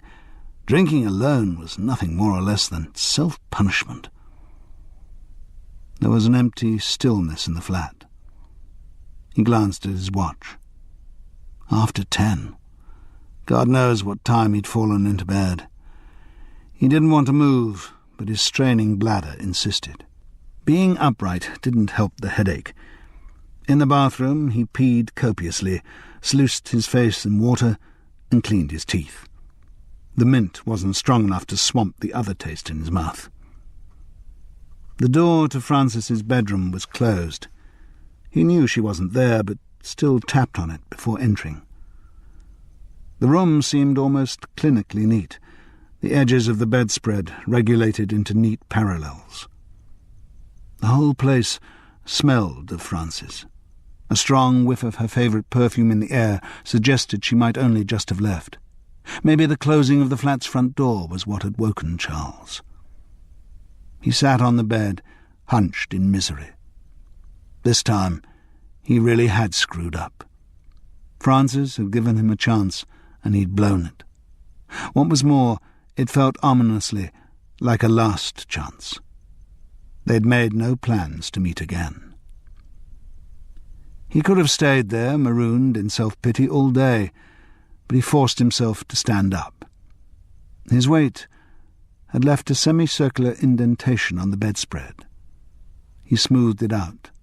The bed was once again a rigid rectangle, as if Charles Paris had never been there at all. He got dressed and tried to drink some coffee, but gagged on it. Savagely, he took a long swig straight from the Bell's bottle, recognizing as he did and almost revelling in his self-destructive stupidity. Then he went to the phone and rang Gavin Scholes. When he reached the neat terraced house in Dulwich, Charles was surprised to discover that Gavin had developed a new wife. The former one had walked out after many years in Warminster because, although he lived only a mile from his work, her husband was never home. Gavin was so obsessed with the Pinero Theatre that he gave little sign of having noticed his first wife's departure. The new one was on the verge of walking out too when Charles arrived. Only temporarily, though her tone of voice implied a more permanent separation was not out of the question. "Sorry to appear inhospitable," she said, "but I have so few opportunities to get out at the moment that I have to snatch every one that comes along." "You mean Gavin's too ill to be left on his own?" "No, I mean that Gavin thinks he's too ill to be left on his own, which in terms of how much freedom it gives me comes to the same thing." "Ah." "He's in the sitting room, through there. I'm going for a walk in the park. Can you stay for an hour? I won't be longer than that, I promise, but please don't leave him till I come back." Through her brusqueness, a genuine anxiety showed. However much she tried to dismiss Gavin's illness as hypochondria, deep down she was worried about him. The director was certainly doing the full invalid performance. Dressed in pyjamas and dressing gown, he sat in an armchair facing French windows that opened onto a punctiliously regimented garden. That must be the new wife's doing. Charles couldn't imagine Gavin Scholes showing interest in any activity outside the theatre. Beside the patient, Sunday papers lay unopened on a table, which also bore a bottle of Lucozade and a basket of grapes. The attention to detail was maintained, in spite of the summer weather, by a rug over Gavin's knees. The room even contrived to carry a hint of hospital disinfectant. "How are you doing?" asked Charles. It was an incautious, though probably unavoidable question. Whatever the reality of Gavin Scholes's illness, he was certainly obsessed by it, and Charles did not escape the blow-by-blow, or perhaps twinge-by-twinge account of every last bowel movement. Gavin finally drew breath long enough for Charles to ask, "And what does your doctor reckon it is?" The director shrugged. "Bloody hopeless, doctors these days. You never catch one committing himself to an actual opinion. It could be this, it could be that. Better have some more tests. Never get a straight answer out of them." "So you've had tests, have you?" "Oh, yes." Gavin spoke as a connoisseur of tests. Clearly his health was the one subject that could threaten the exclusivity of his obsession with theatre. "And have they found anything?" He shook his head. "Nothing definite, as yet. They can see I'm ill, but none of them has a clue what it is. My GP even had the nerve to suggest the whole thing was psychosomatic. Well, you have always been a bit prone to that sort of thing, haven't you?" "What do you mean?" Gavin was incensed by Charles's casting doubt on the authenticity of his precious symptoms. "Well, I mean, you've suffered from irritable bowel syndrome in the past. You know, when you've been stressed or—" "Irritable bowel syndrome is not a psychosomatic disorder," said Gavin, still offended by the suggestion. "It's a genuine illness, and absolutely crippling for those who have it. I've been a sufferer for years." Then, to compound his martyrdom, he added, "Mind you, what I've got now is considerably more serious than that." Time to move the conversation away from Gavin's cherished symptoms and get on with a bit of investigation. "There hasn't at any point been a suggestion that it might have been something you ate?" "Something I ate?" "Yes, that caused you to be ill." "What? Just food poisoning?" Gavin's tone dismissed the unworthy idea. "No, what I've got is much more serious than that. Anyway, if it was food poisoning, I'd have recovered by now." "Well, it depends what you've been poisoned with." "And I'm sure some of the tests would have picked it up if that's all it was." "Or that may not have been what the tests were looking for." "I don't know why you're harping on about this, Charles." "Well, I was just thinking. The day before you were taken ill, we'd done the photo call and press conference at Chailey Ferrers." "Yes, so?" "Well, I was just wondering whether you might have been poisoned by something you ate from the buffet." "Why? Did other people who were there get ill?" "No. Then why should I have done? What am I supposed to have eaten that caused this anyway? Well, I did notice you had a mushroom tartlet. As he said them, Charles realised how stupid his words sounded. Yes, I remember it. Why should that have made me ill? Well, suppose the tart had not been made with mushrooms, but with some other form of poisonous fungi. Gavin Scholes looked at Charles in blank amazement. Why? Why on earth should it have been? Oh, well, I've just been thinking. The timing was odd. You get ill and you can't continue directing Twelfth Night. Yes. Suddenly Gavin understood what Charles was hinting at. Are you suggesting that I was deliberately poisoned to get me out of the way? Well, that's exactly what I'm suggesting. Well, it's absolute total rubbish. The invalid was very offended now. An insinuation of foul play was the ultimate insult to his precious symptoms. I am genuinely ill, Charles, not the victim of some crazed poisoner. Honestly, you really mustn't let your imagination run away with you like this. No, sorry. Asking Gavin Scholes the questions Charles had come to Dulwich to ask did not prove easy. The director had become highly skilled at finding in any unrelated sentence a cue for further medical reminiscence. If Charles mentioned Sir Toby Belch, Gavin was prompted to details of his wind problem. Talk of the rehearsal room unearthed the coincidence that the laboratory to which his stool sample had been sent was also in Willesden, and even the word production was picked up when Gavin said, "Goodness, you've no idea the production they made of giving me my barium enema." Charles noted that Gavin had developed the true hypochondriac's possessiveness. Everything was my. Not just my barium enema, but also my consultant, my enterologist, my proctologist, and so on. Charles got the feeling Gavin would only be truly happy when he was qualified to talk about my operation. He began to see why the new wife seized every opportunity to get out of the house and away from the unending litany of medical minutiae. What was striking, though, was that Gavin Scholes showed absolutely no interest in how Twelfth Night was going. While he'd been in charge, the play had consumed his every waking thought. Now it was out of his hands, he might never have had anything to do with the show. He didn't even express regret at the illness that had taken him away from the production. Why should he? That illness had provided him with a subject of much more consuming interest than anything the theatre could offer. Gavin's medical monologue ensured that Charles had no problem staying an hour. Indeed, the promised time was almost up before he managed to shoehorn in the other questions he'd taken the trip to ask. And the only way he finally succeeded was by interrupting an account of catheterization with the words, "Vasily Bogdan." The surprise was sufficient for Gavin Scholes to stop in his tracks and say, "What?" "I wanted to ask you something about Vasily Bogdan." "Huh? Why?" "Well, I just wondered how he came to be in the company." "Well, he's a good actor, isn't he?" "Yes, but you hadn't worked with him before, had you?" "No. Well, I don't only work with people I've worked with before, you know, Charles." Gavin sounded aggrieved, though the implied criticism had been justified. He employed only actors he had worked with before, or actors recommended by actors he had worked with before. Which was why Charles next asked, "So who recommended Vasily to you?" "He auditioned for me," Gavin replied, still a bit huffy at having his casting methods questioned. "But someone must have suggested his name for you to audition him." "I'd heard good reports of him. I looked him up in Spotlight. Thought he had an interesting face, so I asked him to come along for an interview." "But who—" "It's not as if he was completely unknown, Charles. He'd got quite a track record for good work, even West End. Well, that is to say, the Old Vic." "What had he done at the Old Vic?" "Oh, nothing very big, but apparently he was good." "You didn't see him?" "No."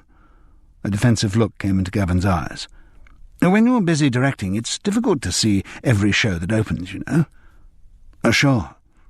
The director was notorious for never going to see any productions other than his own. "So what was the play Vasily was in?" "She Stoops to Conquer. Just played one of Tony Lumpkin's drinking cronies, I think, but as I said, supposed to be very good." That was the production Alexandru Radulescu did, wasn't it? Another of his revisualization jobs? Gavin shrugged. I don't know. As I said, I didn't see it. So who was it who recommended you should audition, Vasily? Or was it someone who you'd already cast in Twelfth Night? Yes, and I thought he sounded an interesting actor, so I saw him. I'm always on the lookout for new talent, Gavin lied. Charles patiently repeated his question yet again. So, who was it who first mentioned Vasily's name to you? Russ Lavery. You know, Russ told me he'd once been taken ill with abdominal pains. Only an appendix in his case, obviously not as serious as what I've got. In fact, my consultant was only saying to me a couple of days ago, if only we were dealing with something as straightforward as an appendix, we'd know where we stood. As it is, Mr. Scholes, your case has got me completely baffled. I wouldn't be surprised if you get written up in the Lancet, you know. You have an extraordinarily interesting... And Gavin Scholes was back on track. Charles extricated himself with difficulty once the new wife had returned, and as he left, he felt more than a little sympathy for the look of resigned panic he saw in her eyes. This ends Disc 3. Sicken and So Die, Disc 4. Chapter 14. The Great Wensham Festival had been started 10 years previously on a great wave of local enthusiasm. Like many such enterprises, it had been the brainchild of one determined and charismatic individual, a local woman who, having brought up a family, was looking for something different to consume her inexhaustible energy. The complexity of setting up an arts festival was exactly the sort of challenge she relished. By a mixture of charm, bullying, cajolery, and sheer bloody-mindedness, she set up the whole thing from standing start within a year. And local people still talked back to the first Great Wensham Festival. There'd been a raw excitement about it, the novelty of multifarious plays, concerts and exhibitions all being crammed into 1 week, a sense of danger. For 7 days, Great Wensham had ceased to be another boring little Hertfordshire town and had come to life. Local people were caught up in the communal fervour. Many volunteered to help make the festival happen. Many more flocked to the scattered venues, and almost all of the artistic events were sold out. Buoyed up by that success, the second year's festival was even more exciting. The 1 week was extended to 10 days. The programme was larger and more varied. More local buildings were commandeered as venues. The recruitment of volunteers grew ever wider. Famous names were engaged to appear. National reviewers came to write about the shows. The town filled with cultural tourists. Business boomed. The summer festival became established as a high spot in the Great Wensham social calendar. That was in the early 70s, when the idea of a local arts festival was original. But over the years, every tin-pot town in the country started to develop its own comparable event. Artistes and agents grew cannier. The network of festivals became just another booking circuit. As it had been in the days of music hall, the same performers took the same performances round the country, often unaware that their appearance was as part of a festival. It all became predictable and not a little dull. For Great Wensham, the rot set in when the prime mover behind the early successes left the area. Her marriage broke up, due in no small measure to the pressures of running the festival, and she moved away. Recognizing that the initial thrill of that kind of festival had gone forever, she developed a new and successful career as a concert agent. Without her dynamism, the Great Wensham Festival might have been expected to shrivel away to nothing. But by then the committees had taken over. The Great Wensham Festival Society had been born, representing the great and good of the area. They rather liked the idea of their town continuing to host a nice, safe, contained 10-day festival. The shopkeepers were particularly keen. By this time, a new breed had appeared in the arts world, the professional festival administrator, and it was to one of these that the Great Wensham Festival Society had turned in their hour of need. Julian Roxburgh Smith was already running the Barmington Festival with apparent success. Inviting him to take over Great Wensham was a logical step. And so, With Moira Handley at his side to do all the actual work, Julian Roxburgh-Smith started his act of juggling artistes between the two events. Since he also acted as agent for quite a few of the performers involved, he did rather well out of the arrangement. The Great Wensham Festival continued to happen every summer, but the excitement, the energy, the danger had gone. The 12th night tech run at Chailey Ferrers had been scheduled to start at 11 on Monday morning. The obvious objection that the effects of the light could not be judged in daylight was supposed to have been countered by a light plotting session without the cast on Sunday evening. The theory was that during the dress rehearsal, scheduled as per performance for 7:15 on Monday, levels could be tweaked, spots repositioned, and the lighting plot generally adjusted. Recognising that this might be inadequate provision, the cast, after consultation with the equity representative, had been asked to hold themselves in readiness for a couple of hours fine-tuning on the lights after the dress rehearsal ended, which should be around 10:30. The Asphodel production of Twelfth Night didn't actually run 3¼ hours. The playing time was just over 2½, but a 45-minute interval was mandatory at Great Wensham, so the locals could enjoy what they all referred to as a Glyndebourne-style picnic. Alexandru Radulescu had stamped his little foot a lot when he heard this demand, insisting that "my productions are about ensemble work, and my cast cannot be expected to keep their concentration with a 3/4 gap in the middle of the play." But to no avail. Going to see the Great Wensham Festival, Shakespeare, was a social rather than an artistic event for the local audience. In fact, most of them would have preferred to watch a brass band and fireworks, but if they couldn't have that, Shakespeare would have to do. Whatever the entertainment offered, the demands of their picnics took unquestioned priority. They made a big deal of the occasion.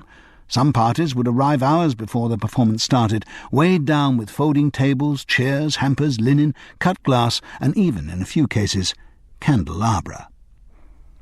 The 3/4 interval was incorporated to give us a bit of a time buffer into the proposed schedule of technical and dress rehearsals for Twelfth Night. However, and it seems there's always a however in the theatre where tech runs are concerned, everything got hopelessly behind. The fault lay not with Asphodel. Their backstage team was compact and highly efficient. The production company knew the pressures of touring and accordingly hired the best staff available. They all arrived at the agreed time on the Sunday afternoon, ready to erect Twelfth Night's cunningly minimalist set on the stage, and to adjust the lights in the towers and the gantries that surrounded it. But when they got to Chailey Ferrers, there was no stage on which to erect the set. The scaffolding towers and gantries were in place. So was the metal load-bearing shell that covered the natural grassy mound. But the acting area, the boarding that should have been fixed onto the structure, was absent. The problem was one of demarcation. Though the scaffolding was supplied and erected by outside contractors, construction of the staging was the responsibility of festival volunteers. In previous years, this group had been organised and coordinated by Moira Handley, whose judicious mix of bullying and flattery had built up a dedicated band of recidivists. Every year, when reapproached about helping with the festival, they all began by saying, "No way, never again." Every year they relented, and by the final event had built up a tightly knit community with its own jargon and camaraderie. Many of them, in spite of the mandatory grumbles, took their annual holiday over the festival period and regarded it as the high spot of their year. However, during the run-up to the current festival, Julian Roxburgh-Smith had piled yet another duty he should have undertaken himself onto the long-suffering shoulders of Moira Handley. He'd asked her to organise the guest list for one of the final festival events, the all-important Sponsors Dinner and Chamber Concert, and Moira, in a rare moment of complaint, had objected that she really had far too much on her plate to take on anything else. In a fit of pique at this unexpected resistance, Julian Roxburgh-Smith had responded, "What have you got on your plate, then?" "Organising the festival volunteers, for a start." "Oh, for heaven's sake, Moira, you do make heavy weather of everything," which was possibly the most unjust criticism ever levelled. "Julian, you've no idea how much time it takes, how many phone calls, chatting them all up, keeping them sweet, working out their rotas. You should try it sometime." Stung by her tone, the festival director had responded. "All right, I will. I will organise the volunteers this year. Then we'll see what you're making so much fuss about." And indeed they did. Within a week, Julian Roxburgh-Smith had alienated the local roofing contractor who coordinated all the heavy work volunteers. Then, by an injudicious display of temper, he had reduced to tears the little old lady from the tobacconist who masterminded the box office. Incapable of admitting he was in the wrong, he reported to Moira that both of these essential supports to the festival had resigned in fits of temperament. He then issued invitations to virtually everyone he met to take over various festival functions, which already had incumbents jealous of their precious little areas of responsibility. So, more noses were put out of joint. Finally, as the festival approached, he produced a volunteers' rota so inflexible that it made Masonic ritual look impromptu. And all the time, whenever Moira inquired about how the volunteer organisation was going, Julian Roxburgh-Smith brushed her off with a dismissive, "Oh, for heaven's sake, woman, it's all in hand." As a result, it was only the weekend before the festival opened that Moira realised exactly how out of hand the whole organisation was. The lack of staging at Chailey Ferrers was symptomatic of total chaos at all the festival venues. With superhuman energy, and at a time when all the other bubbling crises of the festival were reaching boiling point, Moira threw herself into rebuilding the volunteer network. Some would never be reclaimed. The roofing contractor and the little old lady from the tobacconist had been alienated for good. Other reliable standbys, when not asked to participate, had either used up all their outstanding leave entitlement or actually gone away on holiday over the festival period. But Moira's skills of persuasion were exceptional, and by Monday morning, the day before the opening of the whole event, she had in place a workable infrastructure of volunteers. Typically, Julian Roxburgh-Smith did not thank her.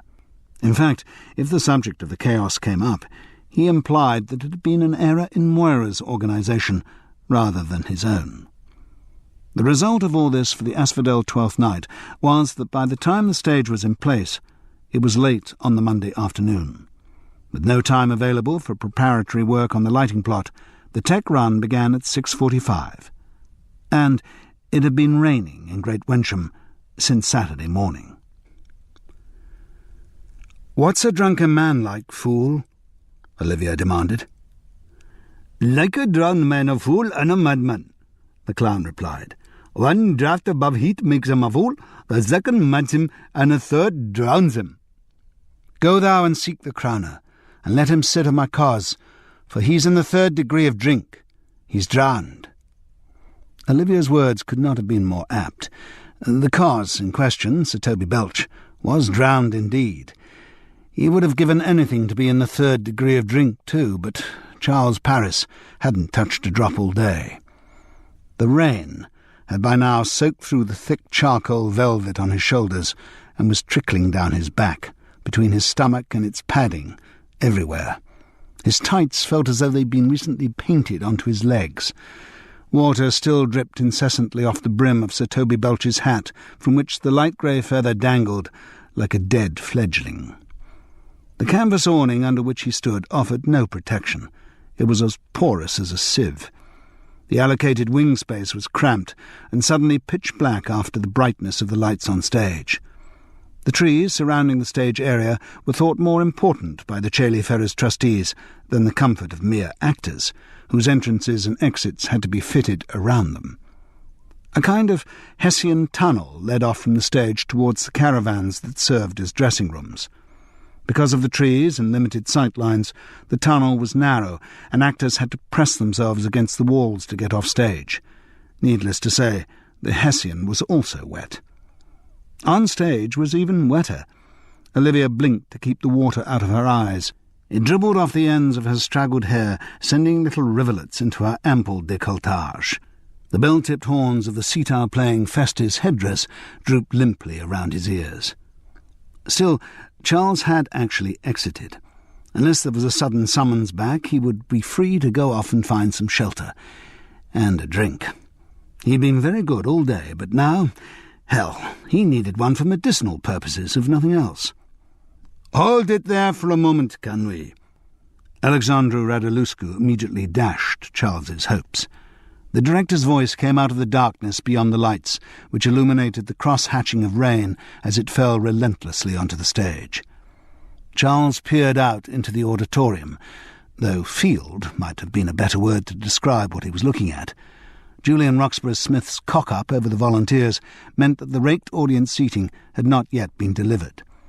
The director, assistant director and lighting designer huddled round a camping table in the middle of a space that would have served well as a location for a movie set in World War I trenches. A single sheet of polythene covered the three of them. "Can we just go back to before Toby's exit?" "Shit! Positions for lechery, I defy lechery." Charles shambled soggily back on stage. "And can you just hold that tableau while we adjust a couple of the park ends?" Alexandru's voice continued. Oh, God. Moving the lights took forever. Someone would have to climb up one of the scaffolding towers and fiddle about with the angle of the beam until the lighting designer was satisfied. And unfortunately, Asphodel's lighting designer was a perfectionist. Charles, desperately willing the guy would settle for second or even third best, held his position. The damp was now creeping down his tights into his boots. He sneaked a look at the watch he should by rights have taken off, and must remember to take off the following night. Alexandru Radoluscu would probably applaud the anachronism, but Charles was determined not to give him the opportunity. He had already secretly decided to ditch the Guns N' Roses T-shirt for the first night. He knew he'd get stick from the director afterwards, but had promised himself he'd give at least one performance of Sir Toby Belch, as Shakespeare had intended the part to be played. The watch revealed it was nearly 9:15. God, they'd only reached Act 1, Scene 5. Charles wished he'd gone straight off and got lost after his exit. By now he could be sitting somewhere dry with a large bells in his hand, but he knew his professionalism wouldn't let him do that. He'd be letting down the rest of the company. He had to wait only a few minutes, and then Sir Toby was off until Act 2, Scene 3. The few minutes while the parcam was adjusted seemed more like hours, but eventually even the lighting designer was happy with the new setting. "Okay," Alexandru Radoluscu's voice came through the rain. "Take it from after Sir Toby's exit." "That mean I can go to the dressing room?" asked Charles. "Yes, sure, yeah, we are moving on." The alacrity with which Sir Toby Belch moved to get off stage was ill-judged. Losing his footing on the wet boards, he skidded and fell hard on his bottom, prompting a trickle of uncharitable and disembodied laughter. As he hurried off, pressed against the clammy walls of the Hessian tunnel, Charles remembered he hadn't got anything to drink in his dressing room. Oh, shit. Shit and again shit. He had had one of his misplaced attacks of righteousness that morning. Deciding that the booze had been at least one of the causes of his cool parting from Francis, he had made yet another vow to cut down. He shouldn't be drinking on a rehearsal day anyway. So there was no comforting half-bottle of bells tucked away in his jacket pocket in the caravan. The word caravan should perhaps be explained at this point. In a theatrical context, it might be expected to describe a lavish trailer of the kind used by Hollywood stars on location. But no. The caravans parked at the back of the stage at Chailey Ferrers were old, green-stained, noisome and damp. They were also horrendously overcrowded. 3 served the entire Twelfth Night company. There was really only room inside for the costumes, not the actors who were going to put them on. Charles got the feeling that actors weren't very high on the priority list for the organisers of the Great Wencham Festival. No one had greeted or welcomed the Twelfth Night company when they arrived, and they'd been left to find their own way around the facilities. It made them feel like strolling players, newly come to the next barn they were due to storm. He emerged from the end of the Hessian tunnel, his smooth-soled boots slithering in the mud. A solitary working light hung in a tree spread a meagre glimmer over the scene. As he squelched off in the direction of the caravans, Charles met someone coming towards him. She was recognisably a woman, dressed in a navy plastic anorak which was sleek with rain. On the front of the anorak was the white logo of the Great Wencham Festival. This was a fanciful combination of the letters G, W and F, together with a shape that might have been a waterfall or a scallop shell, or possibly a unicorn. It was a piece of amateur artwork that explained instantly why major corporations will spend millions to get a good logo. She looked up into his face, and Charles recognised Moira Handley, the festival administrator. "Oh, hi," he said. "Charles Paris, isn't it?" "You have a very good memory. We only met the once at the press conference." Maybe, but I've lived with you for nearly 6 months." Seeing the puzzlement in his face, she laughed.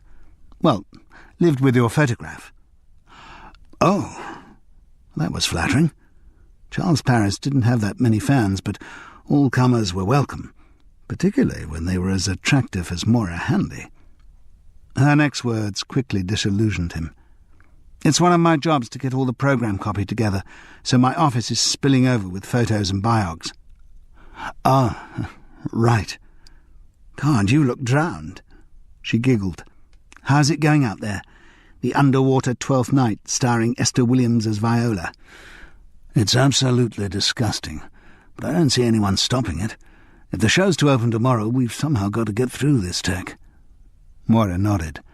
She understood the imperatives of the theatre. "Yes, if it's still like this tomorrow evening, we'll have to cancel.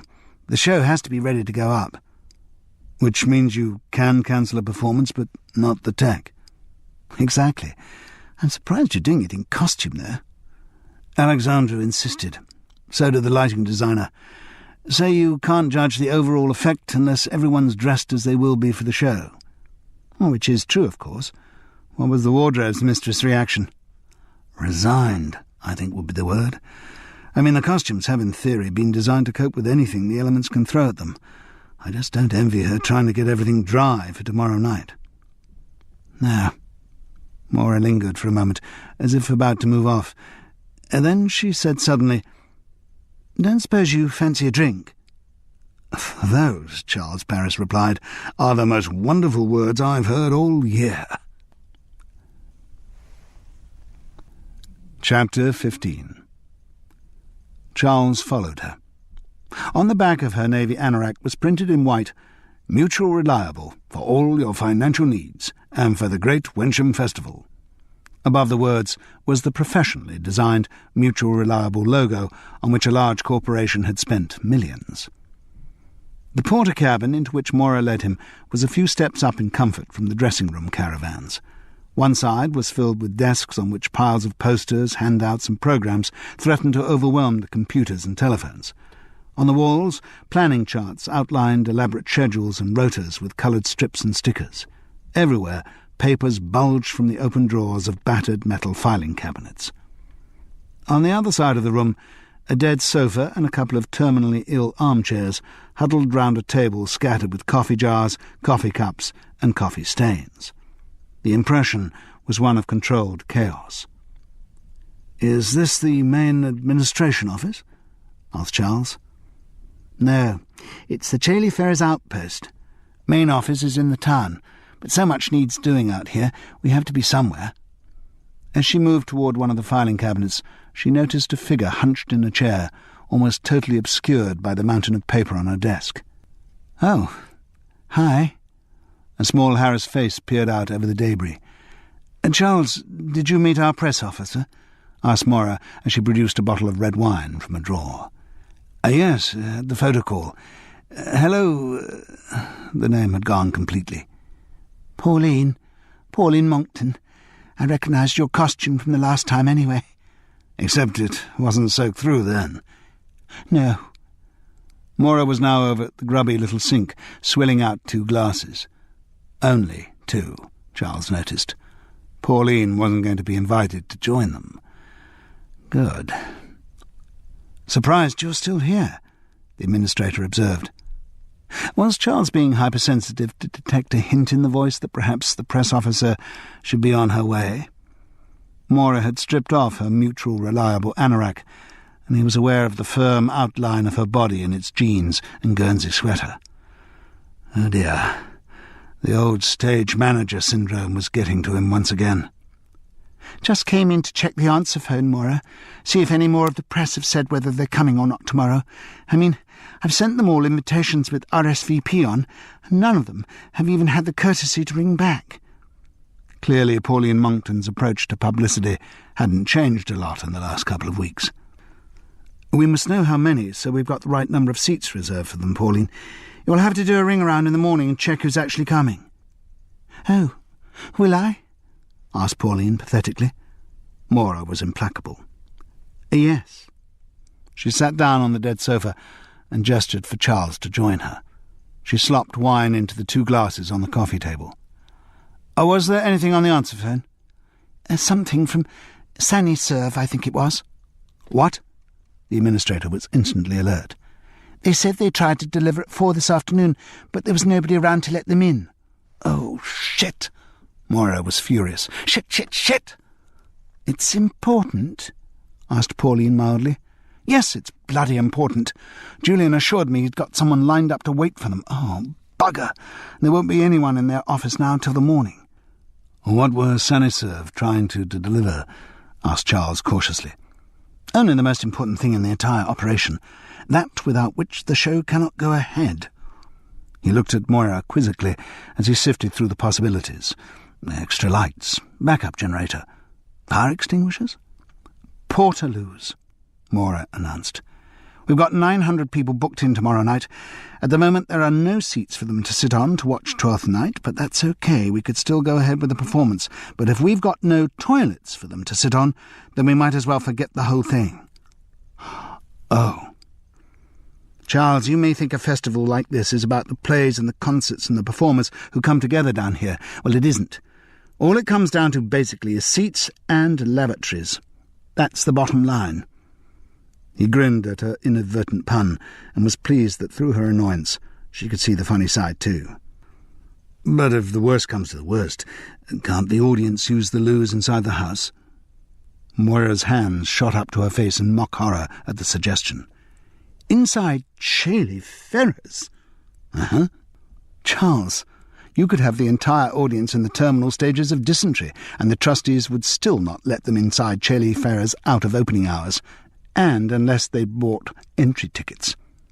Ah, dealing with dinosaurs here, are you? Good heavens, no. They're not nearly as far advanced along the evolutionary track as dinosaurs. Charles chuckled. He liked Moira's cynical turn of phrase, and she was very tactile. Better be on your way, Pauline, Moira called across the room. Big day tomorrow. You'll need your sleep. Oh, I don't think I'll sleep a wink tonight, said the press officer, gathering together a sheaf of papers on her desk. The thought of all those press people coming. Or not coming, Moira suggested. I think I prefer that. If I actually knew that none of them was coming, then I could relax. Once again Charles was forced to question whether Pauline Monkton had the right priorities for someone in the job she'd been given. Still raining out there, is it, Maura? Pissing down. I'd better take one of these. Pauline Monkton reached to a pile of polythene-bagged plastic anoraks. She split one out of its package and slipped it on, revealing the Mutual Reliable logo on the back. You seem to have plenty of those, Charles observed. Yes, Maura agreed. Bye, she said in response to Pauline Monkton's muttered, See you in the morning. The press officer scuttled out into the dark, holding her hood up against the continuing downpour. Maura Hanley looked at Charles Paris and grinned. He grinned back as she picked up the conversation. Bit ironic having all those anoraks, actually, since we've now lost Mutual Reliable as a sponsor. Really? Well, they'd supported the festival last year, seemed all set to do it again, then suddenly backed out 3 months ago. Needless to say, just after we'd had the preliminary programme printed, with their name all over everything. Well, why'd they back out? Maura Hanley spread out her hands and made a little plosive poof. Didn't reckon they were getting enough out of it. Sponsorship's not undiluted altruistic charity, you know. All sponsors want a quid pro quo. It was decided at Mutual Reliable that they weren't getting their quid, or is it their quo, out of the Great Wensham Festival. So, she shrugged. Now they're sponsoring a golf tournament instead. Oh? Well, the majority of their corporate clients would much rather get hopelessly pissed in a marquee at a golf club than have to sit through 3 hours of Shakespeare. So who's sponsoring the festival now? Moira shrugged. A hodgepodge of local firms and, let's say, anyone we can get our hands on, anyone who'll stump up a few bob. And in the meantime, we have to go round scratching mutual reliable logos off everything in sight, and trying to offload the plastic anorak mountain. She gestured to the pile. We're handing them out all over. You fancy one? For the rest of the rehearsal, you bet. And Alexandru'd probably think it was great. He seems determined to get as many anachronisms into this production as possible. I don't detect a little hint of criticism there, do I, Charles Paris? What? Heaven forbid. But he could tell she saw through his denial. Anyway, even if the director sanctioned an entire production of Twelfth Night in mutual reliable anoraks, I don't somehow think the lighting designer would allow it. No. Charles still felt soggy, but better in the warmth of the porter cabin. The wine was slipping down a treat too, and he didn't think he was completely misreading the signals in Moira Handley's shrewd brown eyes. He looked around the room. So, this is your domain, eh? Part of it. Won't be able to shift from here much till your show's open tomorrow night. Charles listened to the rain drumming on the flat roof.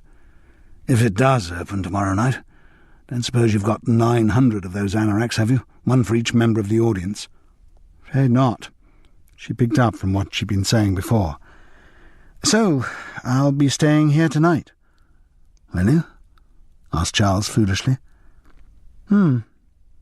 She offered him an enigmatic grin. More wine? Please. After she'd filled the glasses, there was no doubt that she ended up closer to him on the dead sofa. You married, are you, Charles? The direct question gave him a straight choice. If he really meant what he kept telling himself about his need to get back with Frances, then he should say yes. To say no would show up the hollowness of all his fine protestations. In the event, he replied, Well, still technically, but how about you? A firm shake of the head. Never appealed. Thought of committing myself to one man, the thought of only ever making love to one man for the rest of my life, well, not for me, I'm afraid. Slowly but definitely, she put her hand on Charles's knee. The thought of making love to lots of different men, though, the thought of making love to any man I fancy, that I do find more attractive. Yes, well, it's a good philosophy, that. Good approach to life, really, he agreed fatuously. Moira gave another of her little shrugs. Workable, anyway. Right. There could be no doubt about her signals now. Charles, rendered doubly cautious by the existing climate of political correctness surrounding all interpersonal relationships, still couldn't find any ambiguity in what she was saying. He looked into her eyes. They were sharp and teasing, daring him to take action. His face moved towards hers. Their lips were almost touching when they were stopped by an electronic crackling. It came from a field telephone on a desk. A voice emerged through the bacon-sizzling sound. Does anyone know where the hell Charles Paris is? He's needed on stage immediately. Chapter 16. His boot soles skidding in the mud, Charles Paris hurried back through the trees towards the stage. Rain still dripped obstinately from the branches and sheeted across the open spaces between. He wished he'd taken one of the mutual reliable anoraks after all. As he had the thought, someone dressed in one came hurrying toward him. It was a woman, the thin working lights caught on the water-shiny plastic outline of her breasts. Though the head was averted against the weather, or perhaps against him, Charles could see straggling blonde hair flicker out from under the anorak's hood. The woman said nothing to him, possibly hadn't even seen him, but turned abruptly away between the trees in the direction of the cast caravans. Charles pressed forward, feeling an idiot. For him to have missed his cue was a serious black mark.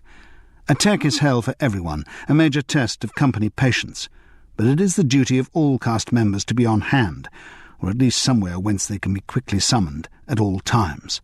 There are enough technical problems to slow the process down without lost actors screwing things up. Charles didn't anticipate a warm welcome when he made his belated entrance. On top of that, he was feeling stupid about what had happened with Moira. He berated himself for the weakness of his will.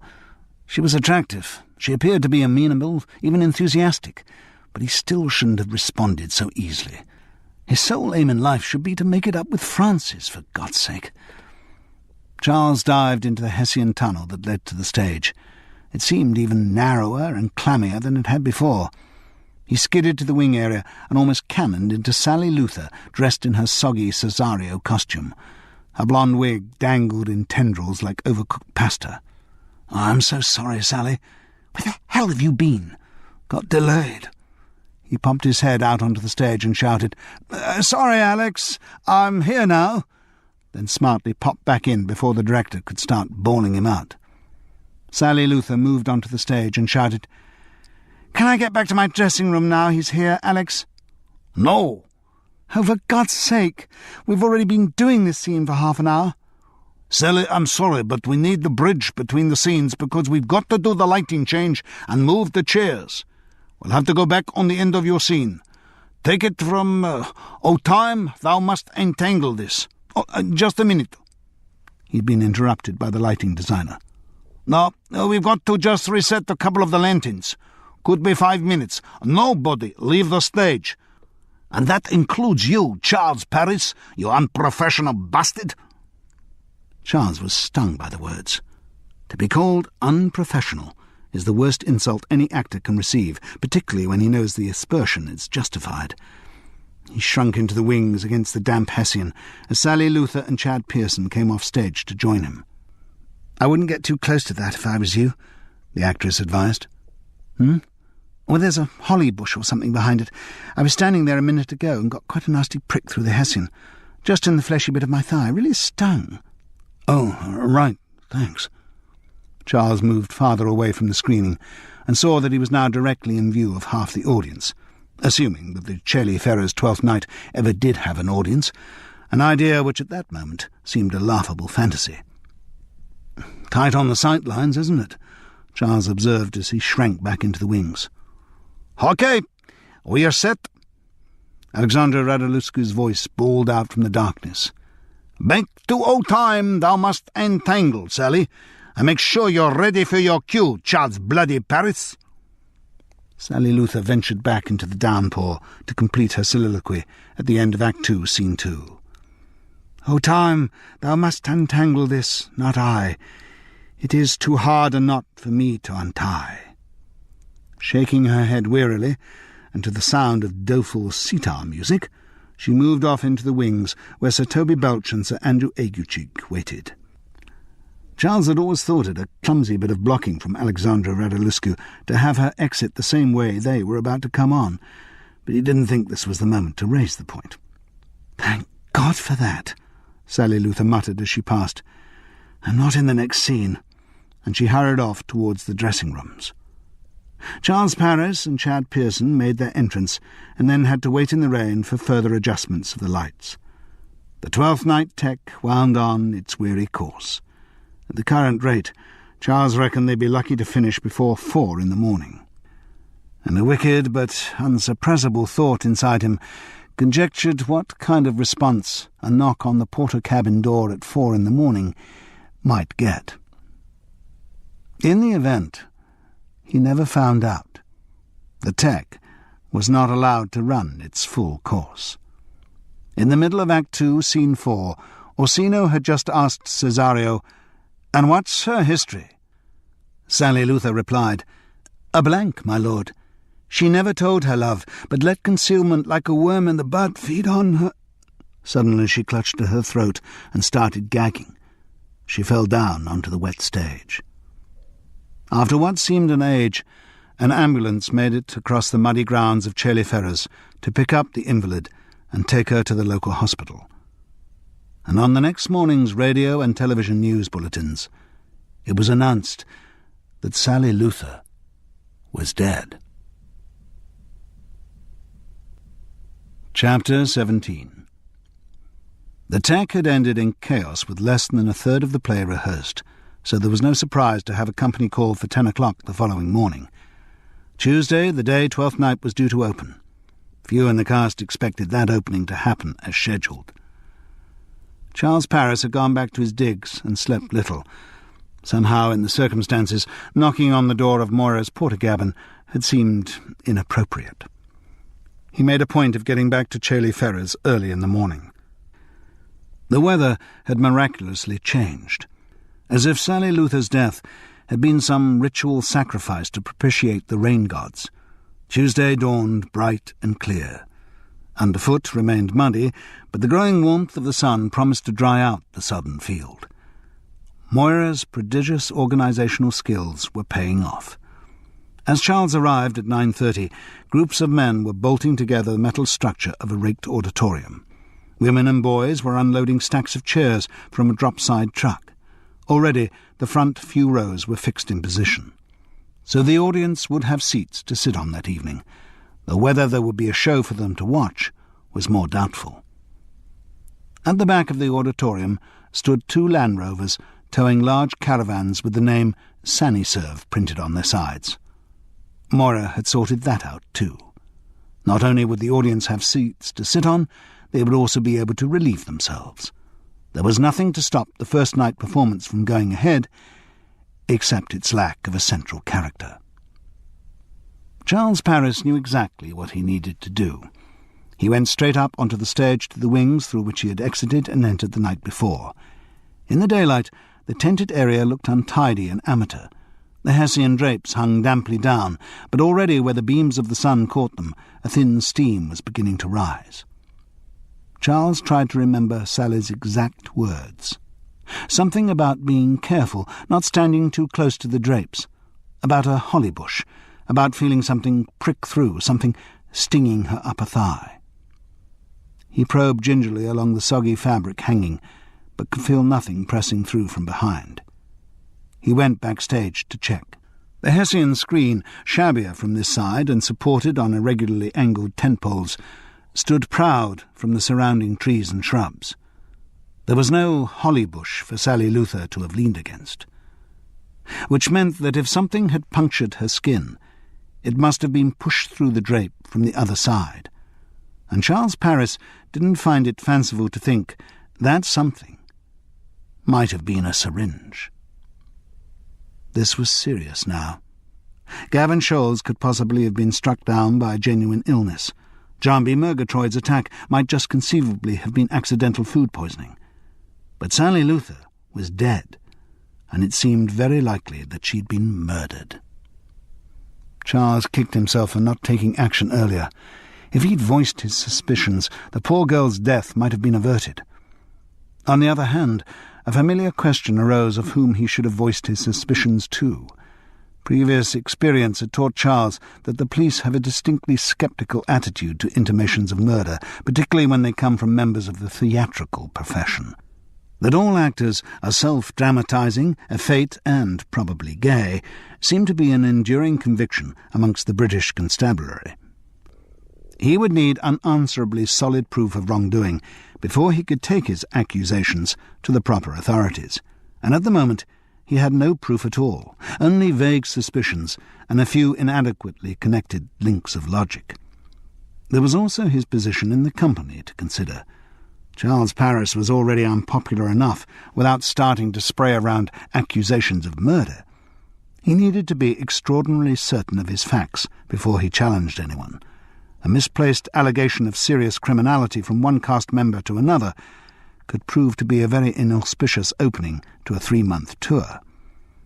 There was, of course, a strong chance that if Sally Luther had been murdered, the police would soon be on the case. A death as sudden as hers must inevitably demand a post-mortem, and if its findings showed she'd been injected with poison, then the Twelfth Night Company would quickly be swamped by inquisitive police officers. But if for some reason that didn't happen, Charles had to find out more. The Great Wensham Festival officials had turned out in force for the 10 o'clock call on stage at Chailey Ferrers. The festival director was there, along with Maura Handley and Pauline Monckton. Asphodel's accountant was also present, flanked by Alexandru Radulescu, the lighting designer, and the assistant director. Alexandru was the most overtly irritated by Julian Roxburgh Smith's long-winded oration, tapping his hand crossly against his knee, anxious to be active. "A terrible tragedy, of the kind of which I'm glad to say is unprecedented in the history of the Great Wensham Festival. On behalf of the Festival Society and, of course, of our sponsors, I'll be sending appropriate condolences to Miss Luther's family." The company in the front rows of the audience seating were as impatient as their director. They wanted to know what decisions had been made, and they wanted to know as soon as possible. All were twitchy.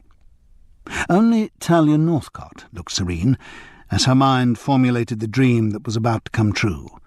Understudy rises to tragic challenge. A star is born. Mummy would really enjoy telling her friends about that.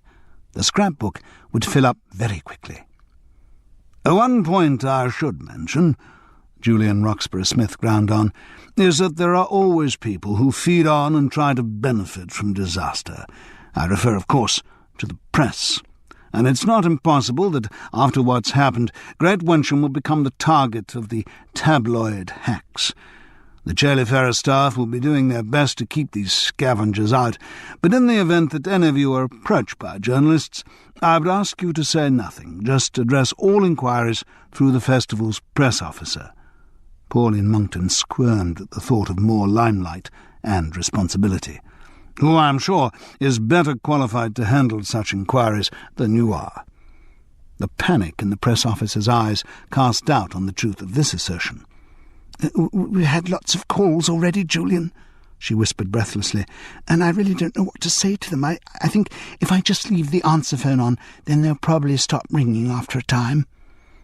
Annoyance tugged at the corner of the festival director's mouth, but he was too professional to give his press officer a public dressing down for wimpishness and general incompetence, so he moved smoothly on. "If, on the other hand, you are approached by the police, and I don't at this stage know whether there is likely to be any form of police investigation, I would obviously rely on you all to cooperate fully. However," he sighed and adjusted his floppy bow tie, "with every setback, even one so terrible and shocking as this, the question that must follow on from tragedy is, where do we go from here? I've just come from a meeting with your director, and—" he clearly didn't know the name of the person to whom he gestured, "this gentleman from Asphodel Productions, at which meeting we discussed the various options which are open to us. Now, while I support in principle the old adage that the show must go on, I am sure that you will all agree the show should only go on if the performance is of a standard that will not do discredit to your own high professional standards. Now, in this instance, a variety of potential scenarios offer themselves to us if we— "Oh, for Christ's sake, get on with it!" Alexander Radulescu's patience was exhausted. "We are incredibly pushed for time, and you are wasting more of it with all this long-winded crap." Julian Roxburgh Smith was so unused to anyone speaking to him like this that he could only gape and straighten his bow tie. Charles noticed that her boss's discomfiture brought an irrepressible grin to Moira's lips. She'd enjoy seeing that kind of thing happen more often. The Asphodel representative suavely interceded to cover up Alexandru's rudeness. "I'm sorry, Mr. Roxburgh Smith. We're all obviously under a lot of stress." The festival director was still too shocked to do more than mouth back, so the accountant slid quickly on. "And Alex does, of course, have a point. Time is of the essence, so I think, if it's all right with you," he didn't give Julian Roxburgh Smith time to say whether it was or it wasn't, "I should hand straight over to our director so that he can put forward to the cast his proposed solution to a current crisis, a solution which, in keeping with most things Alex does, is extremely radical." Charles groaned inwardly as the small figure of the director stepped forward. The black eyes gleamed with fanatical zeal.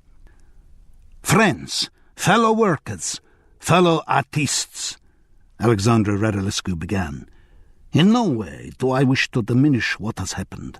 It is a terrible thing. Sally was one of us. We have lost her. At the proper time we will mourn her properly. But for now, my priority must be 12th night. Why suddenly? Charles's cynical mind couldn't help supplying the question. It never has been before. This is not just my priority. It is our priority. And it is a priority which Sally, of all people, would have respected. The show, as Julian has said, must go on. The question is how soon it goes on. My proposal is that we open tonight, as scheduled. A collective gasp of astonishment rose from the company. They were all troopers, but surely what their director was suggesting was impossible. Talia Northcott voiced the communal objection. As understudy to Viola, she had more reason than most to be anxious. But Alex, we just haven't got time. I mean, I know the line's all right, but I'd have to go through all the blocking and... Besides, the lighting designer chipped in, we haven't done the tech on the second two-thirds of the show. We've only got the roughest kind of plotting done for that. You can continue plotting as we rehearse, Alexandra announced magisterially. But look, that'll be daylight. We won't be able to judge how the... That is what we will do. Alexandra did not raise his voice, but the words were a testament to the strength of the little man's personality. The lighting designer was silent as his director repeated, "We will open tonight, as scheduled." But don't you think that shows a lack of respect for Sally's memory, as if we don't think her death's important? This latest objection from Benzo Ritter was slapped down as firmly as the others. I do not think so. She was an actress. She would understand. Tonight's performance will not be a disrespect to Sally Luther. It will be a tribute to Sally Luther. Alexandru Radulescu knew he had everyone's attention, and he played his scene to the full. As I say, we will open tonight as scheduled. He turned to Talia Northcott. But I'm sorry, my dear, you will not be playing Viola. Like Julian Roxburgh-Smith before her, the girl was stunned into silence. She too mouthed hopelessly. Charles felt sure she had already been on the phone to Mummy about her big break, and Mummy had already rung around all her family and friends. Some embarrassing calling back was going to be necessary. I've said before, Alexandra continued, that what some people regard as problems, I see as positive creative opportunities. All through rehearsal, we have been saying that Twelfth Night is Shakespeare's exploration of the potentialities of human sexuality. Charles's knee-jerk reaction, "No, it isn't," once again remained unspoken. And the solution to our current problem, which extends the range of this exploration, occurred to me very early this morning. It will need some revised blocking towards the end of the play, but that is not insuperable. You see," he turned again to the stricken Talia, "we already have someone in the company who is fully rehearsed in the part of Viola. Yes, my friends, we will open Twelfth Night tonight with the parts of Sebastian and Viola, both being played by Russ Lavery." There was another gasp from the company, which quickly gave way to delighted applause. Charles Paris looked around the semicircle of faces to gauge reactions. Apart from Taylor Northcott, who couldn't suppress her tears, Benzo Ritter seemed to be the only one downcast by the news, presumably because he still thought it betokened disrespect for his lost idol. Vasila Bogdan and Totty Roundwood were ecstatic in their appreciation for another stroke of Radulescu genius. Chad Pearson shook his head, chuckling at the audacity of the solution. And on the face of Russ Lavery was an expression of unambiguous triumph.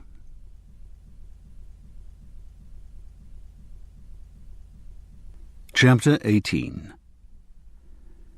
The rest of the day was a tribute to the organisational skills of Alexandru Radulescu. He started by rehearsing Act 5, the only moment in the play when Viola and Sebastian, brother and sister, are on stage at the same time. He must have been up all night devising the blocking for this confrontation. Inevitably, it involved the use of a double. Talia Northcott, who had been cast for her physical likeness to the compact Sally Luther, was awarded this role, the nearest she was ever going to get to playing Viola. But all the lines were to be spoken by Russ Lavery. Mummy and the large party of family and friends she had conscripted for the first night were due for a disappointment. In Alexandru's revised blocking, by ingenious use of the entrances and exits, by a lot of crossing behind the emblematic trees of the simple set, Viola and Sebastian appeared, reappeared, and changed roles as in some elaborate conjuring trick. When the Duke, upstage of the identical pair who faced him, said in wonderment, "One face, one voice, one habit, and two persons, a natural perspective that is and is not," few of the company would have disagreed with him. The director had created another moment of theatrical magic. Even Charles Paris, who thought this new twist served only to push Shakespeare's play further out of the true, could not help but be impressed. Given the opportunity, Russ Lavery demonstrated what an exceptional actor he was. After the popular success of Air-Sea Rescue, in which he played an amiable but two-dimensional character, there had been a tendency in the profession to dismiss him as very limited, plays the one part fine, but that's it. Russ Lavery's work on Twelfth Night that day refuted any such criticism. As he had begun to, in the experiments of rehearsal, he created two totally different characters for Sebastian and Viola. The physical likeness was obviously there. There were vocal similarities, though Viola's voice was lighter and more feminine. But he differentiated the two so subtly that throughout the play there was never any question which of the twins had just come on stage. In most productions of Twelfth Night, much effort is expended to make two people of different sex, frequently also of different height, bulk and colouring, look alike. In Russ Lavery's performance or performances, the likeness could be taken for granted. And so he was able to emphasise the differences between the two characters.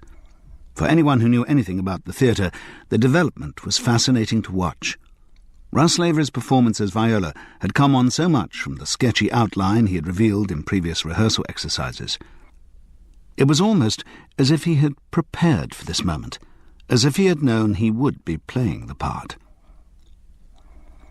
The unhospitable nature of the Chailey Ferrers trustees for once proved a benefit. During the day of rehearsal, they kept the estate firmly shut, so that the horde of tabloid journalists, drawn to Great Wensham by Sally Luther's name and the whiff of potential scandal, was unable to get near the Twelfth Night company. In fact, the only way they could get into Chailey Ferrers was by buying tickets for the evening's performance. This was good news for the box office, and also had the beneficial side effect of introducing to Shakespeare people whose only previous contact with English literature had been Gotcha, Pulpit Poofters, and Queen, It's Been a Bum Year.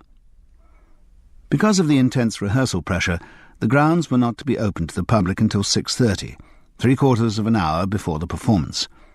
This caused a great deal of disgruntled harumphing from hamper-laden regulars who couldn't understand why something as minor as getting the performance right should be allowed to abbreviate their picnicking time. The change in the weather had been maintained. The weekend's downpours had left the Chailey Ferrers lawns glowing with health. The surface moisture had dried off, and the worst of the mud crusted hard. The audience seating was in place, chairs joined together in the requisite manner and passed as safe by the fire officer. The sani-serve lavatories were fixed and plumbed, ready for the worst the bladders and bowels of Great Wensham could throw at them. Volunteers were in position behind the bars of the refreshment tent, from which the spicy aroma of mulled wine fought for dominance with onion soup. Outside, under an awning, charcoal glowed beneath the grills that would soon be busy cooking hamburgers. In the patrons and sponsors' marquees, behind which were special patrons and sponsors' superloos that played music and sprayed perfume, uniformed waitresses waited to dispense food and alcohol, the sponsors' only tangible reward for putting money into the arts. By the entrance gates, programme sellers and usherettes, wearing sashes with the appalling GWF logo on them, massed in readiness. Men in mutual reliable anoraks crisscrossed the auditorium, talking importantly into two-way radios. 6:30 arrived. Incredibly, the Asphodel Company had just completed a full run of Twelfth Night. The new moves and business in Act 5 had worked without a hitch. Alexandra Radulescu gave a few notes, thanked the cast for all their hard work, and instructed them to fuck the bastards rigid. The great and good of Great Wencham, at that moment admitted through the gates of the car park into the Chailey Ferrers grounds, were unaware of this exhortation, which was probably just as well, because they were a very straight-laced bunch. They hurried in, outpacing each other with their tables and hampers, desperate to secure the best pitches on the grassy slopes behind the seating. And they settled down to enjoy their picnics and... "Which one is it this year? Oh, yes, 12th night." The British notoriously love underdogs. They love stories of plucky little Britishers triumphing against overwhelming odds. So the first performance of the Asphodel 12th Night started on a wave of goodwill. The Great Wencham audience might not know a great deal about Shakespeare, but they were good on television drama and sitcoms. So the news of Sally Luther's death had shocked them all. The fact that the person stepping into the breach, as they were informed by a printed slip handed out with their programmes, was none other than Russ Lavery, who played Dr. Mick Hobson in AOC Rescue, ensured the production a sympathetically partisan reception. But it wasn't just a softened-up audience that made the show go so well that night, and it wasn't just the communal spirit of the Blitz, let's do a good one for poor old Sally spirit that lifted the company to new heights. Alexandru Radulescu's production actually worked. All the apparent perversities of his interpretation were ironed out in actual performance. The seemingly unconnected sequence of theatrical moments developed its own rhythm and momentum, as if part of some meticulously prepared master plan. It still wasn't Shakespeare's 12th Night, but it was a fascinating theatrical experience. What made it perfect for Great Wencham was that the production was experimental, without being impenetrable. Somehow the outline of the story remained intact, so the audience's attention was held throughout. The show manifested a kind of licensed enfant terriblism, which would enable the great and good of Great Wencham to say at drinks parties, "I'm not against experimental theatre, you know. I mean, we saw that very radical reinterpretation of 12th Night at the festival, and we enjoyed that a lot, didn't we, darling?" Even the company member most opposed to Alexandru Radulescu's innovations, Charles Paris, was forced to concede that the evening worked as a piece of theatre. To his annoyance, he even found himself caught up in the impetus of the production. His performance as Sir Toby Belch shifted away from the traditional, in his view, right way of playing the part, towards the style Alexandru Radulescu had been trying to impose on him. A more than friendly relationship with Sir Andrew Aguecheek emerged, though it stopped short of the mooted homosexual kiss. And under his doublet, Charles Paris did wear his Guns N' Roses T-shirt. But the show's real triumph belonged undoubtedly to Russ Lavery. The improvement shown in the day's rehearsals was maintained throughout the evening. He must have been utterly exhausted, but an adrenaline high spurred him to ever greater achievement. The rest of the company was infinitely supportive of him, and when at the end of the performance he came forward to take his solo bow, they joined in the audience's ecstatic ovation. Russ Lavery, glowing with realised ambition, bowed and bowed again. He'd gone back to his theatrical roots and grown from the experience. After his fourth solo bow, since the applause showed no signs of abating, he stretched out a hand into the wings and gestured the director to join him. The tiny figure of Alexandru Radulescu bounced on stage and took Russ Lavery's hand. They bowed together, incandescent in their mutual triumph. Then the actor stepped forward, and managing eventually to still the audience, announced, "Thank you very much, ladies and gentlemen. I'd just like to say, on behalf of the entire company and crew, that we dedicate tonight's performance to the memory of a great actress and a very dear friend, Sally Luther. We love you, Sally, and we did it for you." As Russ stepped modestly back, the audience erupted into an even more vigorous ovation. For them, the evening had had everything. A sensational news story, a star familiar from television, an understudy triumph's backstage drama. All this overlaid with the righteous self-justifying glow of having seen some Shakespeare. All of the company were invited by Julian Roxburgh-Smith to have a post-performance drink in the patrons' marquee. After the traumas and hard work of the previous 36 hours, they'd earned it. Charles Paris, who hadn't touched a drop since the wine he'd shared with Moira Hanley in her porter cabin, eagerly seized a glass of red from the tray of a passing waitress. It's refreshing to see a production which conceptualizes from an alternative learning base and challenges the diktats of traditional authoritors, isn't it? If he hadn't recognised her face, Charles would have known instantly that the granny-spectacled woman speaking to him was Carol Whittaker of Han. "Oh, well, yes," he hazarded.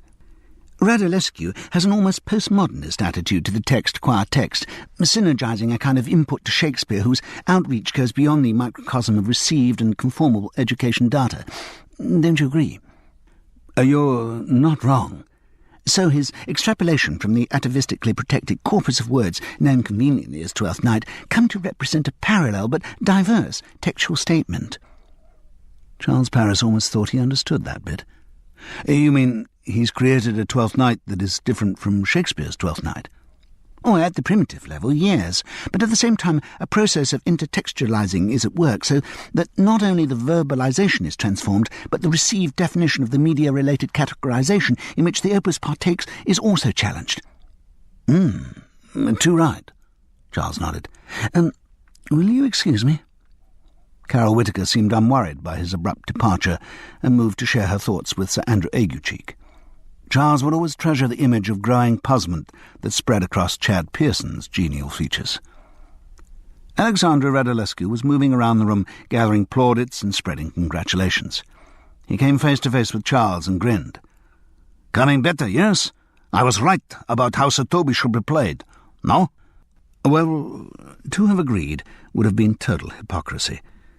In performance, Charles might have come closer to Alexandra's views, but he still didn't believe the director was right. He solved his conscience by avoiding the direct question and making a general comment. "Thought the whole thing went wonderfully well. Congratulations." The conversation might have continued had Alexandra Radulescu not been swept away by Julian Roxburgh Smith to meet Great Wenham's mayor, who is also a past president of the Great Wenham Rotary Club. Charles found himself face to face with Maura Handy. She grinned, but he noticed the tight lines of tiredness around her eyes. "Very good," she said. "I gather it went very well." He experienced the little pang all actors feel at such moments. "You mean you didn't see it?" "Saw the first 10 minutes and most of the last act. We've got other performances on, you know. I had to put in an appearance at a Bach piano recital and a one-man show about W.B. Yeats." "Ah. Then tomorrow it's Palestrina at St. Michael's Church, a lecture on stained glass at the community centre, literary lunch at the Marlborough Hotel, bagpipes in the town square, Mozart in the Corn Exchange, the amateur operatics Brigadoon, a few other events I've forgotten, finishing with alternative stand-up in the Big Top." "Busy schedule." "You could say that." "Well, if you have time in that busy schedule for a quick drink at some point." Maura Handley shook her head ruefully. "Don't see it, Charles." "Oh." "I think we had a moment, you know, but I think the moment's probably past." Probably." He might have been left standing there, pathetic and awkward, if Pauline Monkton hadn't bustled up.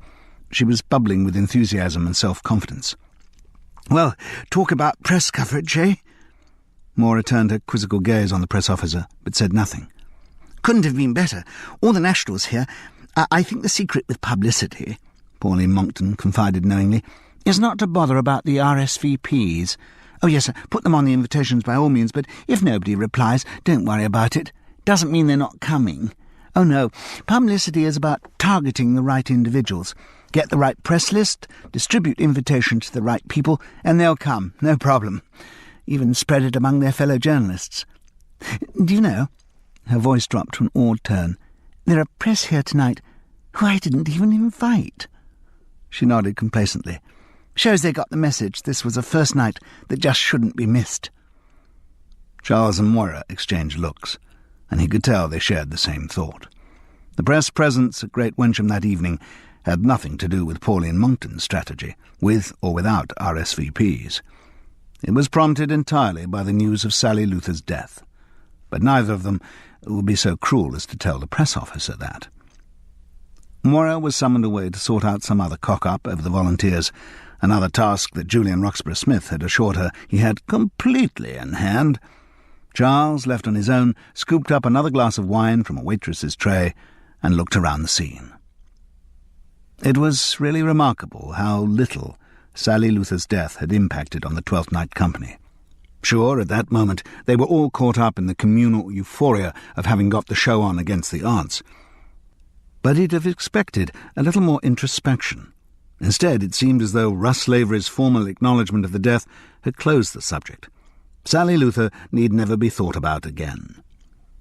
The only person who still seemed affected by her absence was Benzo Ritter. The boy's face looked stressed, but even he was perking up. A few more drinks, and he too would be able to forget his infatuation, at least for a little while. Charles Paris wondered whether Sally Luther's murderer was in the marquee at that moment. If his theory was right, if her death had been one in a sequence of poisonings, then that was likely. The perpetrator must have been present at the Chailey Ferris press conference after which Gavin Scholes had become ill, in the Indian restaurant that did it for John B. Murgatroyd, and around the stage during the 12th Night Tech the previous evening. The only people who qualified were Talia Northcott, Tottie Roundwood, and Vasily Bogdan. Talia had not come to the sponsor's marquee for a drink. She'd been taken away by Mummy to have her wounded pride soothed with assurances that she would have made a much better Viola than Russ Lavery. But Charles noticed his other two suspects were in the marquee talking together, and he edged through the crowd in their direction. Standing with his back to them, pretending interest in a poster-sized festival programme, he listened to what they were saying. "A triumph," Tottie Roundwood enthused.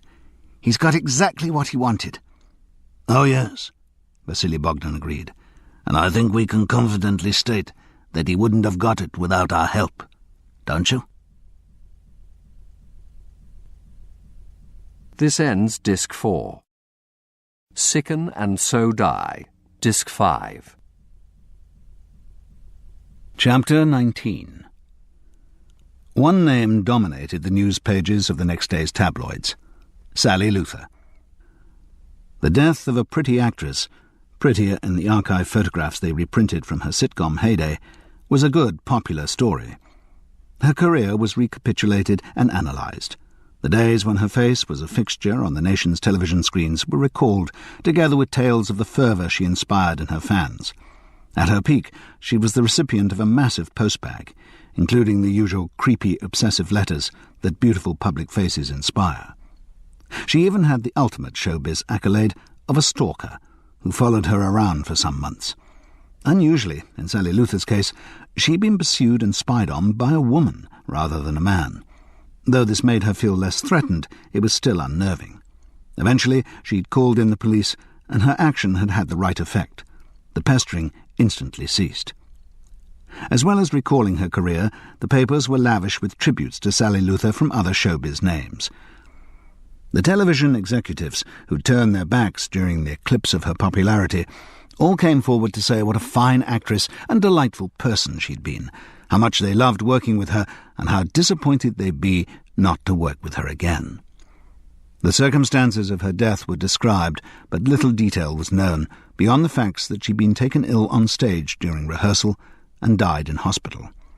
One of the papers tried kite-flying the expression mystery illness, but if they'd hoped that that would give rise to speculation about AIDS, they'd reckoned without the affection in which Sally Luther had been held.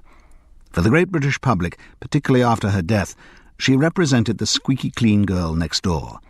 They would never dream of associating her with something as squalid as AIDS. But if Sally Luther had colonised the front of the papers, the arts pages were dominated by two names: Alexandra Radoluscu and Russ Lavery. The Asphodel production of Twelfth Night got an astonishing amount of coverage. Neither Pauline Monkton's cunning targeting the right individuals, nor the additional interest given by Sally Luther's death, was sufficient to explain the number of national critics who had been at the first night. The reason was Alexandru Radoluscu. He was, at least for a few months, the current vogue name, and no one who mattered in British theatre wanted to risk missing his latest production, even if it meant forsaking the West End for the comparative wilds of Great Wensham. They had to be there.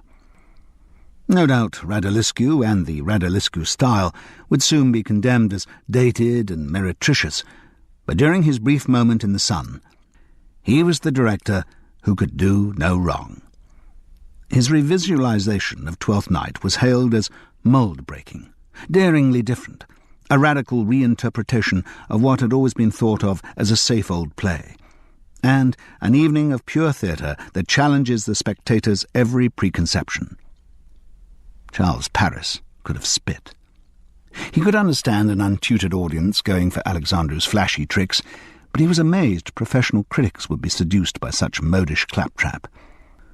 Surely they should respect Shakespeare's text and recognise when it was being traduced. That was their job, for God's sake.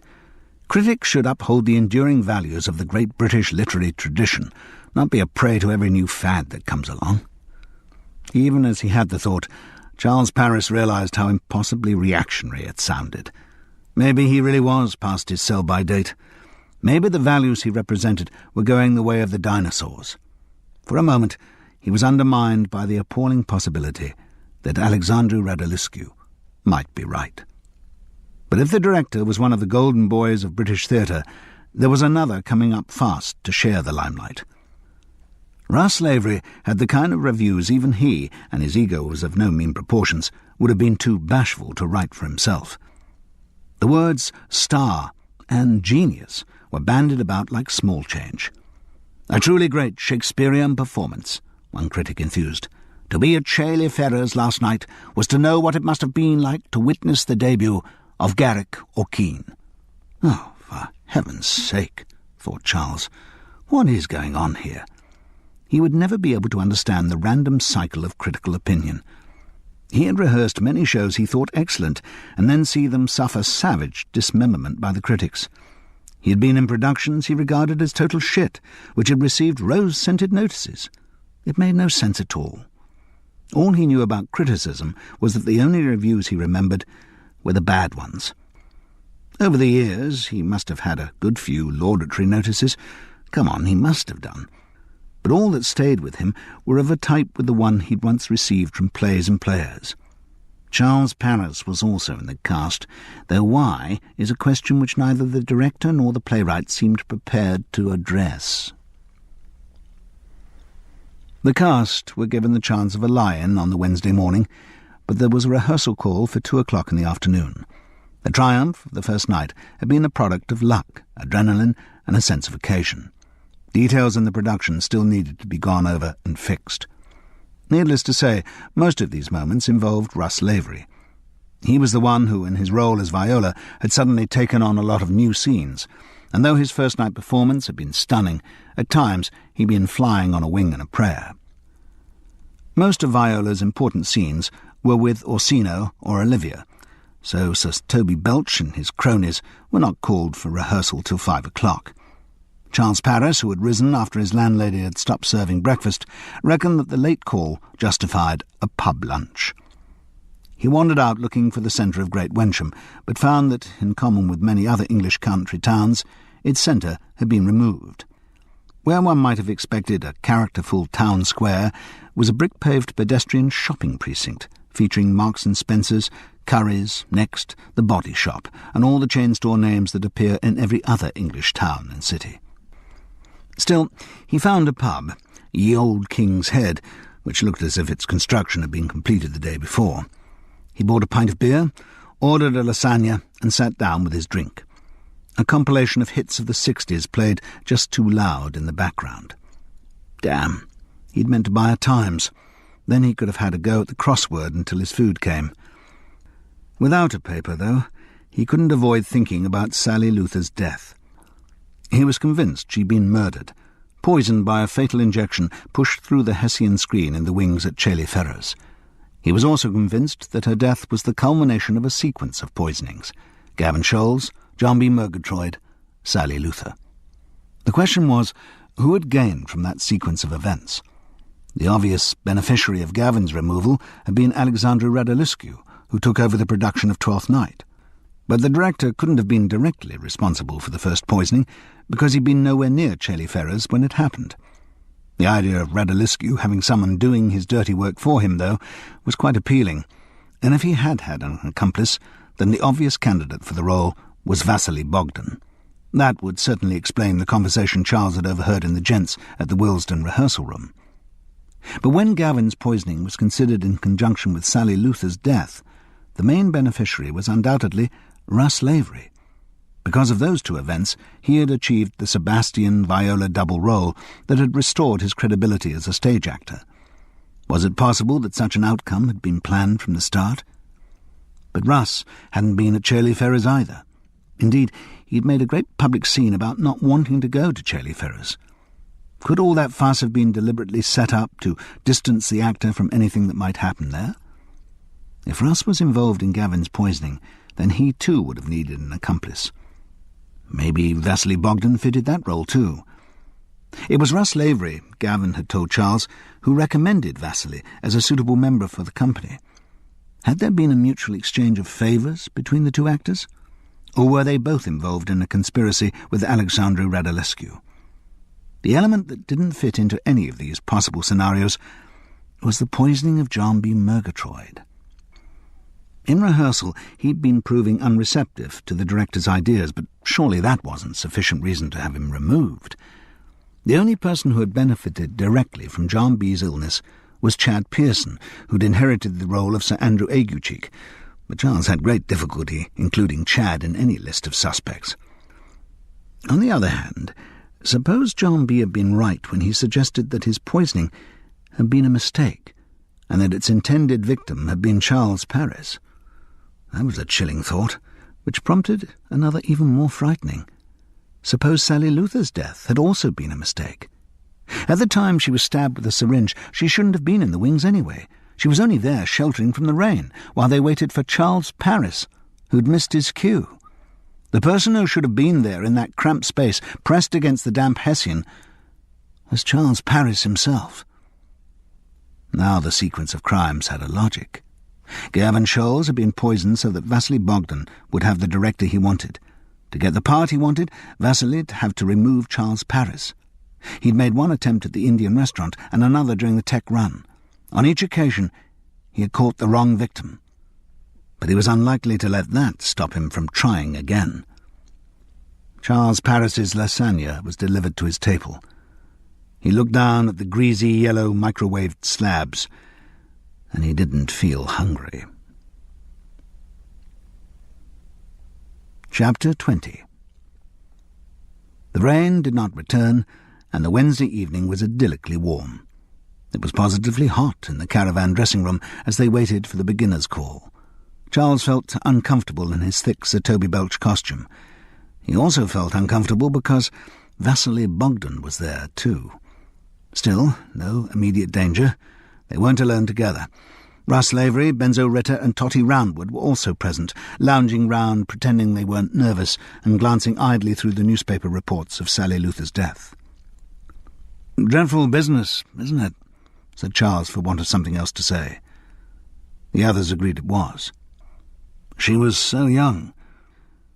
Russ Lavery, wearing a dress for Viola's first appearance in Illyria and sitting in a neat feminine pose, nodded uneasily. "Kind of thing happens too often for my liking.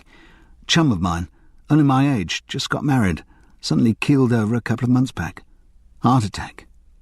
Dreadful." From the nodding reaction of the others, it seemed no one thought there was anything suspicious about Sally's death. But since he raised the subject, Charles dared to probe a little further. "I wonder what she died of." "Heart, brain tumour," Totty Roundwood suggested. "Usually one of those when it's as unexpected as that." "What do you think, Vasily?" The only reaction Charles got was a shrug of the shoulders. He decided to be even braver. "Funny nobody's suggested the possibility of foul play." "Foul play?" Benzo Ritter echoed. "Yes, foul play. Murder." "Don't be morbid, Charles," said Totty mildly. Vasily Bogdan's reaction was anything but mild. "That's a filthy suggestion," he stormed. "The poor girl's not been dead 2 days. What on earth made you say that, you bloody fool?" He'd gone too far. Charles tried to ease the situation with a Twelfth Night quotation. "Now, Mercury, endue thee with leasing, for thou speakst well of fools." Vasily, about to come back with a fierce rejoinder, was stopped by a tap on the caravan door. "Act 1 beginners, please." And they all trooped out for the opening dumb show. Thanks to the day's newspaper coverage, both sensational and artistic, all of the fixed seats for Twelfth Night were taken, and spectators on folding chairs and rugs were densely spread over the surrounding slopes. Some of the audience that evening found the production a bit bizarre. It wasn't Shakespeare's play as they knew it. But the newspaper critics had told them it was good, so it must be. Anyway, they all enjoyed their picnics. Charles Paris was very wary throughout the performance, watchful whenever Vasily Bogdan was in sight, and watching out for him when he wasn't. He knew he had to find some proof to back up his suspicions, and a plan was forming in his head as to how he might achieve that. The show was a bit second-nightish. The audience wouldn't have noticed anything amiss, but the cast knew they hadn't quite scaled the peaks of the previous performance. There'd been an inevitable sense of anticlimax, which many of the company proposed to counteract by a meal at the great Wensham Tandoori. Charles Paris, mindful of what had happened after the last communal Indian meal, and with his own plans for the rest of the evening, said he wouldn't join them. Nobody made any attempt to dissuade him from his decision. In the cramped caravan, he removed the Sir Toby Belch costume and put on his street clothes. He felt the reassuring weight of a half-bottle of Bell's in his jacket pocket.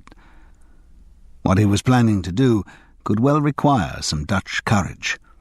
In the other pocket were a pencil torch and a screwdriver. Charles got a lift with the rest of the company in the festival minibus, which stopped outside the great Wensham Tandoori. Studiedly dilatory in getting out of the bus, he was able to check who went into the restaurant. He ticked off Alexandru Radulescu, Vasily Bogdan, and Totty Roundwood in the crowd that passed through the door. Good. That gave him at least an hour while they had their meal. An hour, Charles reckoned, would be long enough. He reached into his pocket for the half-bottle of Bell's and prepared to snap the seal, but found the metal cap already loose. Dear, oh dear, he must have had a swig earlier. Never mind. He braced himself with another long swallow. The house that Totty, Vasily and Alexandru were renting was on the outskirts of the town, conveniently without near neighbours. Charles had been prepared to use his screwdriver to force a lock or break a pane, but fortunately he found a downstairs window insecurely latched. Carelessness seemed to accompany hot weather. After another emboldening swallow of Bell's, Charles Paris was quickly inside. His pencil torch showed he was in the sitting room. He moved through to the hall and up the stairs. Though not certain what he was looking for, he felt sure he was most likely to find it upstairs. There were 4 doors, presumably 3 bedrooms and a bathroom, leading off the small landing. Charles opened one and flashed his pencil light across the room. His eyes were immediately caught by a pile of books on the bedside table. Drawn by the line of his torch beam, he approached them. One looked ominously familiar. Light reflected from the dull gold lettering on the green spine. Hay, British fungi. The other books were more authorities on the same subject. Charles took a triumphant swig from his Bell's bottle. He felt vindicated. There had to be something in this room that would positively incriminate Vasily Bogdan. He swung his beam across the room to a rack of small opaque glass jars. Each seemed to contain a dry powder and was neatly labelled in a calligraphic hand. He moved forward to read the contents. Aconite, arsenic, belladonna. Good God! He just had time to register that he'd found an entire poisoner's armoury before his attention was snatched away by something behind the rack. A dress drooping from a coat hanger. He moved the torch beam around, revealing more dresses, skirts and blouses, some of which he recognised. The dressing table was littered with pots of face cream and makeup. He was in Totty Roundwood's room.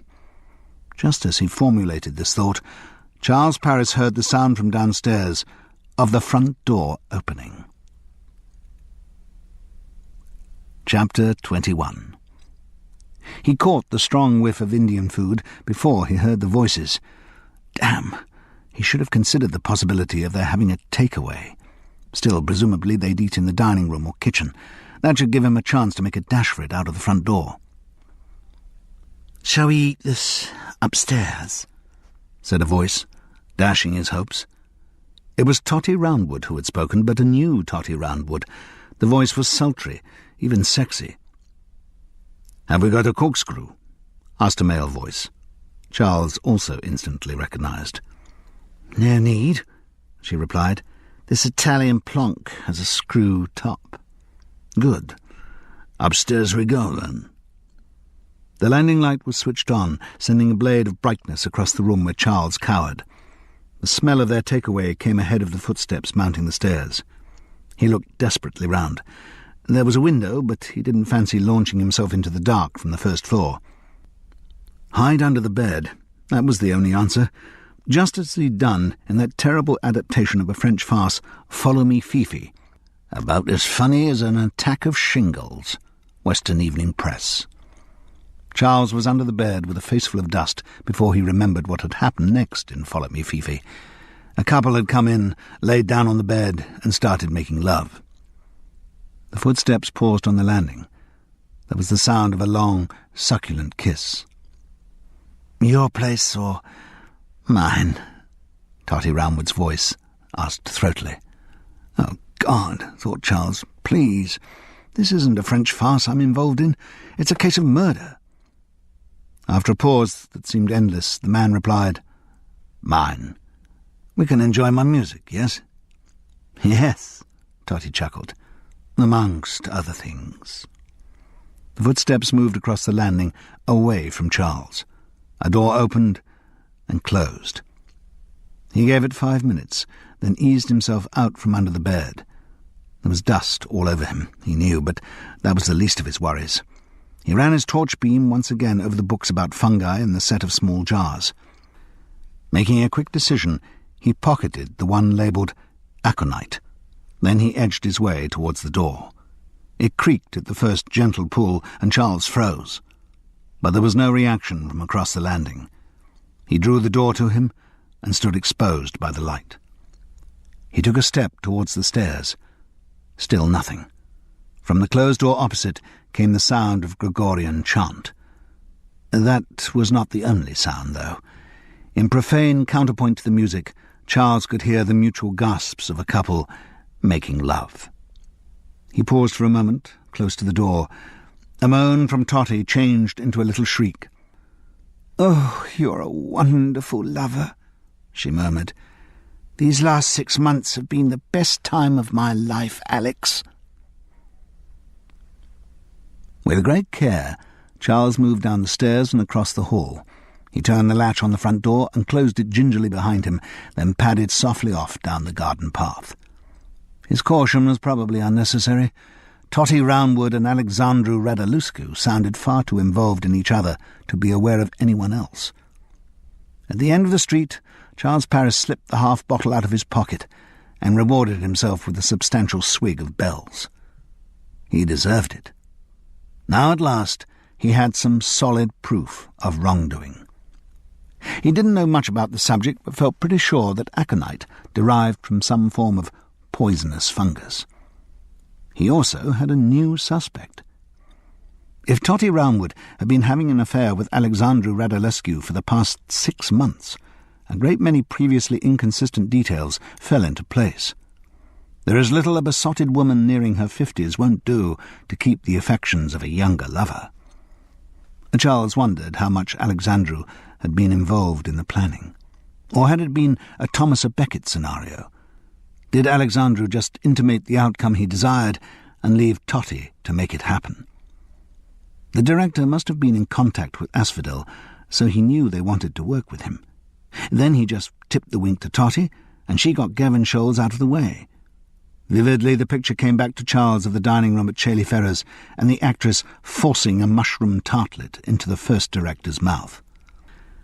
Then perhaps Alexandru had intimated that he was getting tired of Charles Paris's intransigence about how Sir Toby Belch should be played, which had led to the poisoning in the Indian restaurant. Unless, a new thought came to Charles, the scene at the restaurant was suddenly very clear to him. When John B. Murgatroyd had received his wrong order, he had called out down the table, "Anybody fancies swapping a chicken di piazza for something stronger?" And amongst the raucous responses, someone had shouted back, "I've already got one." Now suddenly Charles knew that voice, had been Sally Luther's. In other words, the poisoning of John B. Murgatroyd had not been aimed at Charles Paris. It had been the first attempt on the life of Sally Luther. It had failed, but the second, the injection of poison at Chailey Ferrers, had succeeded. Probably all Alexandru had said was, "Wouldn't it be great if I could actually have Russ Lavery playing both parts?" And Totty Roundwood, unhinged by her infatuation, had taken the hint. Another detail fell into place. Amidst all the upheaval that followed Sally Luther's death, Charles had forgotten the woman he'd seen hurrying through the rain when he was on his way from Maura Handler's porter cabin to the stage. But now that image, too, was crystal clear to him. It must have been the murderer he had seen. Vasily Bogdan immediately left the reckoning. Even if he'd been disguised in women's clothes, he was far too tall. But the height and the gender were absolutely right for Totty. True, Charles caught a glimpse of blonde hair spilling from the anorak hood, but what actress doesn't have access to a range of wigs? She must have committed the crime only moments before, stabbed Sally through the Hessian, and then been running away from the scene. And if that was the case, then... But his thought processes were suddenly halted. With no warning at all, he was seized by violent nausea. And as the entire contents of his stomach, and what felt like most of the stomach itself as well, spurted out of his mouth onto the pavement, one of Olivia's lines from Twelfth Night resonated in his head. "How now? Even so quickly may one catch the plague." But quotation immediately gave place to one appalling, heretical thought in Charles Paris's mind. Somebody's poisoned my bells. Chapter 22. He was lucky. The violence of his vomiting saved him from worse harm, flushing his body out as effectively as a stomach pump. But it left him drained and feeble, slumped on the pavement. He was glad the good burghers of Great Wensham kept sober hours. They wouldn't welcome dust and puke-covered strangers littering their tidy streets. The desk sergeant at the police station to which he staggered wasn't very welcoming either. The sight of a dust and puke-covered stranger presenting himself with a half-bottle of bells, a jar of powder, and some garbled story about a serial poisoner brought out his highest level of scepticism. And D.I. Dewar, the bored-looking detective to whom Charles was passed over, looked equally disbelieving. "So, let me get this right, Mr. Parrish, was it?" "Paris." "Paris, then. You're saying that the contents of this bottle have been adulterated with some fungoid poison?" "So I believe." "And that it was done deliberately by someone trying to kill you?" "Yes." "When would they have had the opportunity to put the poison in the bottle?" "It was in my jacket pocket, hanging in the dressing room right through the performance." "And you weren't there all the time?" "No. I was acting, for heaven's sake." Surely that'd be obvious, even to someone who didn't know anything about the theatre. The detective gave him a look that suggested raising his voice hadn't been a good idea. Charles didn't care that much what the detective thought. He felt ill and weak. All he wanted to do was to crawl into a warm bed. The detective tapped his pencil on the desk, titchily. "You implied you had an idea who this person who's trying to kill you might be." Charles gave an ambivalent shrug. "But you're not going to share your suspicions with me?" "No." "Why not?" A good question, and yet Charles didn't yet feel certain enough to point a finger at Totty Roundwood. In spite of the chain of logic he had worked out, she might still somehow turn out to be innocent, and it can prove tricky to mend fences with someone you've accused of murder. No, it would be better to go one step at a time. First get the whiskey tested for the poison, then look for the culprit. "I'm not absolutely sure who it is," Charles replied evasively. "You mean there are a lot of people it could be?" "Well," the detective had his little joke. "Have a habit of making yourself unpopular with your workmates, do you, Mr. Parrish? Look, I'm sure there's something criminal going on. I think it's related to Sally Luther's death, too." "Really?" Now he had got the detective's attention.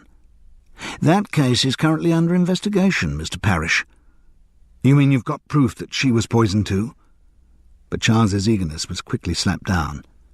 Listen, if you think I'm about to give you information on the state of an investigation, then you have a very false idea of how we and the police force go about our business. Miss Luther's death was unexpected, so a post-mortem was required. We'll be kept informed of any developments that may concern us. And that was all the detective would give. His attitude remained wary. There was a strong chance he was dealing with a crank. He had an instinctive distrust of theatre people, which Charles's appearance and unlikely story had done little to dispel. The ideur did grudgingly, however, say he'd arrange for the contents of the bottle and the jar to be analysed. He took the address of Charles's digs, confirmed how long the company was going to be in Great Wensham, and said he'd be in touch. Charles felt so weak, he called a cab to take him back. Inside his digs, he lay on the bed in his clothes, and instantly passed out. He stayed in the following morning. For one thing, he was still feeling very battered after the poisoning. His throat burned and his stomach muscles felt as though they'd been pulled inside out. He was also not keen to get back among the 12th Night Company until he had to. Whoever had poisoned the whisky, and he was assuming it had been Totty Roundwood, was going to realise that he'd escaped and might well be moved to make another attempt on his life. And he was hoping to hear something from the police before he had to go out to Chailey Ferrers for the evening's performance. Once the poison in the whisky had been identified, then the whole machinery of official criminal investigation could be set in motion, and Charles Paris would cease to be under threat. He tried to read a book and toyed with the crossword, but his thoughts kept slipping past the words. He wanted to talk to someone. Frances. But it was term time. She could be pretty frosty if he called her at work without good reason. He wondered gloomily whether he had condemned himself to an eternal frost from his wife. He couldn't concentrate. He kept coming back to Totty Roundwood. How much of what had happened had she planned? Had she known from the start that Alexandru wanted to direct 12th Night with Russ Lavery playing the double role, or had the elements of her plan come together piecemeal? How had she got into the company in the first place? Well, that at least was a question he could get answered, and it would give him something to do. He went to the phone and dialed Gavin Scholz's number. The new wife answered. In an appropriately hushed voice she said, "Yes, I'm sure he'd like to talk to you, but not for too long. Be careful you don't tire him." "Phone for you, Gavin," she called out. Another extension was picked up. "Hello?" "Morning, Gavin, it's Charles Paris." Then, unthinking, he asked, "How are you?" "Not so bad, all things considered," the director replied nobly. "It's quite a relief, actually, to have had it confirmed." "Had what confirmed?" "Oh, didn't you know?" And then with considerable pride he announced, "I've got cancer." "Oh, Gavin, I'm so sorry." The condolence came out automatically, but Charles's mind was already racing with the implications of the news. "That's very kind of you, Charles." A great complacency came into Gavin's voice. "I was pretty certain that that's what it was from the start, but my consultant just wasn't convinced. Goodness, the barrage of tests I've been through, you just wouldn't believe it. I mean, first I had to... Gavin, are you saying that it was cancer you were taken ill with after that day at Chailey Ferrers?" "Well, yes, of course I am. Stomach cancer. That's what I told my consultant straight away. But would he listen? Now, of course, he's very apologetic and says he should have paid more attention to me from the start, and he's moving heaven and earth to get the radiotherapy underway. But..." Charles didn't manage to get off the phone for half an hour. For a hypochondriac such as Gavin Scholz, the diagnosis of a life-threatening disease was a vindication of his entire life. No one could doubt him any more. He really was ill. In the event, Charles didn't ask about how Totty Roundwood had come into the 12th Night Company. It didn't seem relevant. Because if Gavin Scholz had been ill with cancer from the start, then he hadn't been poisoned at Chailey Ferrers. His inability to continue as director had been purely accidental.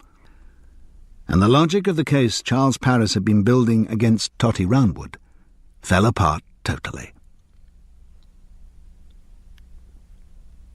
Chapter 23. Mr. Parrish? Paris? Yes, this is Detective Inspector Dewar from Great Wensham. We met last night. Right. I'm calling because we've had the lab results on the items you brought in. Yes? Charles was tense. After the collapse of all his previous thinking about Totty Roundwood's involvement in the case, he was fully prepared to be dismissed as a self-dramatising crank. The sceptical tone from the other end of the phone was not encouraging. Well, let's start with the powder in the jar. That was indeed a preparation made from a vegetable substance. Yes, though not in fact from a fungus. Oh, but aconite is a poison, isn't it?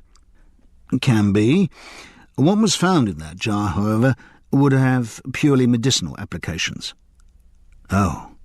Something to do with homeopathic medicine, and not a subject on which I'm an expert, Mr. Parrish. Nor me, though he knew that Totty Roundwood was. He shivered at the thought of how close he'd come to making public accusations against her. No. However, Mr. Parrish, it appears that while the plant from which this powder originated is potentially poisonous, at the concentration in which it appears here, it's completely harmless. Or even, I suppose, beneficial, if you happen to be one of those weirdos who believes in homeopathic medicine. The scepticism had given way to downright contempt. Now we come on to the contents of the whisky bottle. Charles prepared himself for a serious dressing down about wasting police time and being a hysterical theatrical crackpot. But to his surprise, D.I. Dewar continued. Traces of poison were found there, Mr. Parrish. A vegetable-based poison? No, a chemical poison. Mercuric chloride. There was a silence. Seems you had a very lucky escape, Mr. Parrish. Yes. And it also seems pretty definite that we have a poisoner in the 12th Night Company, doesn't it? The detective was too canny to commit himself to an opinion on the subject. What makes you say that? Well, when you put what's happened to me, or nearly happened to me, together with Sally Luther's death. D.I. Dewar did not react. Well, come on, the two must be connected, mustn't they? Must they? Dewar was not giving anything away. Clearly, Mr. Parrish, we need to talk to you further. Yes. When? Right away. The problem with that is... Charles Paris looked at his watch. It's now 5:45. I have to be at Chailey Ferrers in 3/4 of an hour to get ready for tonight's performance of Twelfth Night. Mr. Parrish, if you're suggesting that a play, the word was larded over with distaste, should take precedence over a police investigation, well, I'm not. I'm fully aware of how serious this is. All I'm saying is that if I'm not there for the performance because I'm being interviewed by the police, it'll cause very considerable disruption, and will also provide a warning to any guilty person in the company that your investigation is drawing close. There was a silence before D.I. Dewar conceded. You may have a point, Mr. Parrish. So that means you do think someone in the company is guilty? But again the detective wouldn't be drawn. What time does your play finish? It comes down at 10:30. And at that time all of the company members will be around Chailey Ferrers. Yes. Why, are you thinking of questioning everyone then? Mr. Parrish. The detective's stock of patience was quickly becoming depleted.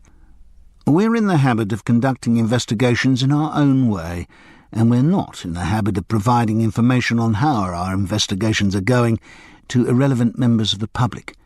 We will speak again soon, Mr. Parrish. And the phone was put down with some force. Charles hadn't eaten anything since his poisoning of the night before. To his surprise, when his landlady suggested some scrambled eggs before he went out to the show, the idea appealed.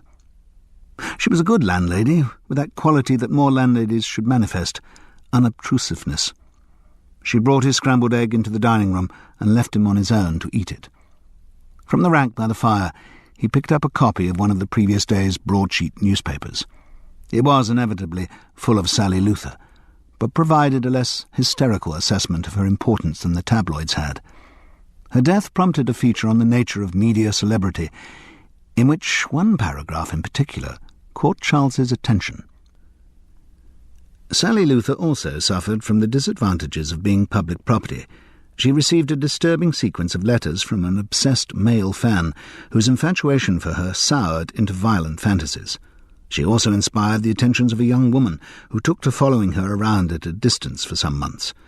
Though Sally frequently tried to engage her in conversation, the girl always ran off when approached. This was a nuisance, but little more. However, the harassment became more worrying when Sally's pet cat was found poisoned, and then the mysterious girl began to stake out Sally's block of flats. The actress was justifiably unnerved by the sight every night of a young blonde woman, her face hidden by the hood of her anorak, standing immobile under the street lamp opposite. Sally had been unwilling to call in the police before, but the new development changed her mind.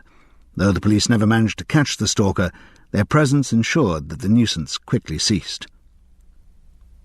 "I wonder," thought Charles Paris.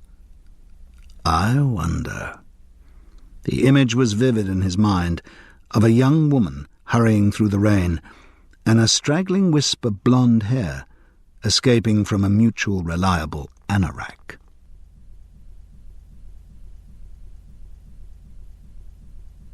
Chapter 24. Talia Northcott was sitting with a cup of coffee at a table in the shade of one of Chailey Ferrer's fine old oak trees. Now the weather had improved, a kind of literally green open-air green room had developed backstage. Evening sunlight dappled through the oak leaves, sparkling on Talia's fine blonde hair and the silver brocade of her Olivia's handmaiden costume. Charles Paris, in his Sir Toby Belch gear, took a seat beside her. "Lovely evening, isn't it?" "Oh, yes." 20 minutes till beginners. You enjoying doing the show?" Her mouth twisted into annoyance. "Not as much as I should be." Yes, of course." He had momentarily forgotten about her being the passed-over understudy for Sally Luther. "I know, that was rotten luck. Oh, don't worry. Everyone in the theatres had bad breaks from time to time." He grinned. "Me more than most, maybe." She gave him a look that suggested bad breaks for someone like him might be justified, but not for her. Mummy's solicitude had certainly produced one very spoiled and self-obsessed young lady. "Also, Talia, you must recognise that Russ Lavery is a name, and I'm afraid names count for a lot in this business." "That's not the point. I was contracted to play handmaiden to Olivia and to understudy all female parts." She sniffed irritably. "I'm going to get on to my agent. I reckon Asphodel's in breach of contract." "I don't know that making a fuss will do much good." "Perhaps not, but it'll make me feel better," she said with considerable venom. "And what's so great about Russ Lavery anyway? All right, he's in the telly-series, and he plays that one part okay. Not that it's very hard. But it's daft having him play Viola. It goes absolutely against the text of Shakespeare's play." In different circumstances, Charles would have agreed with her, and joined in a mutual moan about Alexandru Radulescu's massacre of Twelfth Night. But this wasn't the moment. "You admired Sally very much, didn't you?" he probed gently. "Yes. Well, she was a role model for me. She was the kind of actress I want to be, and will be," she added, then went on resentfully. "She would have been much better as Viola than Russ will ever be. I would have been much better as Viola than Russ will ever be." Charles was about to ask when she'd first met Sally, but Talia continued on another burst of anger. "It's not fair. I should be playing that part. After everything I've done, I should be playing that part." "When you say everything you've done..." But Talia Northcott was too infuriated to listen. "It's ridiculous that Viola should be played by some pathetic male television star with a drug problem." "With a drug problem?" Charles echoed. Talia Northcott looked sheepish. She'd said more than she intended, but what the hell defiance came into her face. "Yes, Russ Lavery's into hard drugs, I know." A thought came to her. And I've half a mind to tell the press about his little habit. That'd sort him out, wouldn't it? Really do something to his Mr. Clean image. What do you base your knowledge on?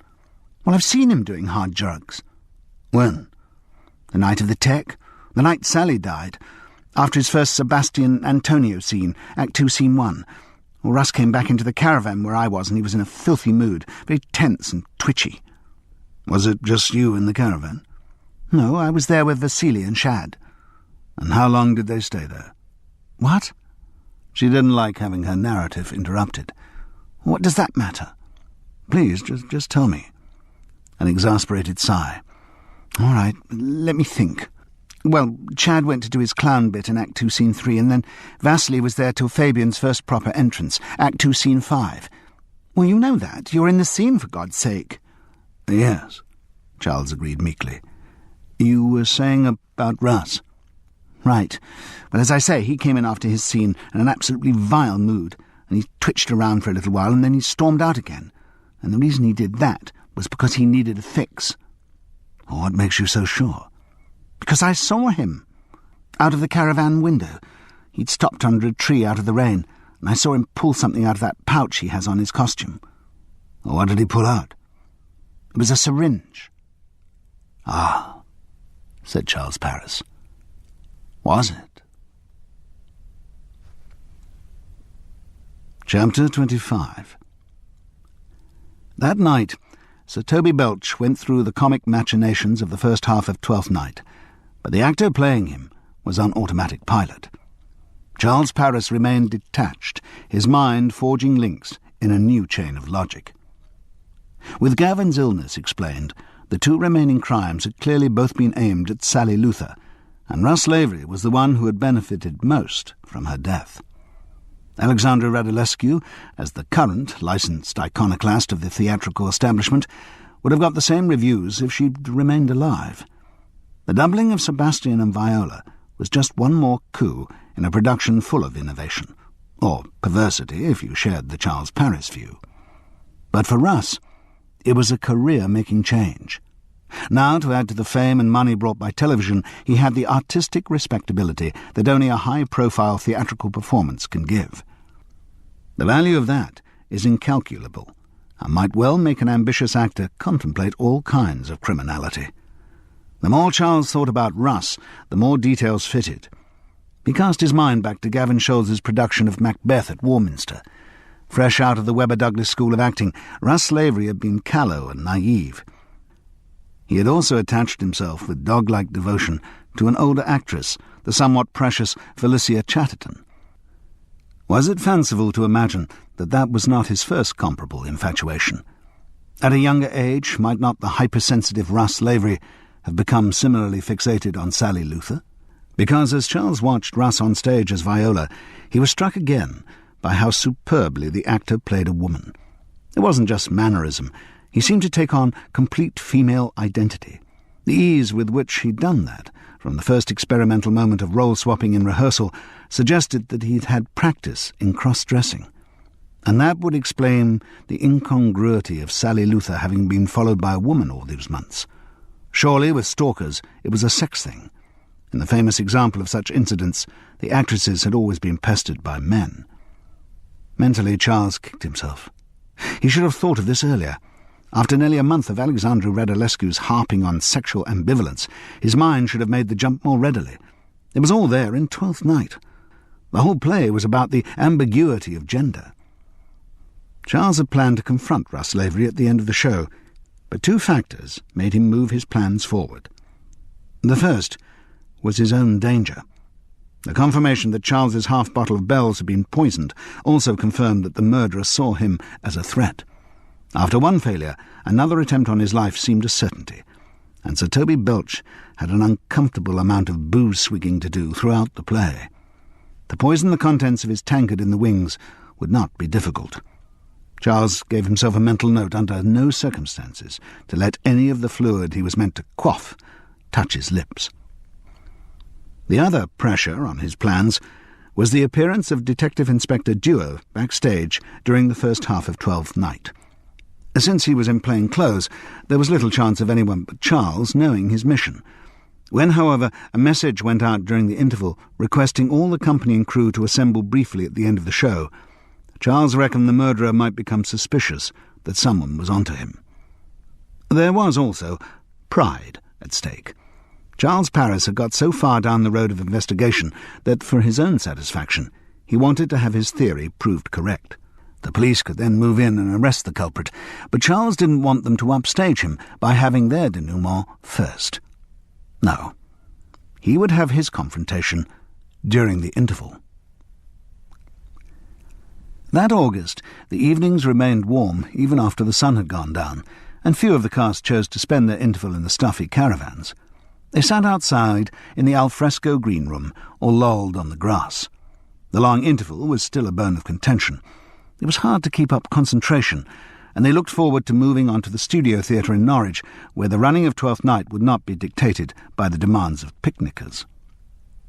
Russ Lavery, who because of his onerous double role was more concerned about threats to his concentration than most, habitually sat quietly in one of the caravans for the full duration of the interval, and it was there that Charles Paris found him. Russ looked up without enthusiasm. He had a glass of mineral water and an open copy of the play in front of him. "I'm concentrating. What do you want, Charles?" "I want to talk about Sally Luther's death." A sigh. "I'd have thought everything to be said on that subject had already been said." "The police are investigating it, you know." "So? They'd be likely to investigate any unexplained death, wouldn't they?" Russ Lavery sounded very calm, as if he had deliberately damped down his pulse and heart rate to improve his concentration.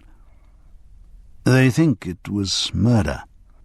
Charles hadn't actually had that in as many words from D.I. Dewar, but he thought the implication was clear. "Huh? Well, someone always thinks every unexplained death is murder. But why would anyone want to murder Sally?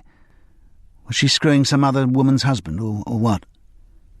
If this was a pretence of innocence, it was a convincing one. But then Charles reminded himself he was dealing with a consummately good actor. "There are other motives than sexual jealousy." "I'm sure there are." Russ now sounded simply bored. "Professional jealousy, for example, or professional advantage."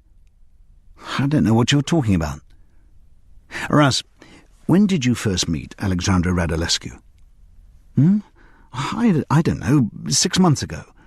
"And did you talk together about Twelfth Night then?" "We talked about a lot of plays. Alex has got a lot of exciting ideas." "But did the idea of doing Twelfth Night with Sebastian and Viola doubling come up then?"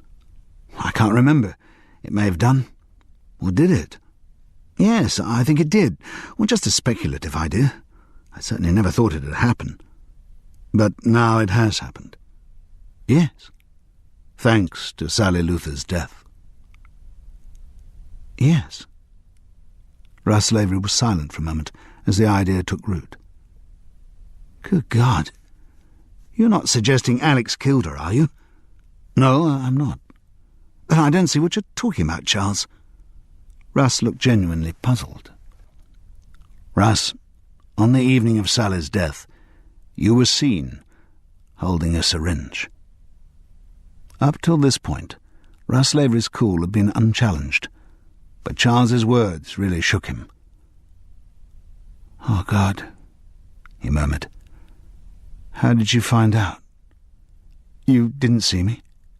"No, somebody else did." "Look, Charles, you mustn't shock me about this." Now there was a naked plea in Russ's voice. "Why shouldn't I?" "Because it'd ruin my career."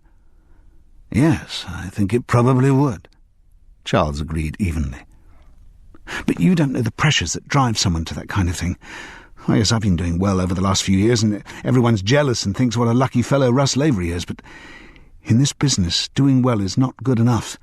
You have to do better all the time, have something new on the horizon, always be moving on.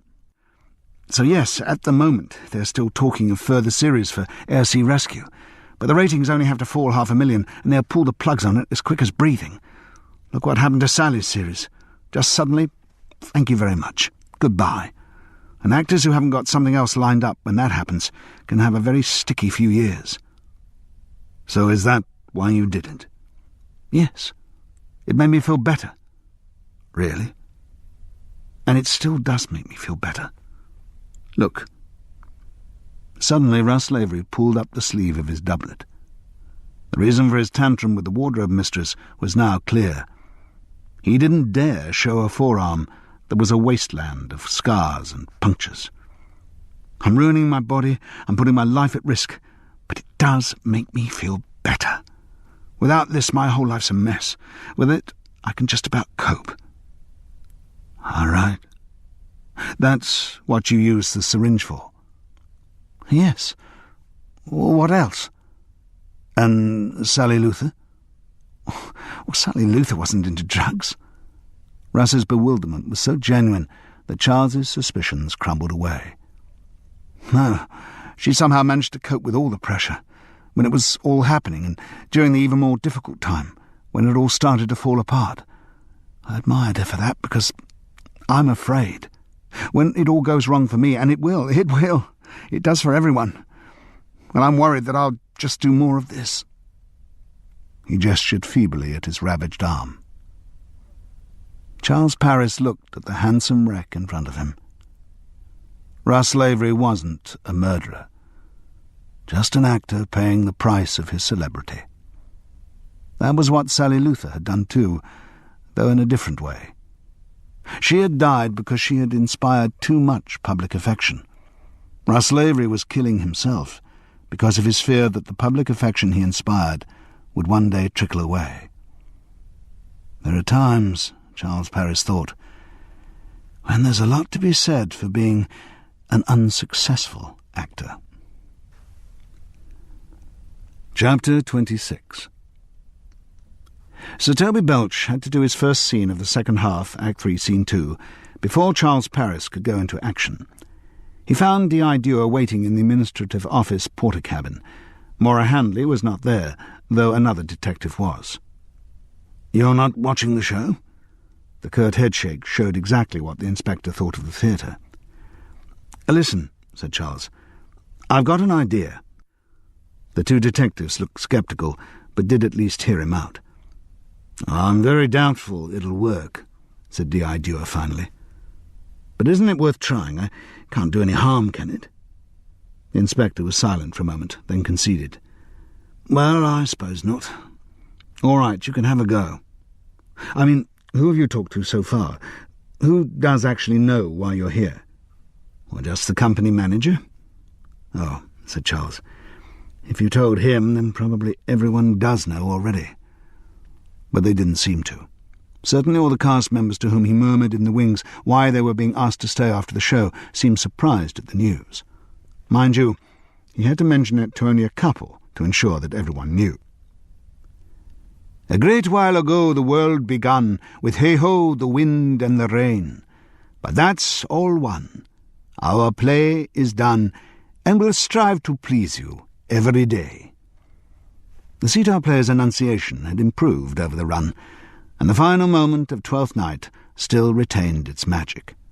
The Great Wencham audience, having greatly enjoyed their picnics, erupted into applause. As the cast came forward to do their curtain calls, Charles counted them. All present and correct. If the murderer was going to make a move, it hadn't happened yet. The cast had been told to get out of their costumes and reassemble on stage as quickly as possible.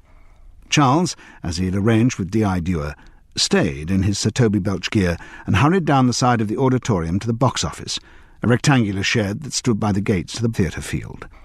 The inspector was in there, looking out over the mass of Great Wencham folk trooping towards the car park, laden with rugs and garden furniture. Overhead working lights beamed down on the faces as they passed. One or two were talking about Twelfth Night. The majority were discussing their picnics. "If this doesn't work, it's a bloody waste of time," Dewar grumbled to Charles. "Or the person we're looking for has already left." Everyone was at the curtain call. Well, we'll see. It was hard to concentrate on the individual faces that streamed past. Charles was tempted by a couple of blonde heads, but neither looked quite right. D.I. Dewar's grumbling about time-wasting grew more vociferous. Charles had almost given up when he saw what he'd been hoping to see. The audience flow had dwindled to just a few stragglers, Besashed usherettes and festival volunteers in mutual reliable anoraks milled around the seating, picking up rubbish, chatting and giggling. And someone with their anorak hood up was walking briskly towards the exit. The face was hidden, but a wisp of blonde hair escaped the hood. "There," Charles murmured. He slipped out of the box office and waited in the shadows beside it. Then, just when the hooded figure was about to pass, he stepped out into its path. "Good evening," said Charles Paris. The speed with which his throat was grabbed stunned him. He felt himself pushed back against the counter of the box office and could feel his assailant fumbling for something in his pocket. In the glare of the working light, he saw a syringe raised to stab at him. "You bastard! This time you won't get away!" the murderer screamed. Charles Paris closed his eyes. "I'll have that, thank you very much." It was D.I. Dewar's voice. Charles opened his eyes and saw his assailant's wrist caught in the inspector's vice-like grip. The two arms swayed in conflict for a moment, as if wrestling. Then the inspector's started to win. It forced the other down towards the box office counter. As it drew close, it slammed the loser's hand against the wood. There was a little cry as the syringe dropped, and Charles felt the pressure on his throat slacken. He reached across and grabbed the free arm. The murderer was now held by D.I. Dewar across the box office counter and by Charles from outside. In the struggle, the anorak hood slipped back, pulling the blonde wig with it. Charles found himself looking into the furious face of Benzo Ritter. Chapter 27. His attack on Charles, witnessed by D.I. Dewar, was sufficient cause for the police to arrest the boy, and while he was in custody, his other crimes were investigated. His handwriting was matched to the threatening letters Sally Luther had received at the height of her television fame. Faced with that fact, he confessed to everything. Yes, he had been the woman who trailed the star. He loved her. He needed to be near her. But, he explained, he'd been very immature at the time. Later he realized that the only way to be with his idol was to earn her respect as an equal. That was why he'd gone into show business. When she met him as one of her profession, rather than an anonymous admirer, he knew she was bound to succumb, to feel as much for him as he did for her. But that was not what had happened. In the event when he declared his passion, she had laughed at him. He couldn't tolerate that. Other people might find out. They might laugh at him too. So it was only logical that Sally Luther would have to die. He'd always been fascinated by poisons. Indeed, his school nickname, Benzo, had been based on an illicit experiment he'd done in the chemistry lab with nitrobenzene. Mind you, he told his interrogators proudly, he'd used atropine from belladonna when he'd poisoned Sally's cat. He'd used the mercuric chloride in powder form in the Indian restaurant, surreptitiously shaking some over one of the chicken du piazzas in the confusion of the food's arrival. The fact that he had poisoned the wrong person he regarded as an inconvenience rather than a tragedy. And then he had employed the same poison in solution to inject Sally Luther and adulterate the Bell's whiskey. His turning his murderous attentions to Charles Paris, it emerged, was due to another misunderstanding. A few days previously, Charles had raised the subject of Sally Luther's death in the dressing-room caravan. To diffuse a potential confrontation with Vasily Bogdan, he had quoted from Twelfth Night, "Now, Mercury, endue thee with leasing, for thou speakst well of fools." Benzo Ritter had taken this reference to Mercury as evidence that Charles knew the poison he was using, and that had led him to doctor the half-bottle of Bell's. The boy had been extremely irritated that Charles Paris survived that attempt. At no stage during his questioning and subsequent trial did Benzo Ritter demonstrate any feelings of guilt or remorse. At the trial, psychological reports ruled him to be insane, and he was committed to a secure institution. Benzo Ritter's absence made little difference to the Asphodel production of Twelfth Night. A new second officer was found, and the play set off from Great Wencham on its triumphant tour. Charles Paris did not enjoy the experience. His performance moved a little closer to what Alexandru Radulescu wanted, but felt uncomfortable to Charles, eternally marooned between two stools. He still longed to play Sir Toby Belch as Shakespeare had intended the part to be played, but didn't think he was likely ever to get another chance. As Maura Handley had said, in a different context, the moment had passed. Charles didn't really feel part of the tour. His resistance to the communal hero worship of Alexandru Radulescu isolated him. John B. Murgatroyd had been his closest ally in the company, and though the invalid made a full recovery from his poisoning, he didn't rejoin the show. As Twelfth Night crisscrossed the United Kingdom with a diversion to the Czech Republic, Charles Paris felt marginalised and lonely. Alexandru Radulescu didn't return to Romania, but stayed on to impose his personality and perversity on more classic English texts. He continued to be hailed as a genius, until one day a new enfant terrible took the British theatre by the scruff of its neck, and the Radulescu style seemed suddenly meretricious and old hat. Russ Lavery's career went from strength to strength. He managed to combine television popularity with serious critical respect for his theatre work, and the British public adored him even more after his much-publicised battle with heroin addiction. Julian Roxburgh-Smith added another artistic directorship to his portfolio. He was appointed to run the West Bartley Festival, and thereafter, in his usual dilettante fashion, spent his time rebooking the same artistes for all three festivals. Since he still acted as agent for many of these artistes, he made rather a good living. And Maura Handley, needless to say, continued to do all the work. Gavin Scholl's cancer required surgery, granting him his lifelong wish of being able to talk about my operation. It was followed by a course of radiotherapy, which seemed to work. He apparently made a complete recovery, though, as he kept telling his new wife, and anyone else incautious enough to listen, it might just be a temporary remission.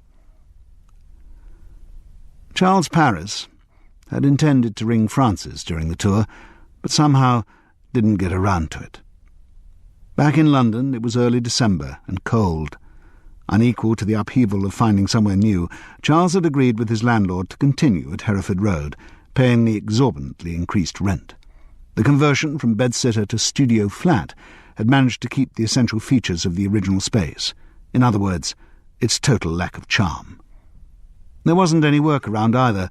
He'd spoken to Maurice Skellen, who once again said that things were very quiet. Charles watched what was left of the money he'd made from Twelfth Night slowly dwindle. He signed on again at the Lisson Grove Unemployment Office. After a week of mooching around his bedsitter, studio flat, he finally rang Frances, and found she had exciting news. I'm doing an exchange program with a school in the States. What does that mean? An American teacher comes over to my school, and I go to teach in California for a year. Oh, when does this happen? Charles asked bleakly.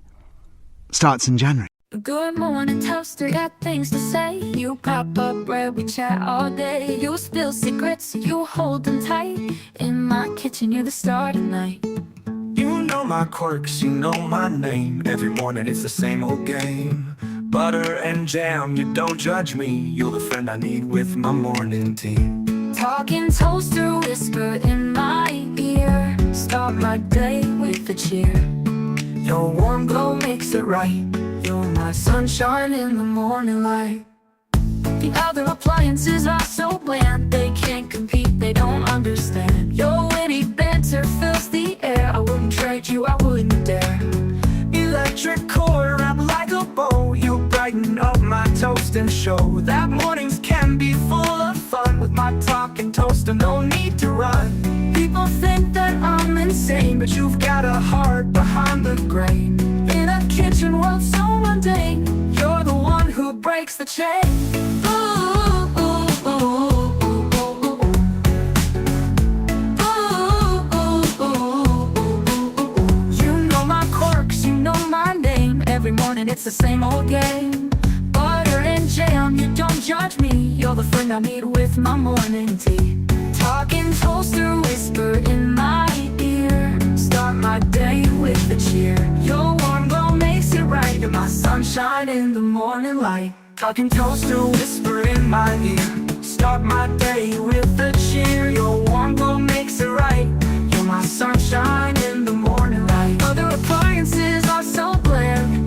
They can't compete, they don't understand. Your witty banter fills the air. I wouldn't trade you in the morning light. The other appliances are so bland. They can't compete, they don't understand. Your witty banter fills the air. I wouldn't trade you, I wouldn't dare. Other appliances are so bland. They can't compete, they don't understand. Your witty banter fills the air. I wouldn't trade you, I wouldn't dare. The electric cord wrapped like a bow. You brighten up my toast and show that mornings can be full of fun. With my talking toaster, no need to run. People think that I'm insane, but you've got a heart behind the grain. In a kitchen world so mundane, you're the one who breaks the chain.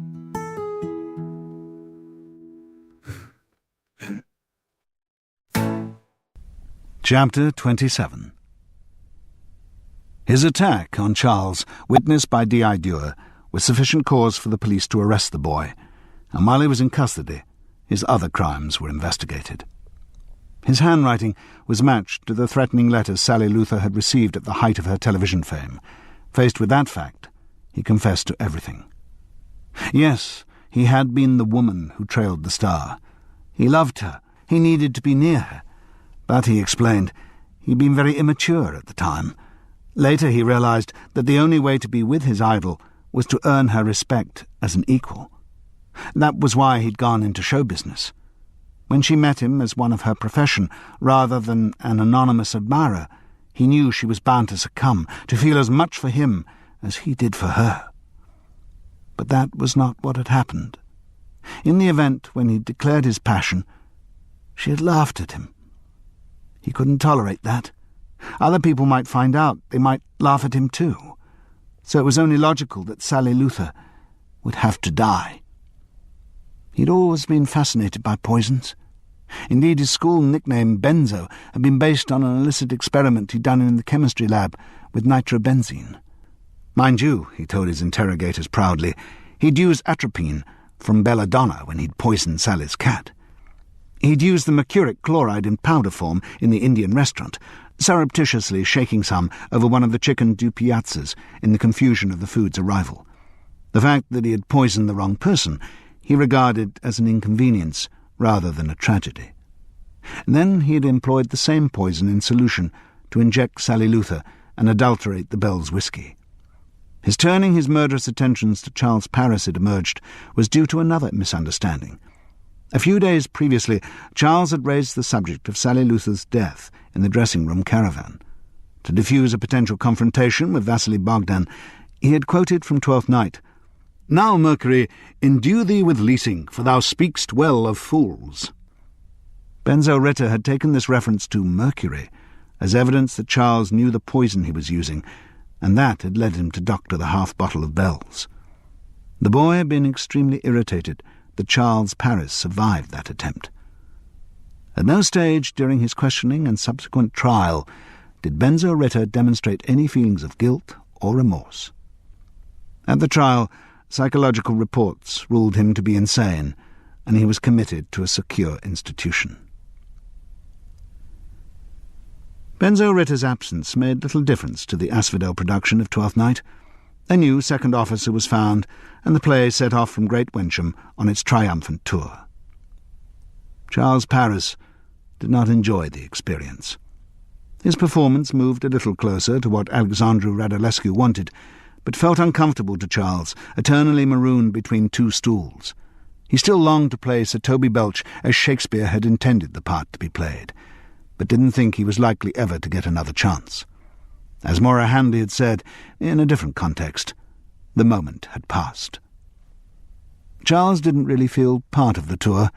His resistance to the communal hero worship of Alexandru Radulescu isolated him.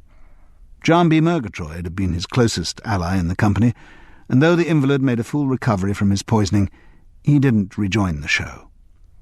As Twelfth Night crisscrossed the United Kingdom with a diversion to the Czech Republic, Charles Paris felt marginalized and lonely.